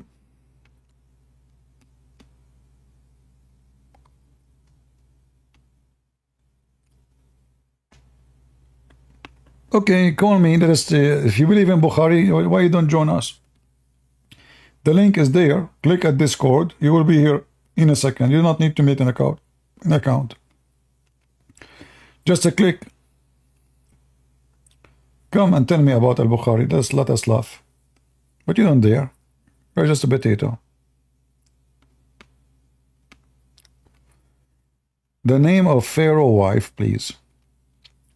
You see, Muhammad is an idiot. This is other proof that the one who wrote the Quran, it cannot be even, and it might be a group of people who they are stupid. So Muhammad, you think that the Pharaoh is a person. His name is Pharaoh.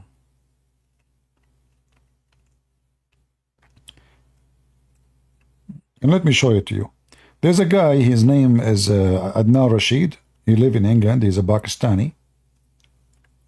He made a video saying how the Prophet, he knew this. Knew what? It's my I cannot see my keyboard. Okay. Ali Umran, Ali Israel, Ali Al. What's wrong with my keyboard? Okay, finally. So look at this idiot. Al is not an Arabic word. Al is a word mean family of. This is Aramaic word. Al. The family of Pharaoh. Ali Pharaoh. All those verses, you see, I'm highlighting for you. Ali Moses. Al Moses. What Al mean? Let us see. Chapter 2 to 48. The family of Moses. Ali Moses. All right. So the family of Moses, the family of Pharaoh, the family of Ibrahim, Ali Ibrahim. As an example, chapter 4:54. Family of Ibrahim. So all those, you notice the word Al appear before, which is family, before a singular name. Are you with me? Do you understand? So you don't say Al in the front of a title, you say it before a singular name. So Ali Ibrahim, Ibrahim is an individual. Ibrahim is the name of the guy. Al Lut, Lut is the name. Al is the family. So always the word Al appear before the name of an individual. This is why the stupid Muhammad, he says, Ali Pharaoh, because he think that Pharaoh is the name of the guy. He think there's only one Pharaoh. Only one. Here you notice how they lie. They say the people of Pharaoh. No. It says the family of the Pharaoh. Al. The same word. Al. Ali Pharaoh.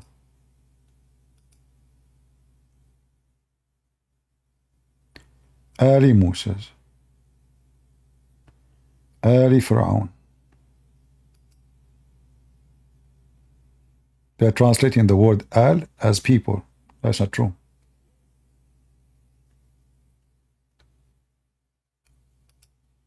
So Muhammad, he think that Pharaoh is the name of a person. And then there is a hadith, Muhammad, he claimed to be smart. He claimed that the wife of the Pharaoh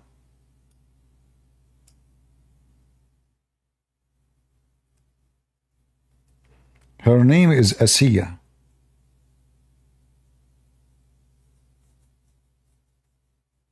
Asiya bint Muzahim.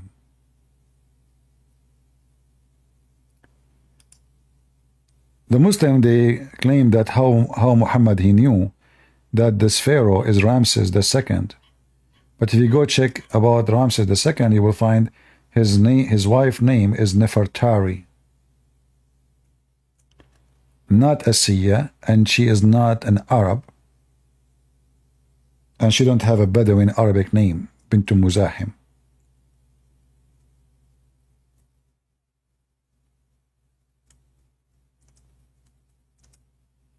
Let us show you the hadith. And this is additional proof that Muhammad is a fraud.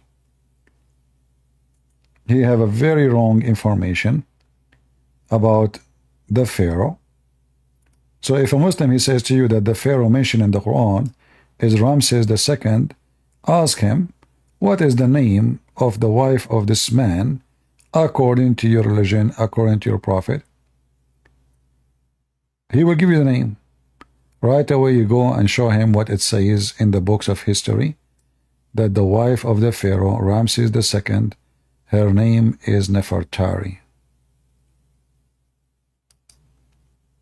Nefertari. So Muhammad again is an idiot. If we go and find the hadith, and this should be in al-Bukhari and Muslim, both.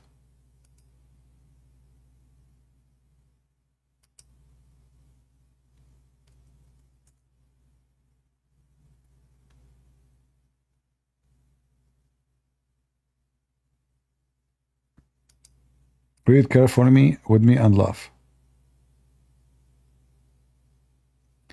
The Prophet said, sufficient for you among the women of mankind is Maryam bint Imran. So Muhammad again making a big mistake. Maryam is not the sister of Aaron, because Imran, sister of Aaron. Imran is the father of Moses and Aaron. The stupid Muhammad, you think Maryam, the sister of Aaron, which is mentioned in the Bible, is the same woman. Her name is Maryam, the mother of Jesus.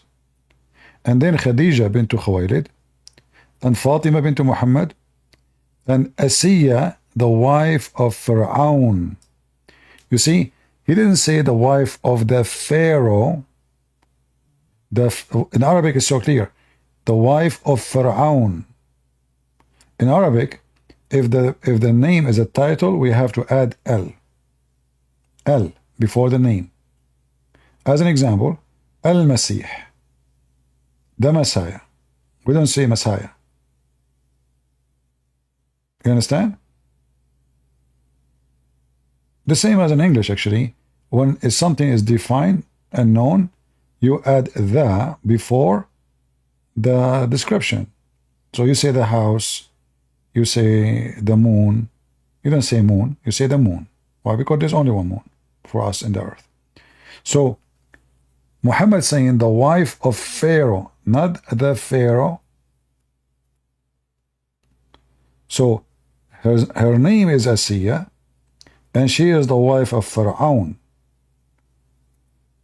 Again, Muhammad, he proved to be a false prophet. And again, this is a Sahih hadith. And this is the same hadith appear in al-Bukhari, in Sahih Muslim, etc. Like here, it's in al-Bukhari, which is the most authentic, And here you see Muhammad, he added another name. He added Aisha. And look how Muhammad, he is very filthy here. He compare Aisha and Mary, the mother of Jesus, and the wife of the Pharaoh. All right? And Aisha, she is the best, as a best dish for Muhammad. Dish, a dish of food. Tharid is a dish of food. Can you believe it? But again, here Muhammad,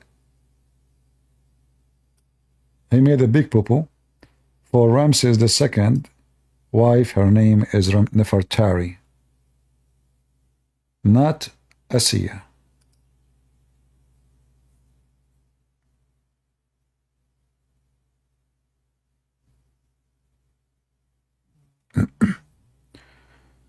Any Abdul?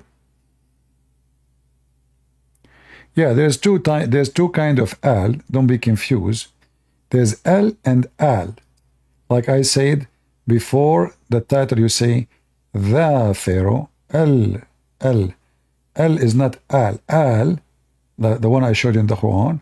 You see, I'm saying al, like long. Even the writing of it is different. Let me see if I can zoom.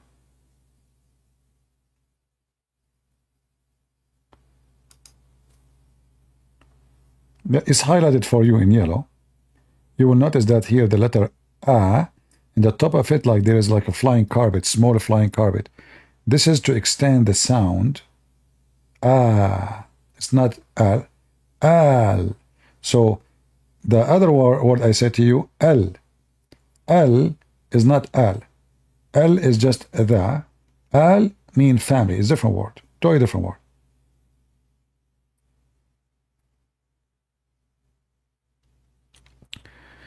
Someone saying, you guys, you can call, embark, and insult people all day. Oh, okay. I know your prophet, he says, go and bite the penis of your father. So as long as you don't like insult, you better school your prophet. He was an insulting machine. Do we have any Muhammadan would like to join us?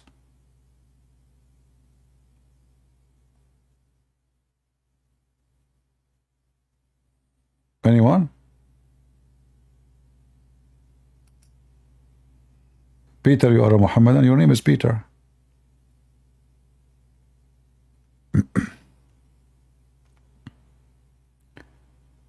Hello? Salam. Shalom. How I can help you, Peter? Would you say that Muslims worship the same God as the Christians? I don't understand what? Would you say that the Muslims and the Christians worship the same God? The Muslims and the Christian, they worship the same God. Who said that? No, I'm asking, would you say so? Are you Christian? Yeah. Do you think that Christians and Muslims worship the same God yourself? No, I don't, but the Vatican II said this. Well, the Vatican, obviously, you know, we spoke against what they said, and obviously they are doing politics. Now they are not doing God work. So you would say that the Vatican II is demonic? Yeah, but this is not only the Vatican says that. There's many Protestant priests, they say such a stupid thing too. Yes. How do you feel about Christians that call Muslims brothers?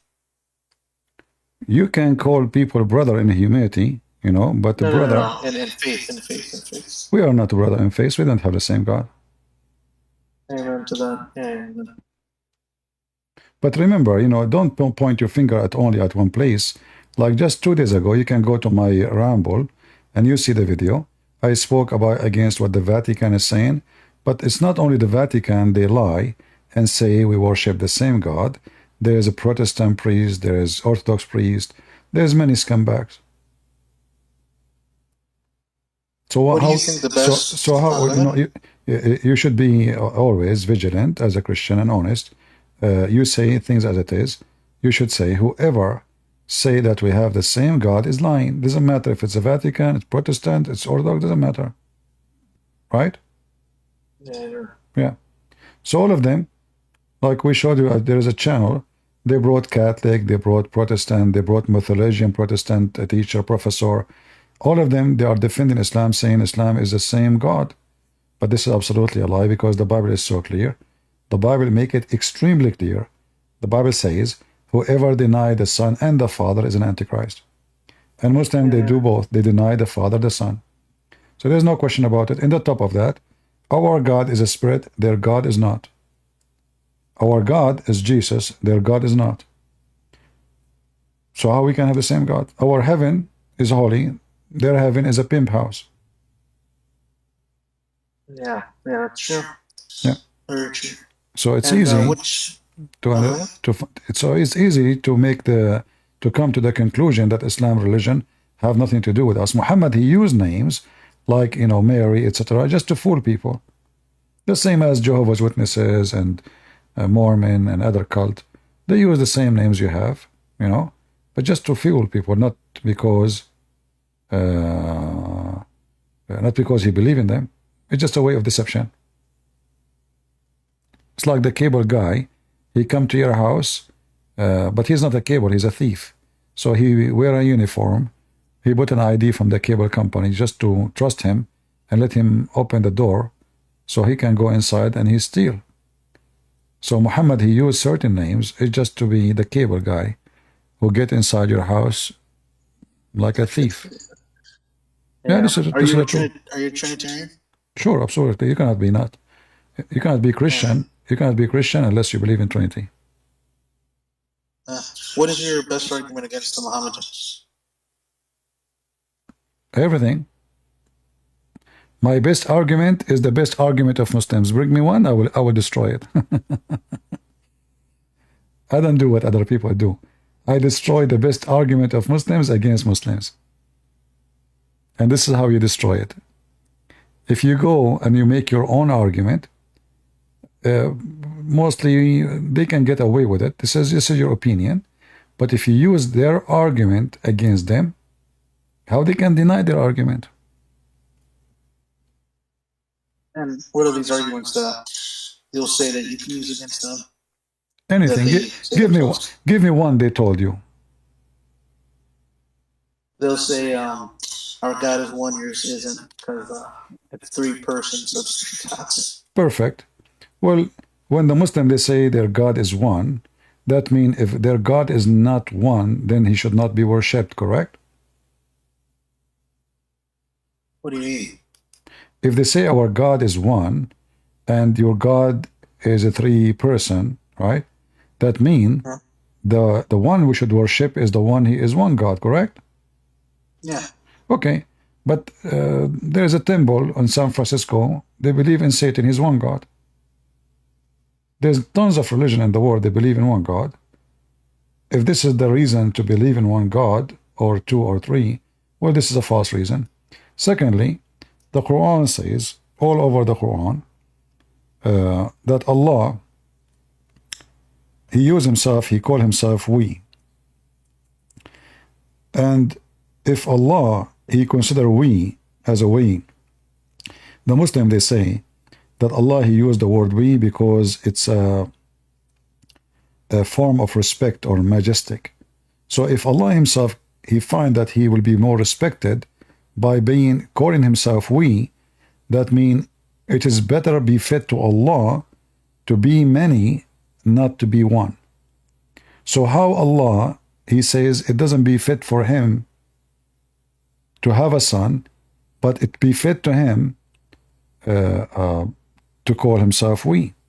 And then there's other problem in chapter 21 verse number 17. Allah, he said, supposedly, had we, and again we see here the word we, because if Allah using we and his one, that means this is a fake we. Allah using it to gain respect. He's not respected as one. He's not confident about himself. Have we intended to take a pastime, i.e. wife or a son, etc.? We, again repeat we, could surely have taken it from us. Who is us? Oh, wow. Yeah, and then Islam is destroyed, because if Allah is one, and then he will take partner from his us. In fact, in Arabic it says ladunna, which mean our kind. Our kind. Who is your kind? If there's any of his kind.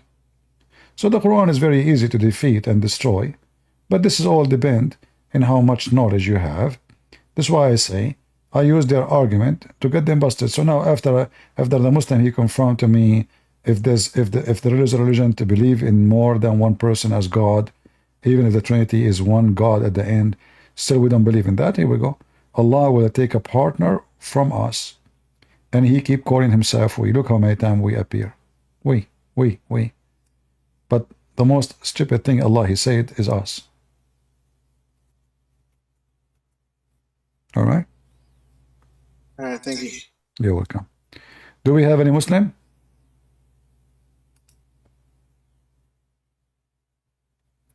Any Christian priest, he say to you, we and Muslim believe in the same God, you should right away put X on his name. He is false priest. He is not following the gospel. The gospel is so clear. It's so clear. We and Muslim, we share nothing. They deny the Father, they deny the Son, they deny the Trinity, they deny even our Bible, they deny even who is Jesus. Their God is not even a spirit, which means he does not exist. You know, their God is just a physical being.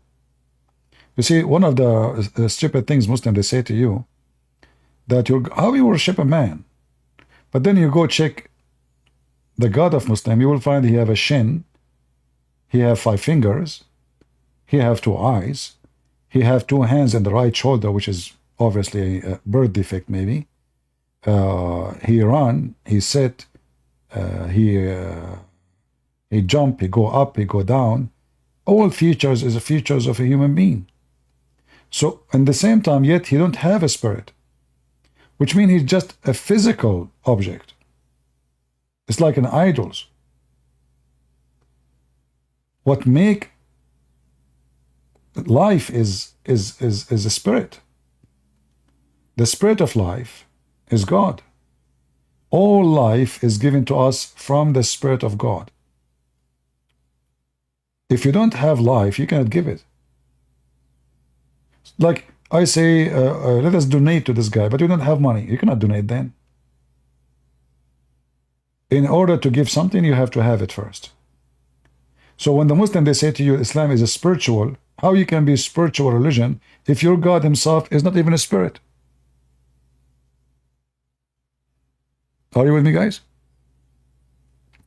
How Islam can be considered spiritual if Allah himself is not a spirit?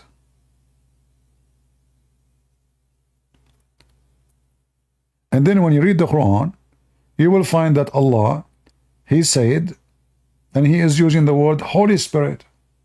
That's weird. Muhammad the thief, he copy words, he do not know what they mean. Then you ask the Muslim, what is the Holy Spirit in the Quran? They say to you, this is the angel Gabriel. Sound familiar, like Jehovah's Witnesses. So, the Holy Spirit suddenly become an angel. But as we know, the Quran confirmed that angels are bad. In fact, Allah, he accused the angels to be a bunch of liars. I cannot see my keyboard. I'm using the light of the screen. Oops.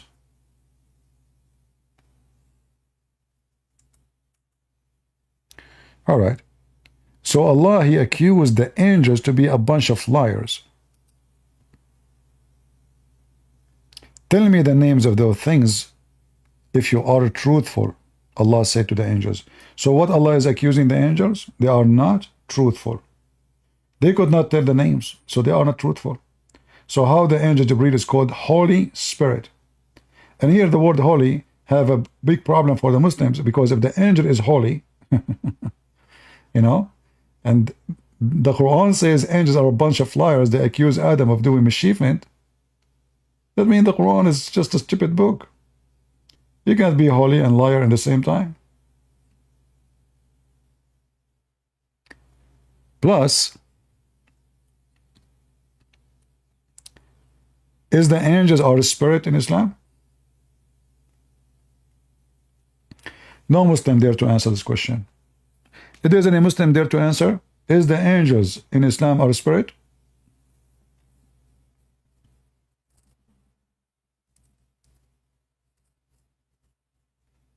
Hey, guys, in the chat, in Discord, don't switch my topic to make it about the Pope and Catholic and Protestant. I warn you.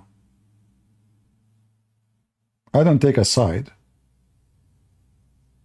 There's false priests everywhere. So don't be like the, you know, those Arab guy, he sit on TV, in the TV, is making a program, speaking about good and bad, yet his finger is digging in his nose, taking boogers. So each one of you have his own boogers. What we focus on, Catholic people are good people. If there is leaders, they are misleading, but this is the case for every churches. There's leaders who they are false leaders in the Protestant, in the Orthodox. So don't go, we are anti-Pope and this garbage. What does that mean? Don't be stupid. A true Christian is not the one who brings division. Do we agree? A true Christian, he fight division. Division is not from God. So the first thing you should think about, that even Muhammad in the Quran, in chapter 5, verse number 14, he said, I will spread hatred and enmity between the Christians, specifically between the Christians. So when you go and spread division, doesn't matter who you are Catholic, Protestant, whatever you are serving the devil Allah. I assure you that. You are not serving Jesus. You are not. And even the Bible say clearly, the one who spread division is not serving Christ. Right? the one who spread division, is not serving Christ. So for me, I consider those who goes around attacking Catholic or Protestant or Orthodox, I believe they are satanic without them knowing.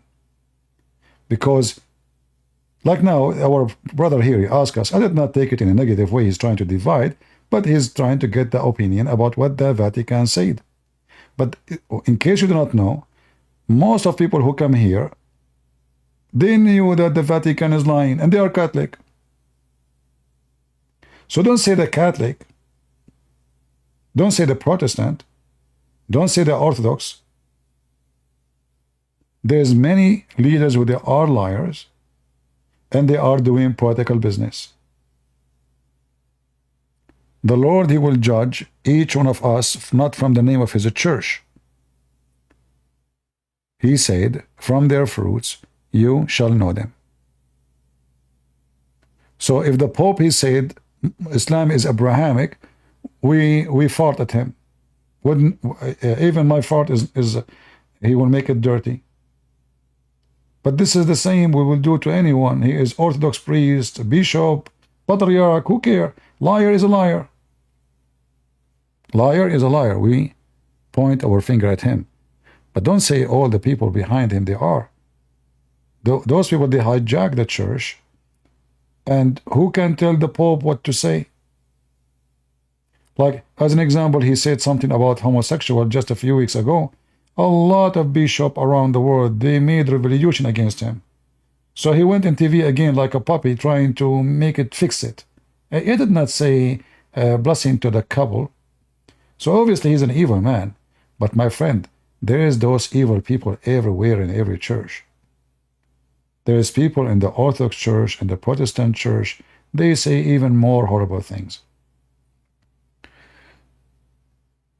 So don't point your finger at a group. You can point your finger at a person for what he have done. Do you agree? I hope so. And always remember that the Quran says Allah will spread hatred and enmity between the Christians until the day of judgment. This is why I believe that all those priests who go and make videos against each other, Protestant, Orthodox, Catholic, they are not serving Jesus, they are serving Allah. Even though they think maybe they are good people, they are serving God. No, you are serving the devil. And the Bible is so clear about it. Very clear. Those who bring division, they are not serving the Lord.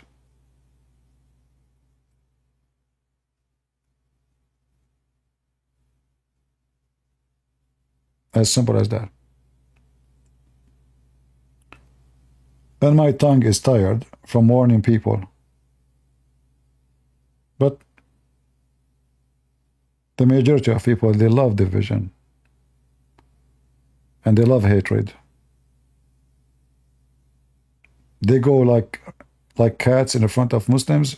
They act like lions in the front Catholic or Protestant.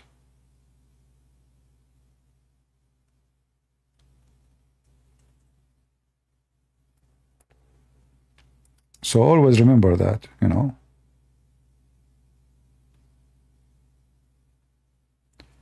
If you go as an example, you go to 1 Corinthians,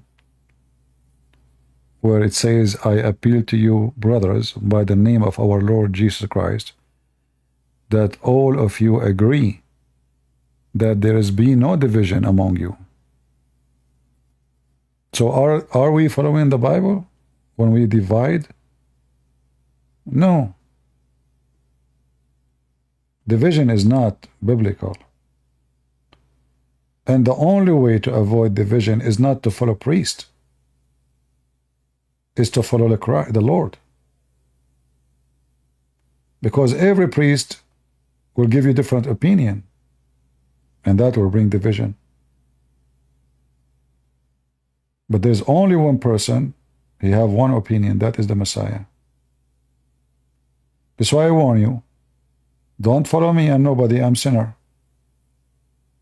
I'm talking about those priests, I can do the same.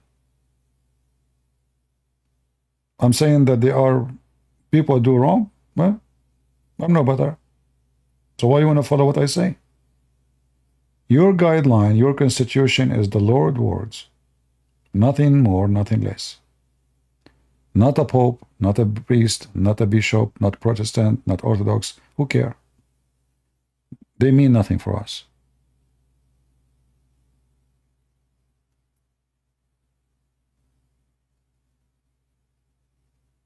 So always be careful and stay away from division. Division is a foolishness.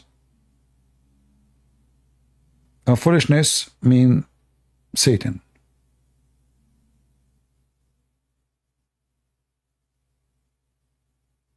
This is why the Bible says, avoid foolish controversies, etc. If you associate yourself with the foolish ones, big mouth people who say things without thinking, you will learn nothing but foolishness. And the Bible says clearly, as for the person who stirs up division, after warning him once and then twice, have nothing more to do with him. Anyone knows which book I'm reading? If anybody knows, pause the verse. The one who spread division, this is not my words, this is the Bible. The one who spread division, you warn him first time, you warn him second time. He continue, you have nothing to do with him. Period. So obviously the Bible making it clear that those who spread division, they are not of the kingdom of God. They are not serving him. Right?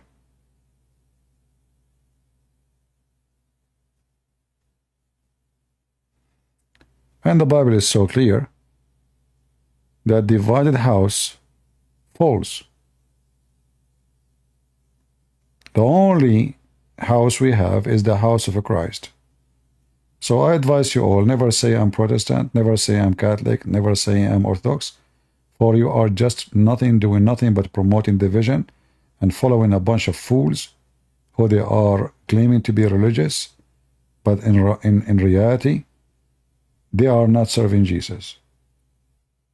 The Lord, he said, from their fruit you shall know them, not from the name of the church. If a person believes Muhammad is a prophet, this is a fruit of the devil. That's it, we know the fruit. That's why always I say to you, like somebody said in the comment in the previous video, that I hope people will not understand that Christian Prince saying don't go to churches. I did not say that. I said you should go to the churches. Why you don't go? But I said when you go to a church, ask two questions. Two questions. What do you think about homosexuality? And what do you think about Islam? If the priest don't dare to give you what the Bible teach, this is the priest of the devil. Do we agree? If the priest will say to you, oh, God love everybody, I'm not asking you God love who. This is not the question. What the Bible says about this issue and this issue.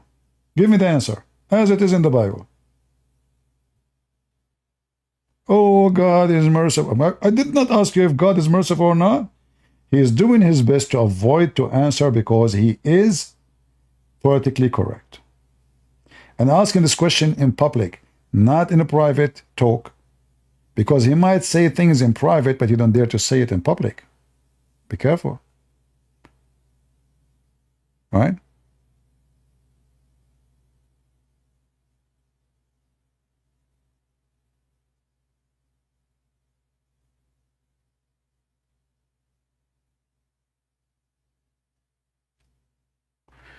I see people still talking about Catholic and Catholic Bible. People are really ignorant.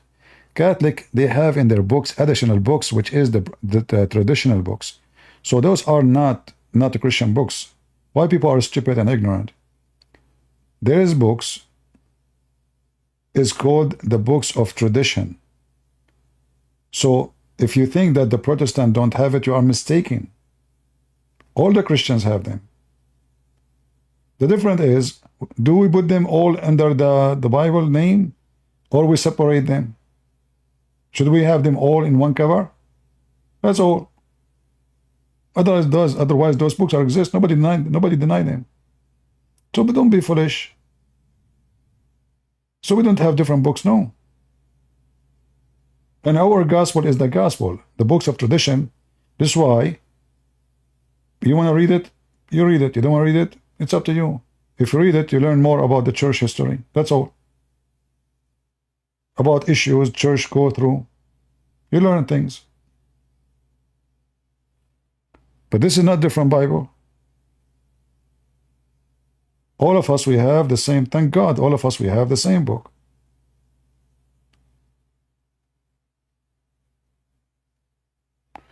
Anyway. Do we have any Abdul? Mayday, last call? Any Muhammadan?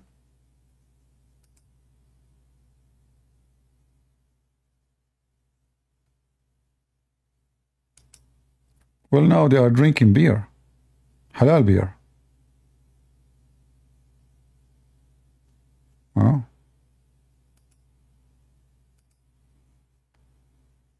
any brave Abdul want to join us?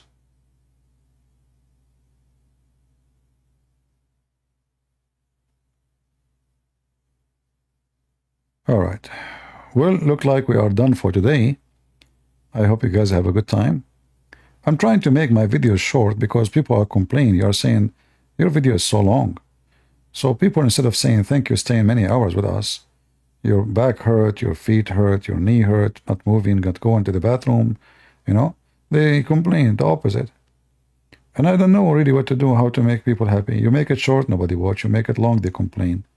I mean, if they complain about God, why do they not complain about me? Who am I? Right? They will complain about anything. All right. Any Muslim, last call. Who is a Muslim would like to convert some Christians here into Islam?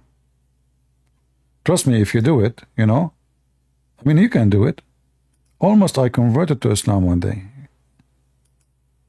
You know, like I was hungry and I never smoked all my life. Never, you know. But I felt like I'm high, even though I'm not smoking, because I was listening to the beautiful Quran. I closed my eyes. The sun set in the boiling, murky water. Beautiful. Suleiman have a flying carpet. Beautiful. David have 99 wives, they are goats. Wow. I like goats. I never thought there's a book is going to call women goats. Yeah. But anyway, the Quran is so beautiful, and I think women, they like it, you know, somehow. Like, isn't it nice to have a goatee wife? I think this is nice.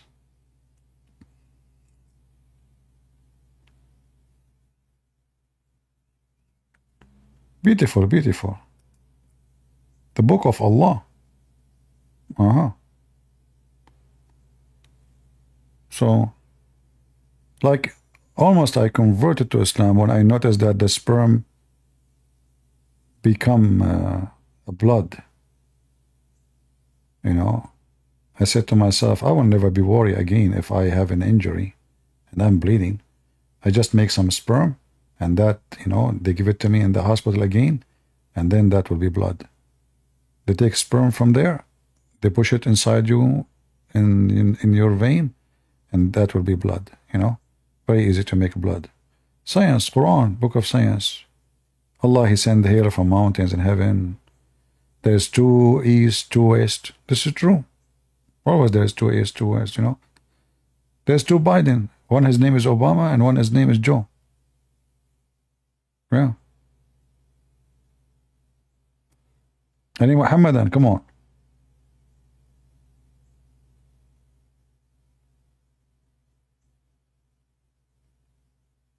Any Muhammadan? Not even one. Oh boy. All right, guys. I want to say thank you for being here. May the Lord bless you. I hope I did not give you a headache. And remember one thing. We appreciate that you can receive our videos, share them, and make a comment. Don't make a donation. We don't want your donation. Thank you very much. I know that will hurt you. At least donate some text. I mean, I don't know how cheap people are. Text, you know. Say something the Muslims said. Post a verse from the Bible. Be something, share something. The previous video we told people to share, nobody. Yeah, you know. I noticed that people watch the video because of the thumb image and the title.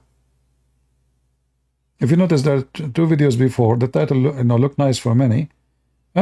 80,000. The video yesterday, 13,000, 17,000. What's the difference? The picture, the title.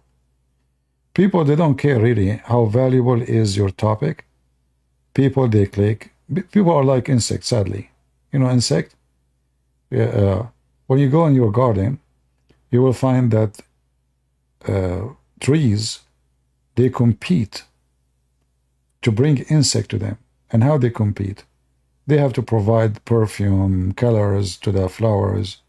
So flowers really is not meant to be a flower. Flower is meant to be a fruit.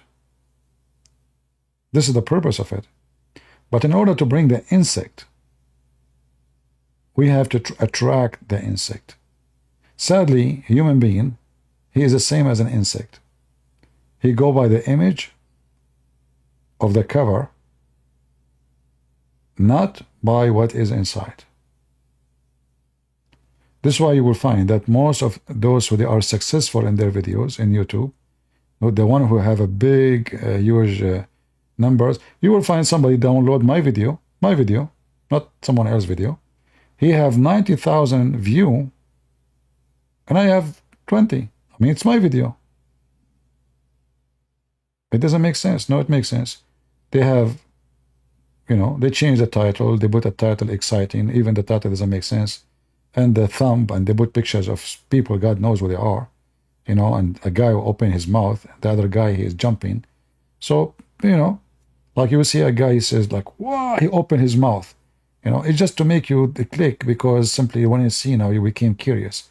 What make him open his mouth? Reaction to something, whatever reaction. And people, the second you say reaction, insect. Sadly, I have to say this word, you know, it's true. But what we can say, this is how it is. The important, feel free to download my videos, cut the videos, the debate of the Muslims, they call me, post it. And there is many people, by the way, I do not monetize my videos in YouTube. I don't want their monetization, because then YouTube, they can tell me you can't say that. You cannot say that. Actually, I don't even keep my videos here because I cannot say any of what I'm saying in YouTube. Those atheists, they support Muslims, they support terrorists, they support Palestine. They don't support us, and we know that. So I don't want to be under the threat, but you can download my videos, you can monetize them, you can have a good income. God bless you, I'm not against it. And let people watch and learn the truth. And the truth will set you free. All right. So anyway, thank you all for being here. May the Lord bless you. And as always we say, God is good, so is Jesus. And remember, if you believe in the good God, then don't follow the evil priest who divide us. Don't follow the evil priest who don't bring God to my house, love to my house. He is not priest of God. As simple as that. A priest who bring division to our house, make us hate each other, he is serving the devil, and he is the priest of the devil. And I want you always to remember what the Quran says in chapter 5 verse 14. Allah will spread hatred between the Christians, specifically, until the day of judgment. So each time you do something, you notice that this will bring division. Remember one thing: you are Abdul. It doesn't matter how big the cross on your chest. It doesn't matter how many times you pray a day. You are nothing but a servant of the devil Allah. For this is his plan. He put it plain in front of you, clear and open. I will plant enmity and hatred between the Christians until the day of judgment. So whoever of you, and I know your priest will say to you, this is not our target. No, this is their target. Because if I want to speak to someone, I want to correct him. Correction will happen by love, not by hatred. At the end of the day, all those Christians believe in God the Father, God the Son, God the Holy Spirit. They believe that salvation comes through Jesus. They believe in the baptism. They believe in the gospel. They believe in the disciple of Jesus. They believe that the Messiah is going to come back. All what they debate about is useless. It's just to bring division. Like I could not even find one serious issue debating about. Very silly people.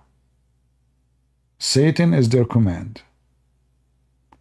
Unite, otherwise the devil will demolish you all. Unite, you are strong. Divided, you are nobody. Remember that. So division will bring nothing but division, and division bring nothing but the most, destroying. And the Bible make it clear that a kingdom is divided is going to fall. This is in Luke 11. Any kingdom is divided is going to fall. So seek the kingdom of God, not the kingdom of the devil, because kingdom of the devil is the kingdom of division. Kingdom of God is kingdom of unity and love and brotherhood and sisters. He and she, they will be the same as angels in heaven. We are sinners, but that is not an excuse to bring more sin and division to us. Thank you all. God is good, so is